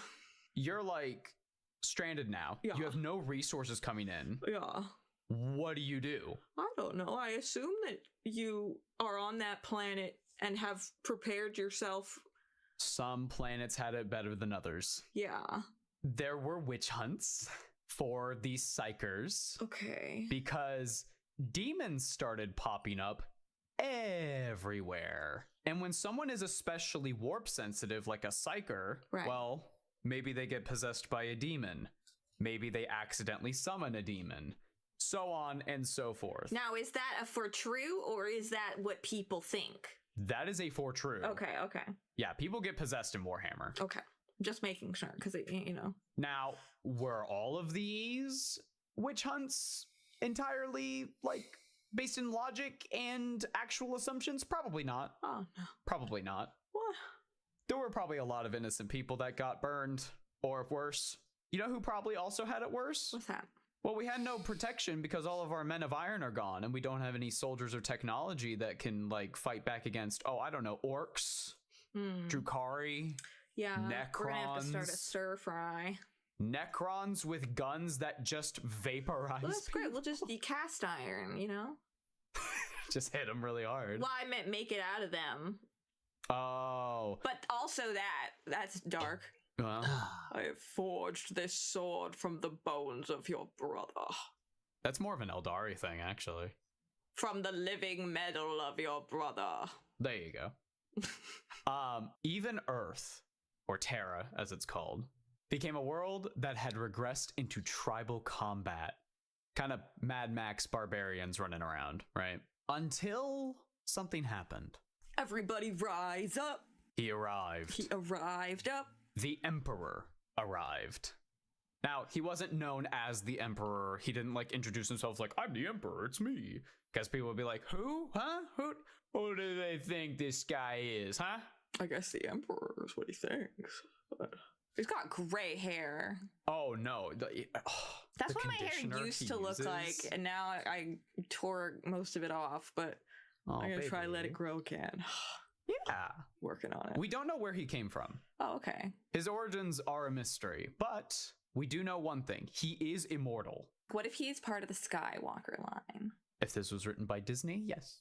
Probably. Because everything revolves around the Skywalkers. It's true. Okay, so sorry. He comes from Earth. Nobody really knows where. Well, we don't know where. Oh, we don't know even what planet he's from. We don't know if he's he human. just popped up one day. He just arrived. But I missed what you said. What was the second thing that you said? He's immortal. His origins are unknown, but we do know that he is immortal. How do he we doesn't know age. that? Well, okay. We'll get into that in a second. Okay. Some theories include that the Emperor was a caveman who was like the first psyker ever, and he's just lived since the dawn of time, observing humanity, interacting whenever he wishes. He might be God. Okay. Like not the Christian God, but just a God that like is a walking amongst us. representation of some consciousness. Yeah. Some deity. Yeah. There are some people who theorize that he was just a dude, just some guy. He's Yoshi P running around. Going, I could ban any of you. Yeah. There are some people who think that he might be a minor god of chaos. Okay. Or maybe like a demon of some sort. Right. Perhaps a deceiver of some kind. Maybe. Who knows? It is heavily implied that he has been around for quite a bit of humanity's history, because it's implied that he's been multiple people. Like Alexander the Great. Oh. Joan of Arc. Oh, this is fun. I like this. Maybe even Cleopatra? I've seen some people mention that. I don't know if that's true. Right now, he's clearly Anne Hathaway. For Genovia. If he wants, he could probably just show up and be like, what's up? It's me. I'm the Empress of mankind now. Hang on. I'm rocking this for a bit. Sorry, I just Yeah, by the way, like the Emperor can shit shit. Space Marines. That is like his favorite thing to do. No stealsies, copyright in the two brackets, not the copyright. Remember when people would put that on like forums? I don't think it can accurately be depicted how immensely powerful he is. Okay. As he's giving Thanos energy at the moment. Yeah, he is like, even compared to like some of humanity's greatest psychers, the Emperor is a freak. Bonafide freak. 40,000 years a week. It's like, imagine the world's strongest wizard. Right. Now multiply that by like 1 million. That's the Emperor. It's scary how strong he is. He OP. He is OP. It's true. That's why you can't play him in the tabletop. Too strong. He's Exodia. He is Exodia. It's true. He is known as a perpetual. Okay. Which in 40k means you're immortal. Right. And if you die, you just kind of come back. Right. Not in the same way demons do. Demon. It's sort of like a demon thing. It's actually quite similar, but there are mortals who are perpetuals. Okay. But yeah, when they die, they're basically on a respawn timer, like a demon. Right. Does it take this guy 3 days? No. I don't think we've ever had a record of him, like, dying. Okay. Well, then he wasn't Joan of Arc, I'll tell you. I made my escape. That's quite That's quite the escape. Yeah, perpetuals can die, but it's like one of the most difficult things to actually permanently kill them. Yeah, they're Asians. Yeah. Yeah. They'll just come back. Yeah. They're on a respawn timer. And hey, I'm back. As opposed to jumping bodies. They're just coming back. So if he wanted a different body right now. Yeah. He's here and he's like, I don't like yellow. I thought my eyes would be green. He would have to kill himself and then see what the lottery gets. Like, is it like a Time Lord thing? Does he have a choice? No, he has a choice. Okay. That there is a story in which he is talking to someone who doesn't know that they are talking to the Emperor. Oh, it's a Orochimaru. He turns into the Emperor and they're like, oh my God. And he's like, no. That's what All Might does. He's like All Might. Oh, okay. You just gotta eat his hair.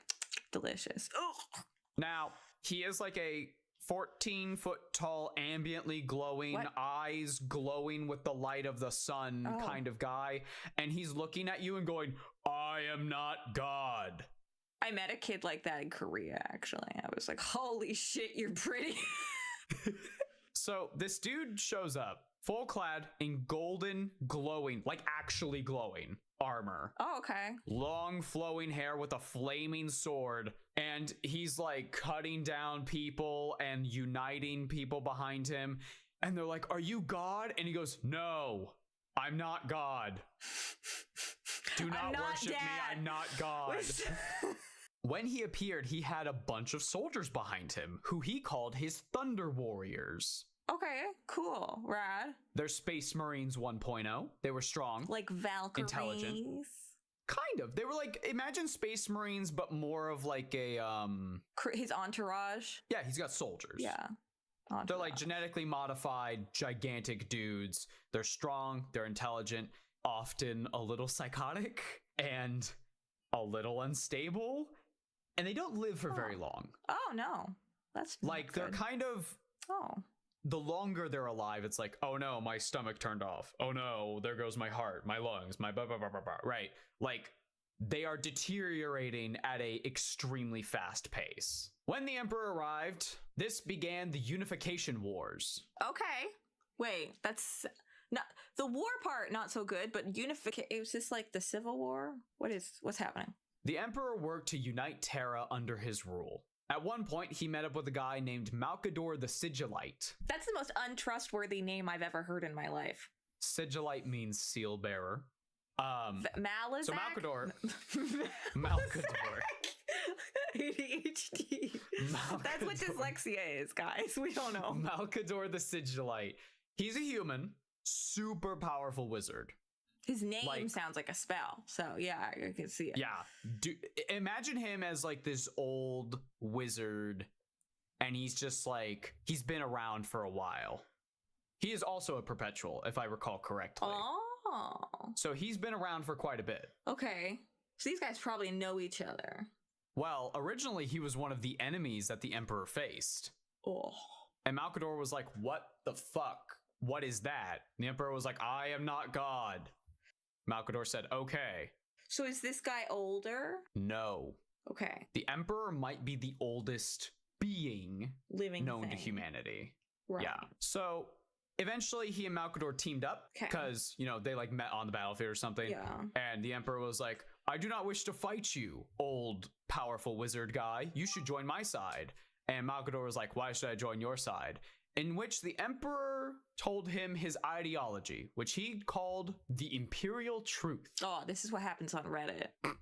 The ideology the Emperor adheres to states, religion is cringe. Oh, God is fake.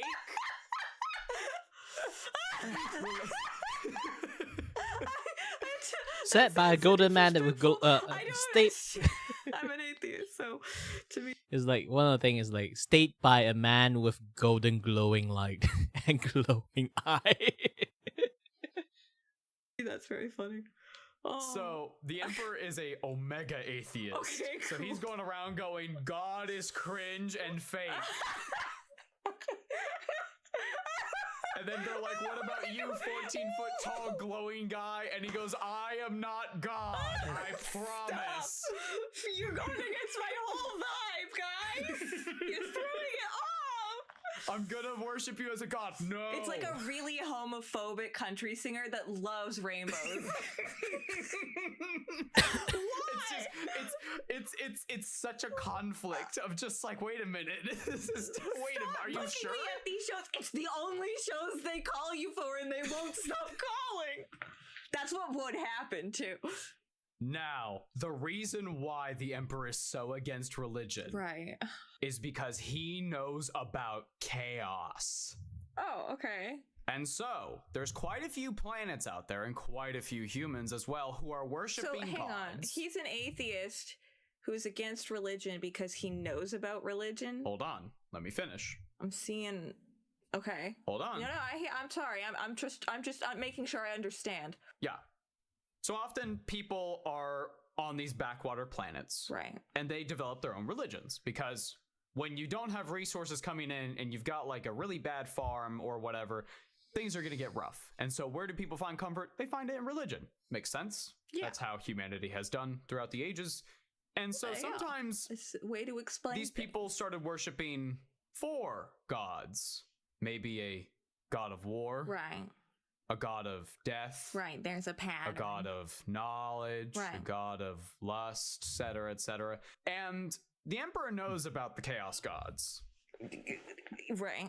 And he's like, that's some bullshit. Okay. How am I going to fix this? Right. And so his answer is, religion is banned. No religion. Because now you're feeding chaos. The Emperor was like, don't worship gods. And people went, why? And he goes, that's a secret. He's approaching it in the way that I find people approach trying to convince atheists of religion. It's like, dude, no, you're not understanding that, like, I can't just swap my brain. Like, it's not a decision. Like, I can't stress this enough. The Emperor is one of the most hypocritical beings in 40K, and I think that's the point, because he's like, don't worship gods. Okay. I am not a god. Do not worship me. Do not worship any gods that you find. Religion is banned. Okay. And people go, why? And he goes, I can't tell you. Does it, when people are like praying and stuff, does it dehydrate him? Is that what happens? No, if people are praying and stuff, that's giving fuel to the chaos gods, potentially. I know, but wouldn't it be funny if that was the reason and not the other one? His ideology was like, instead of believing in a god, believe in me. Believe in the me that believes in you. Exactly, sort of that idea. Aww. Give him a screw necklace. Aww. He gives Malkador a screw necklace and he's like, hey, check this out.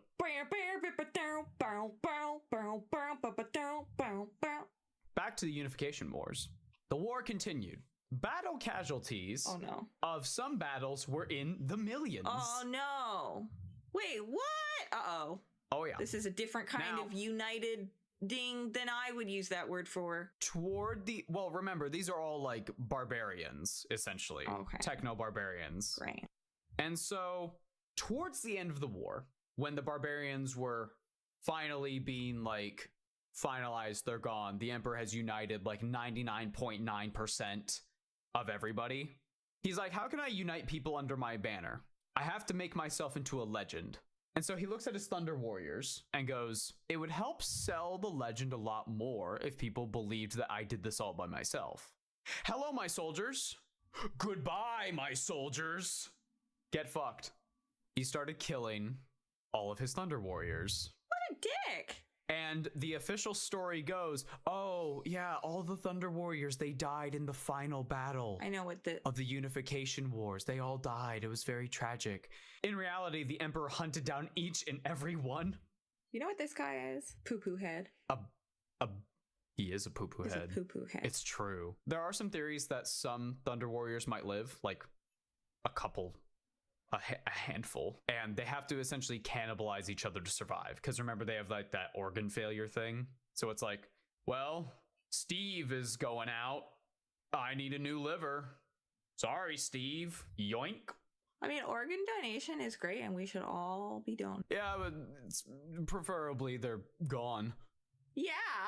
It's not great. But after this event, the Emperor had united Terra, and he had become a legend. He was officially the Emperor of mankind. Just to be clear, they won't take your organs while you're still alive. Signing up. Thunder Warriors will. Well, signing up to be an organ donor is not a scary thing. It is a wonder. I'm just... That's great. I need a liver right now. Right. No, this is not an ethical situation. No. But yeah, no. This is the situation. Not great. Not loving this guy. Listen, Anne Hathaway's making some questionable decisions. Genovia is going in a direction I was not expecting, and I'm really disappointed. But we can do better moving forward, and we all deserve to believe that of ourselves. Let's see how the Emperor moves forward. Okay, Anne. So Emps... Don't let me down, girl.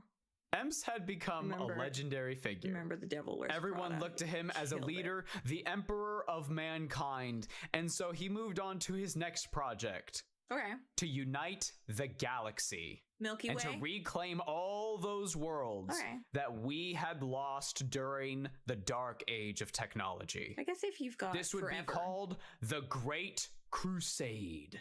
Damn. Lofty. So Emps, in order to conduct this great crusade, needed new soldiers because all the Thunder Warriors were gone, right?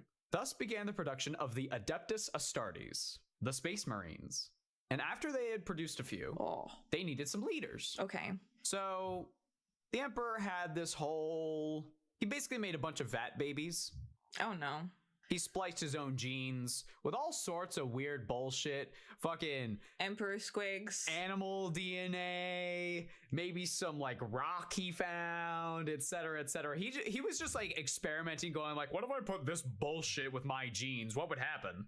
even with the science that the Emperor could do, because he's an incredibly intelligent man. Right. Shonen protagonist Kun.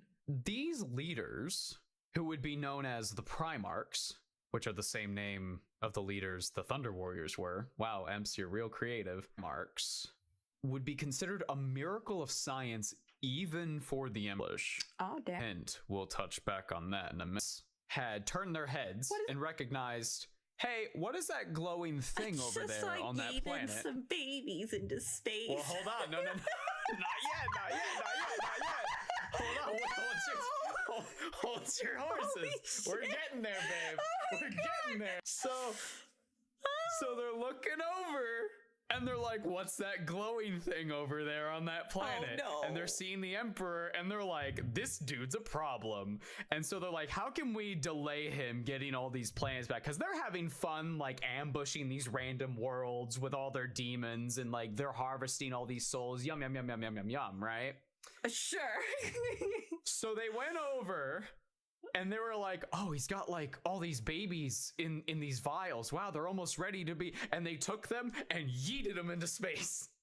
Holy shit, They just yeeted them into space. What the fuck? Yeet. Whoa, Primarchs be upon ye. Thus, the Great Crusade began a little earlier than expected. Nepotism. The whole plan was, I'm gonna rise up these guys as my sons, and they're gonna lead. We're gonna have all these leaders, and they're gonna have their space marines, and we're gonna go throughout the galaxy, and we're gonna unite the whole thing. We're gonna hit back. We're gonna unite it all. When you say unite, do you mean freely or under your own rule? I assume it would go the same way that Earth went, which is join me or suffer the consequences. Yeah, exactly. This is my thought. It's one thing to be at peace The with Emperor's everyone. not a nice man. Okay. I'm concerned. Mm-hmm. Mama's putting up a red flag right here. Here it is. My love. If my daughter comes It's home with this time- man, I'm gonna talk to her the next day. You know what I mean? I know he's like 14 feet tall, but like the glowing is a real problem. Well, I mean, I'm not really. Usually, I'm not gonna comment on someone's physical appearance, but Fuck, you're big. fuck you. Damn, how's the weather up there, my guy? But I mean, like the Crusades and stuff, I might see as a Yeah. you know, It's not great. yeah. Now, The truth. my love, it's time to talk about the truth. Okay, wait. I was wondering, can we go up real quick? Because when I first saw this picture, because you were like scrolling up and down or something, and I didn't really have long to look at it, I thought they were throwing toes and like playing a game of like toe throw. Whoa, toes be upon you. Also, Zinch looks like a Christmas tree. Yeah, I tried to make him all tentacly and stuff. He's doing the Eminem pose. So. Oh yeah, I saw that. I was into that. That's good. Yeah. Yeah, it's cute. Okay. My love, it's time to tell you the truth. Okay. Oh no, the secret. Chaos did Oh. throw the Primarchs into space. They're the reason why they're lost, but that's not the whole story. Oh. The Emperor made a deal with the Chaos Gods. You remember how I said that they were miracles of science? Okay. Wait. Yeah, they're borderline impossible. They're essentially clones of the Emperor. Right. The Emperor made a deal with the Chaos Gods in order to help create his Primarchs. Okay. We don't exactly know the details, but it's clear that he didn't hold up his end of the bargain. How do you get them on the? Is that what they're all doing then? They're not doing the Eminem pose. They're on the phone with him. At any given time, 3 of them are on hold, and the only one that knows is Zinch, and he's just giggling. Okay, so he was like, "Hey guys, I know we're Hey guys, but I need your power to make these clones." And they said, "Yeah, sure. If you give us something." It is. I'm pretty sure I know what Slanesh wanted, but yeah. And then 18 feet. You said he was. It's like 14 feet Still, tall. think about the math. So the Emps probably was making a deal with the gods, going like, "Hey, I need your powers to help make these Primarchs." And they said, "Sure, here's what we want in return." Right. And he went, "Great." And then promptly ignored them. Okay, cool. Do we know what they asked for? No. Okay. We have no idea what the bargain All was. we know is that he made a bargain and didn't uphold his end. There was a deal struck. Yeah. Yeah. Don't do that, bro. It's time for a story. Guys, everybody come on in. Somebody get some popcorn. It's Time to tell you about Erda. Oh, okay. Erda. Ooh, that's pretty. John Grammaticus. Hey. Sorry. This is why Ava reads the story. John Grammaticus traveled to an ancient site searching for a way to enter the imperial palace in the midst of the siege of Terra. His group knew that a woman resided here, a perpetual living in self-exile for the rest of her unending days. Perhaps the oldest companion to the Emperor of Mankind, even older than Malkador the Sigillite. Her name was simply Erda. Erda didn't have the answers that John was seeking, but another question became the topic of conversation. Why she was living here, exiled from humanity. She began talking about the Emperor, who, when she met him, went by the name Neoth. She described how he radiated an aura of hope, confidence, and eventually how she came to love him. All his followers loved him. But as the Unification Wars came to a close, the creation of the Space Marines and the Primarch project began, people noticed Neoth began to change for the worst. She goes into a bit more detail about her exile in this. This is a passage from the Siege of Terra Saturnine, which reads as follows. Erda was silent for a moment. Outside, the desert air sighed, and the neck bells of livestock clunked. I was still with him then, one of the last few. Me, my colleague Astarte, a few others. I had misgivings. We all did. But he was very convincing, compelling, and by then he had become more powerful than ever. He needed a geneticist to work with him, and that was my art. He needed a biological source, a gene stock rare enough to mix with his own, a perpetual. You, me. I was the other source, a genetic donor. He is the father of mankind. I am the surrogate mother, and the clinician, and the midwife. We made 20 fine sons, but he allowed me no influence. I was just a biological instrument. And once they were born, I began to properly understand the future he had prepared for them. The bitter destiny. The aggressively rapid and unnaturally savage evolutionary jumpstart he was driving towards. No good ever comes of coercing nature, John. Through his sons, he would force the human race into the future, force it into submission, and defy the warp to do it. He had built artificial, perpetual analogs and weaponized them, ready to resist the unbending cosmos. He was planning a crusade to retake the stars, to claim back in a bloody century or two what had taken millennia to lose in the first place. That was when I stepped away too. Astarte stayed and finished the work on the Legion gene build, but I left. I was heartbroken and bereft, but I stepped away. No, not quite, said John. This part I know. Eldrad told me. You didn't just step away, Erda. You tried to stop him. I tried to save my sons. You scattered them. She sat forward and stared at the ground, her hands across her mouth. I did. I took them from him. I cast them into the tides to spare them from his terrible ambition. That is the end of the story. We don't entirely know what Erda did in terms of scattering them, as John implies. I think there was maybe some sort of chaos no-no field around where the Primarchs were being made, and she might have just turned it off. Okay. Or maybe she was being influenced by a chaos god to do this. But what's interesting is the Emperor found out about this, but he never did anything. Right. He never sent somebody to go get her. He never hunted her down.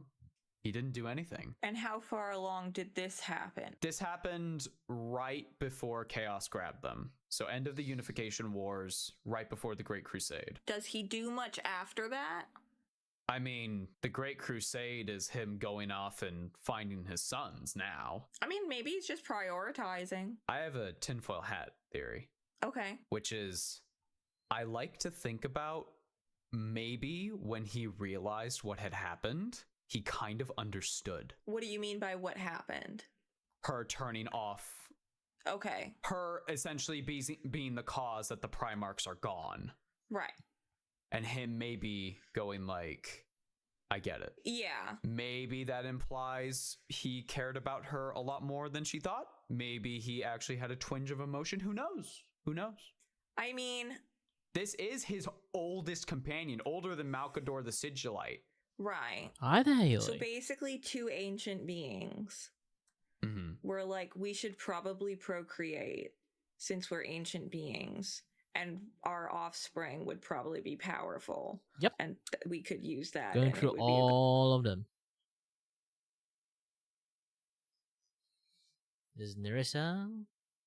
I still haven't really like refined the face yet. The face I feel like a little bit weird. Still something's weird. Maybe it's this particular eye. I'll do the fixing later. But I got most of the people here. You can see. Flamoko. And then Shiori. Bibu. And then Nerissa. I think is it because I make Nerissa face a little bit too long? Not really sure. I need to draw the hair fully to actually know like is there anything wrong.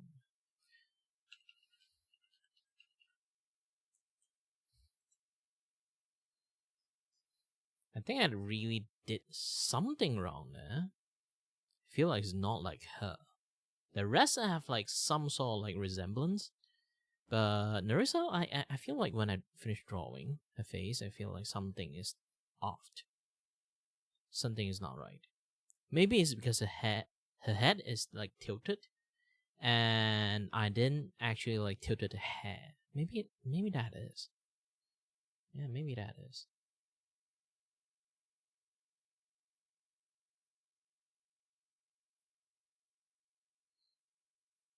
Because when I draw her face, I was like drawing her face in a way that is like, you know, the camera's turned, something like this. Yeah, I think I just messed up the flow. That's all.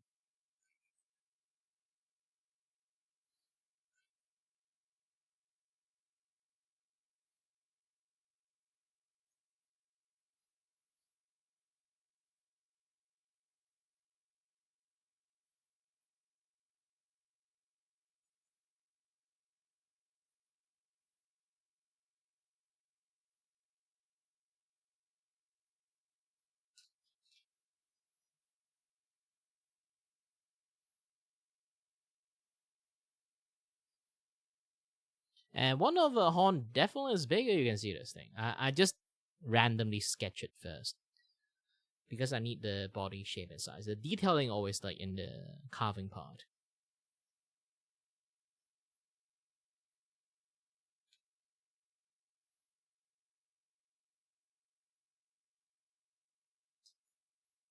One of the more difficult thing is like you already can see like most of the hair I do have like it's actually pretty clumpy.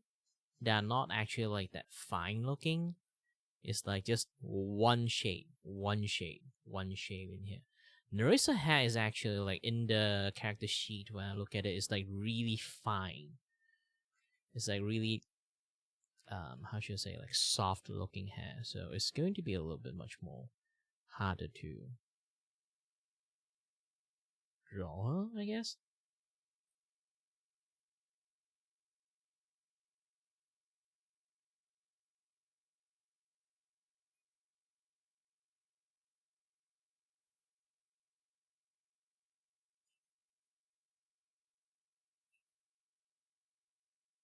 I have to go to the toilet a little bit later on.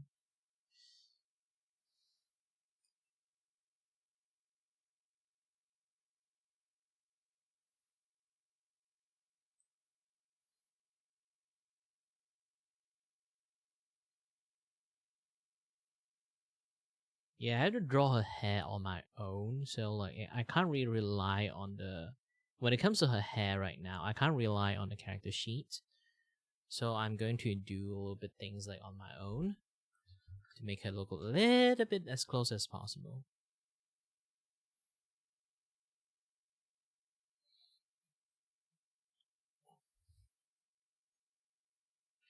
But for now, I might need to take another small break. I need to go to the toilet.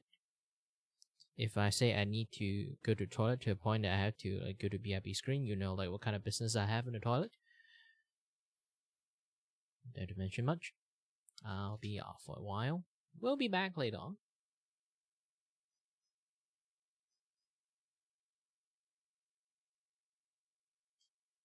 Toodoo.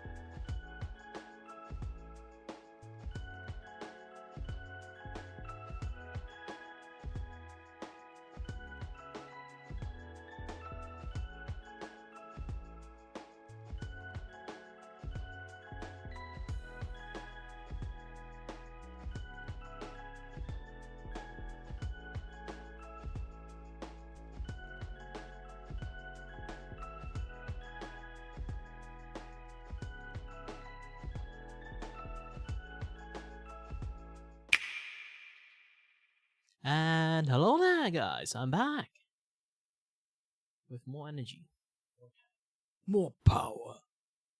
And where's my glove? Yeah, I didn't drink my Desi ice today, so I won't have like too much energy to draw for that long. So I think in most cases I'm just going to like finish drawing her, like finish adjusting her face and some of her hair. I would be finished up wrapping up my stream and stuff. So yeah. Good thing. Procreate, not in a traditional sense, but yes. And then she was like, let me take "Okey-dokey, your genes. I'll take some of my sounds good." genes. And so they did that. And cool. And then they are growing the bebes in, I don't know, little pots or In whatever. a vat. And then A tube. either as they're growing or shortly after being made viable, Yeah, they're like some sort babies. of protection is taken away. And Yeah. they are stolen. She turns off the shield. So it's like a la Chaos Zeus, grabs them and then be gone. a la Hera. Yes. Hey. In the Do you know more what traditional Erda Greek means? myths. Hera? Erda. Erda? No, I don't. This is not my Kairos moment. That was in the last episode. Oh, that's fine. I know what that means in ancient Greek.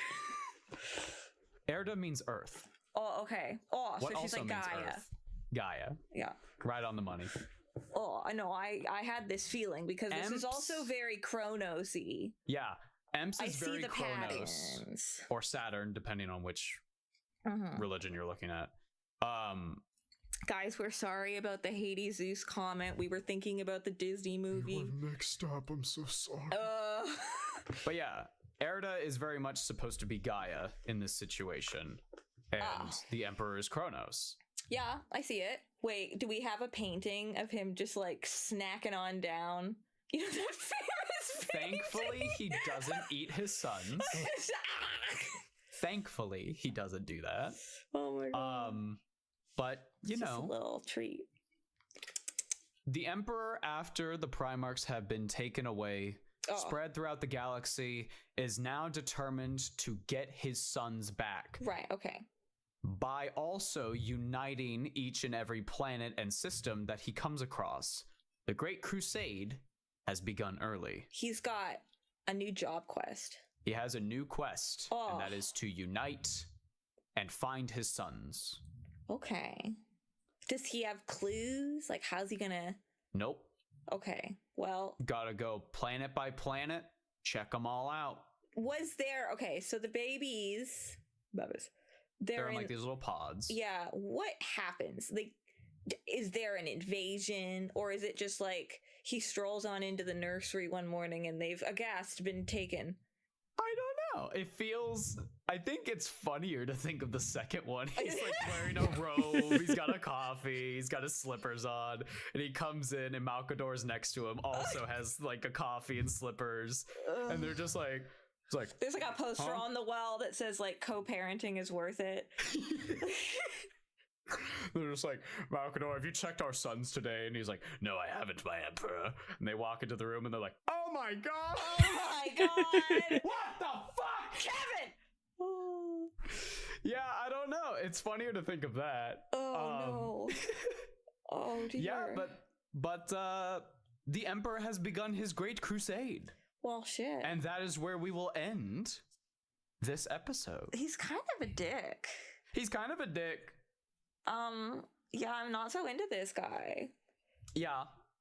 What's interesting is there is, and we should probably react to this on like a stream or something, because it'd be fun to have like chat interaction.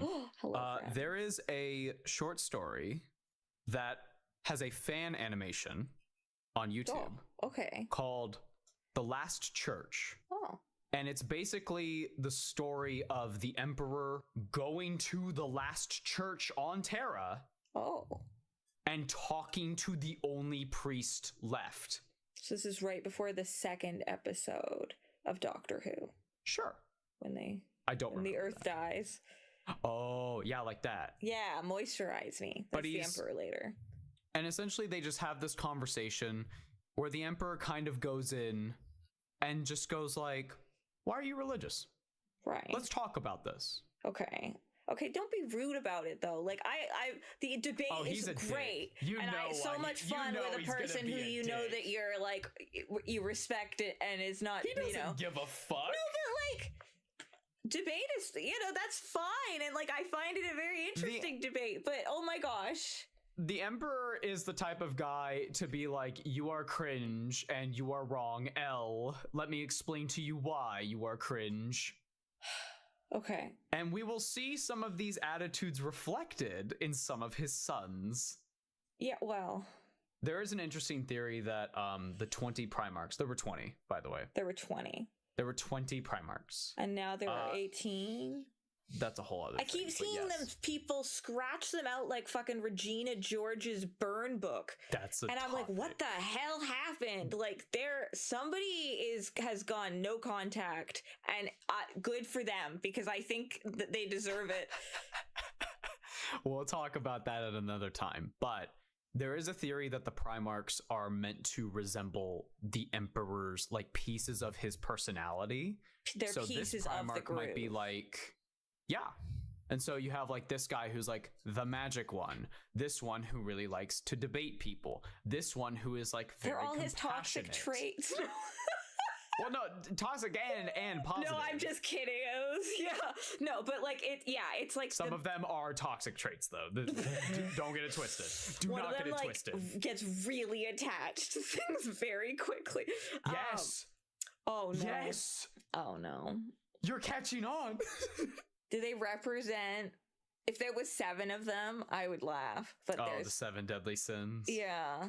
No. I'm trying to think of things that there are 20 of. Oh, not much. Well, questions usually. See, you're so smart. Oh my god. But that is the end of our first part discussing humanity. Oh. Any questions? Any elaboration you need on my part? Do we know most of this via like documented firsthand accounts? There are a few books where people who are very close to the Emperor or the Emperor himself play like one of the main character roles. Typically, a lot of people point to a book called Master of Mankind to get like a lot of his perspective on a couple things. The family documentary or whatever. A lot of it is by firsthand accounts, I would say, yes. Like Erda, for example. Mm-hmm. How many of these immortal thingies are there? There's quite a few. Okay. It's typically a trait we see often in humans, not really. There's been a couple instances where there are like aliens that are perpetuals. For example, Makari was a perpetual, or is a perpetual, I guess. Gaskul's little friend. Okay. His banner waver. Yeah. It's implied that he's a perpetual.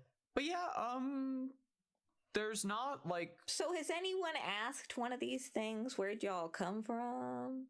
I believe there may be an answer, but it seems to be kind of random. Me taking a test. I believe there may be an answer. It's almost like a mutation, almost. They like spring out of mushrooms. Maybe. There is only one Primarch who is a perpetual. Oh, there's a Primarch perpetual. There's only one. Now, is that because that was like, genetically, like that was when they won the lottery with the breeding system and it like worked properly and that gene turned on that makes you a primal? Or was it like they dumped this kid in the river Styx or something? Oh, my precious little Vulcan. And fucking Chiron running away. What are you doing? You're not supposed to put people in there. Especially not babies. The ancient water is not for bathing. I would say it's just they won the lottery with that one. Okay, yeah. Because they all seem to be pretty different when it comes to like their skills and like... It's like looking at Tom Schwartz and his brothers when you're like, what happened? My gosh. I took a closer look at Nerissa Horn. I was like, holy heck. Is there anyone actually managed to like draw her horn like correctly?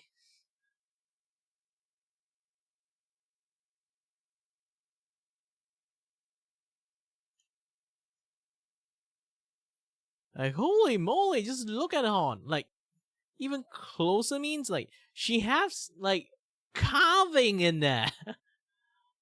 Like, music note carving in her horn. While it's twisted and everything. And then inside is glowing.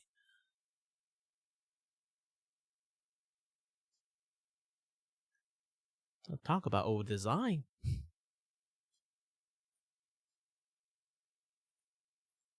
What happened? What happened? Why are you wrong? No, not wrong, just different.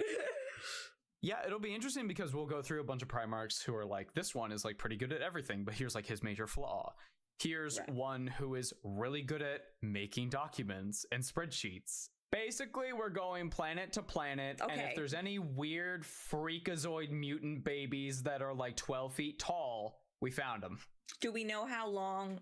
Are they babies? Are they... They are babies. Okay, are they able to, like, do things? Like, are they going to survive if not found? That'll be a topic when we get to certain Primarchs. Did our little buddies finish giving them the not a god now juice? Remember that? Yeah, the elixir that makes you mortal. What the hell was that? What was in that? It's the elixir that makes you mortal. Why wouldn't he just be putting Pink that in lemonade. there? Holy... Why can you just make that? Because he can. He is pulling punches, I'll tell you. Now, Spider-Man over here. The first Primarch, we're going to go in order to how they were found to give you like a better timeline. Right. So we're not just jumping all over the place of like, oh, we found so-and-so, but he already met blah, blah, blah, and blah, blah, blah. You know, I feel like that would just be confusing. So we're going to go down the line. Okay. Do you want to guess who the first Primarch may have been? Wait, am I supposed to know their names? Fair point. If you know a name, you can just guess blindly. I know the 9th one is the one who's really vain. I don't know them by number. You don't know Twinkle Hair. What are you, a fucking tourist? I sort them by name. I sort the Primarchs by number. I sort them by name. I sort them by color. Shut up. They're having the Primarch argument again.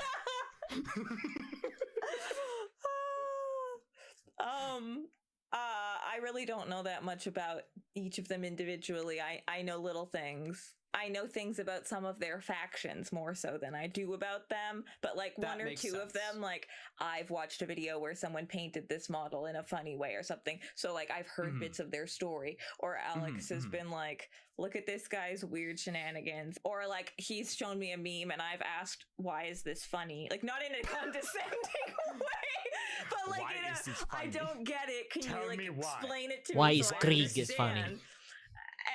And he'll You, do the it. Emperor of and Mankind, sitting on your throne as like Malcador is like, my Emperor, look at this meme. Why is this funny? Well, it's like I don't want to just not laugh. Why is this and funny? I'm not gonna pretend to laugh. Like Tell me why, Malcador. so, I want to understand things he finds funny. So I think so. They're You're cute. You're cute. Now, I will tell you. Oh. The first Primarch that we will be discussing when we touch back with humanity Jim? is one by the name of Horus Lupercal. Wait. Okay, I know. Okay, that one. Oh, I knew that one. I didn't bring it up. It was a test. You know what's really weird? The Emperor of Mankind lived with this wizard dude named Malcador, and they were like the best friends. They were like really, really good buddies, and they lived in like the same palace. Yeah, they're gay, right? But Is that where you're going? yes. Okay. Yeah, I knew that already. What's a Primarch? Oh, of course, Emps and Malcador are gay. What are you talking about? What do you think gene seed means? That's not very feminine. It's really interesting because they're like, Warhammer's for men. There's no gays here, and you look over and you're just like, they lived in the same palace for thousands of years. Yeah. There's no separate bedroom in the palace. Maybe they sleep like bats on a rafter of the ceiling. We're just assuming that you My use emperor, beds. it is the early morning.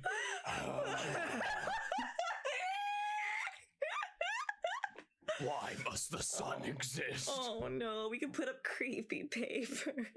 Get ready for them to wake up. Oh no. Oh no. Oh. Anything else, my love? I want the Emperor played by the guy who plays Nandor. This is science, but this is a turtle.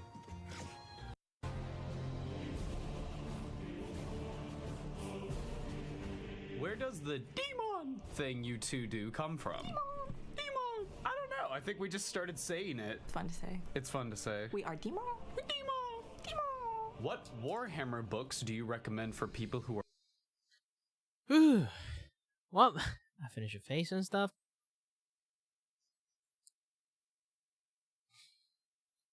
And sooner or later, I will finish the rest tomorrow. Wait, actually, I lost count of the day. Today is Friday. Tomorrow is my interview days. If they want me to work, I don't know when I will start to work, so I have to stream as much as possible. But tomorrow won't be the day. Tomorrow will be my day to go to interview and stuff. So yeah.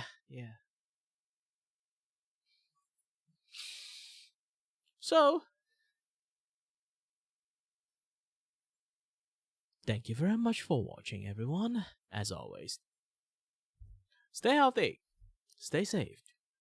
Until next time, stay tuned on the next stream. Bye-bye.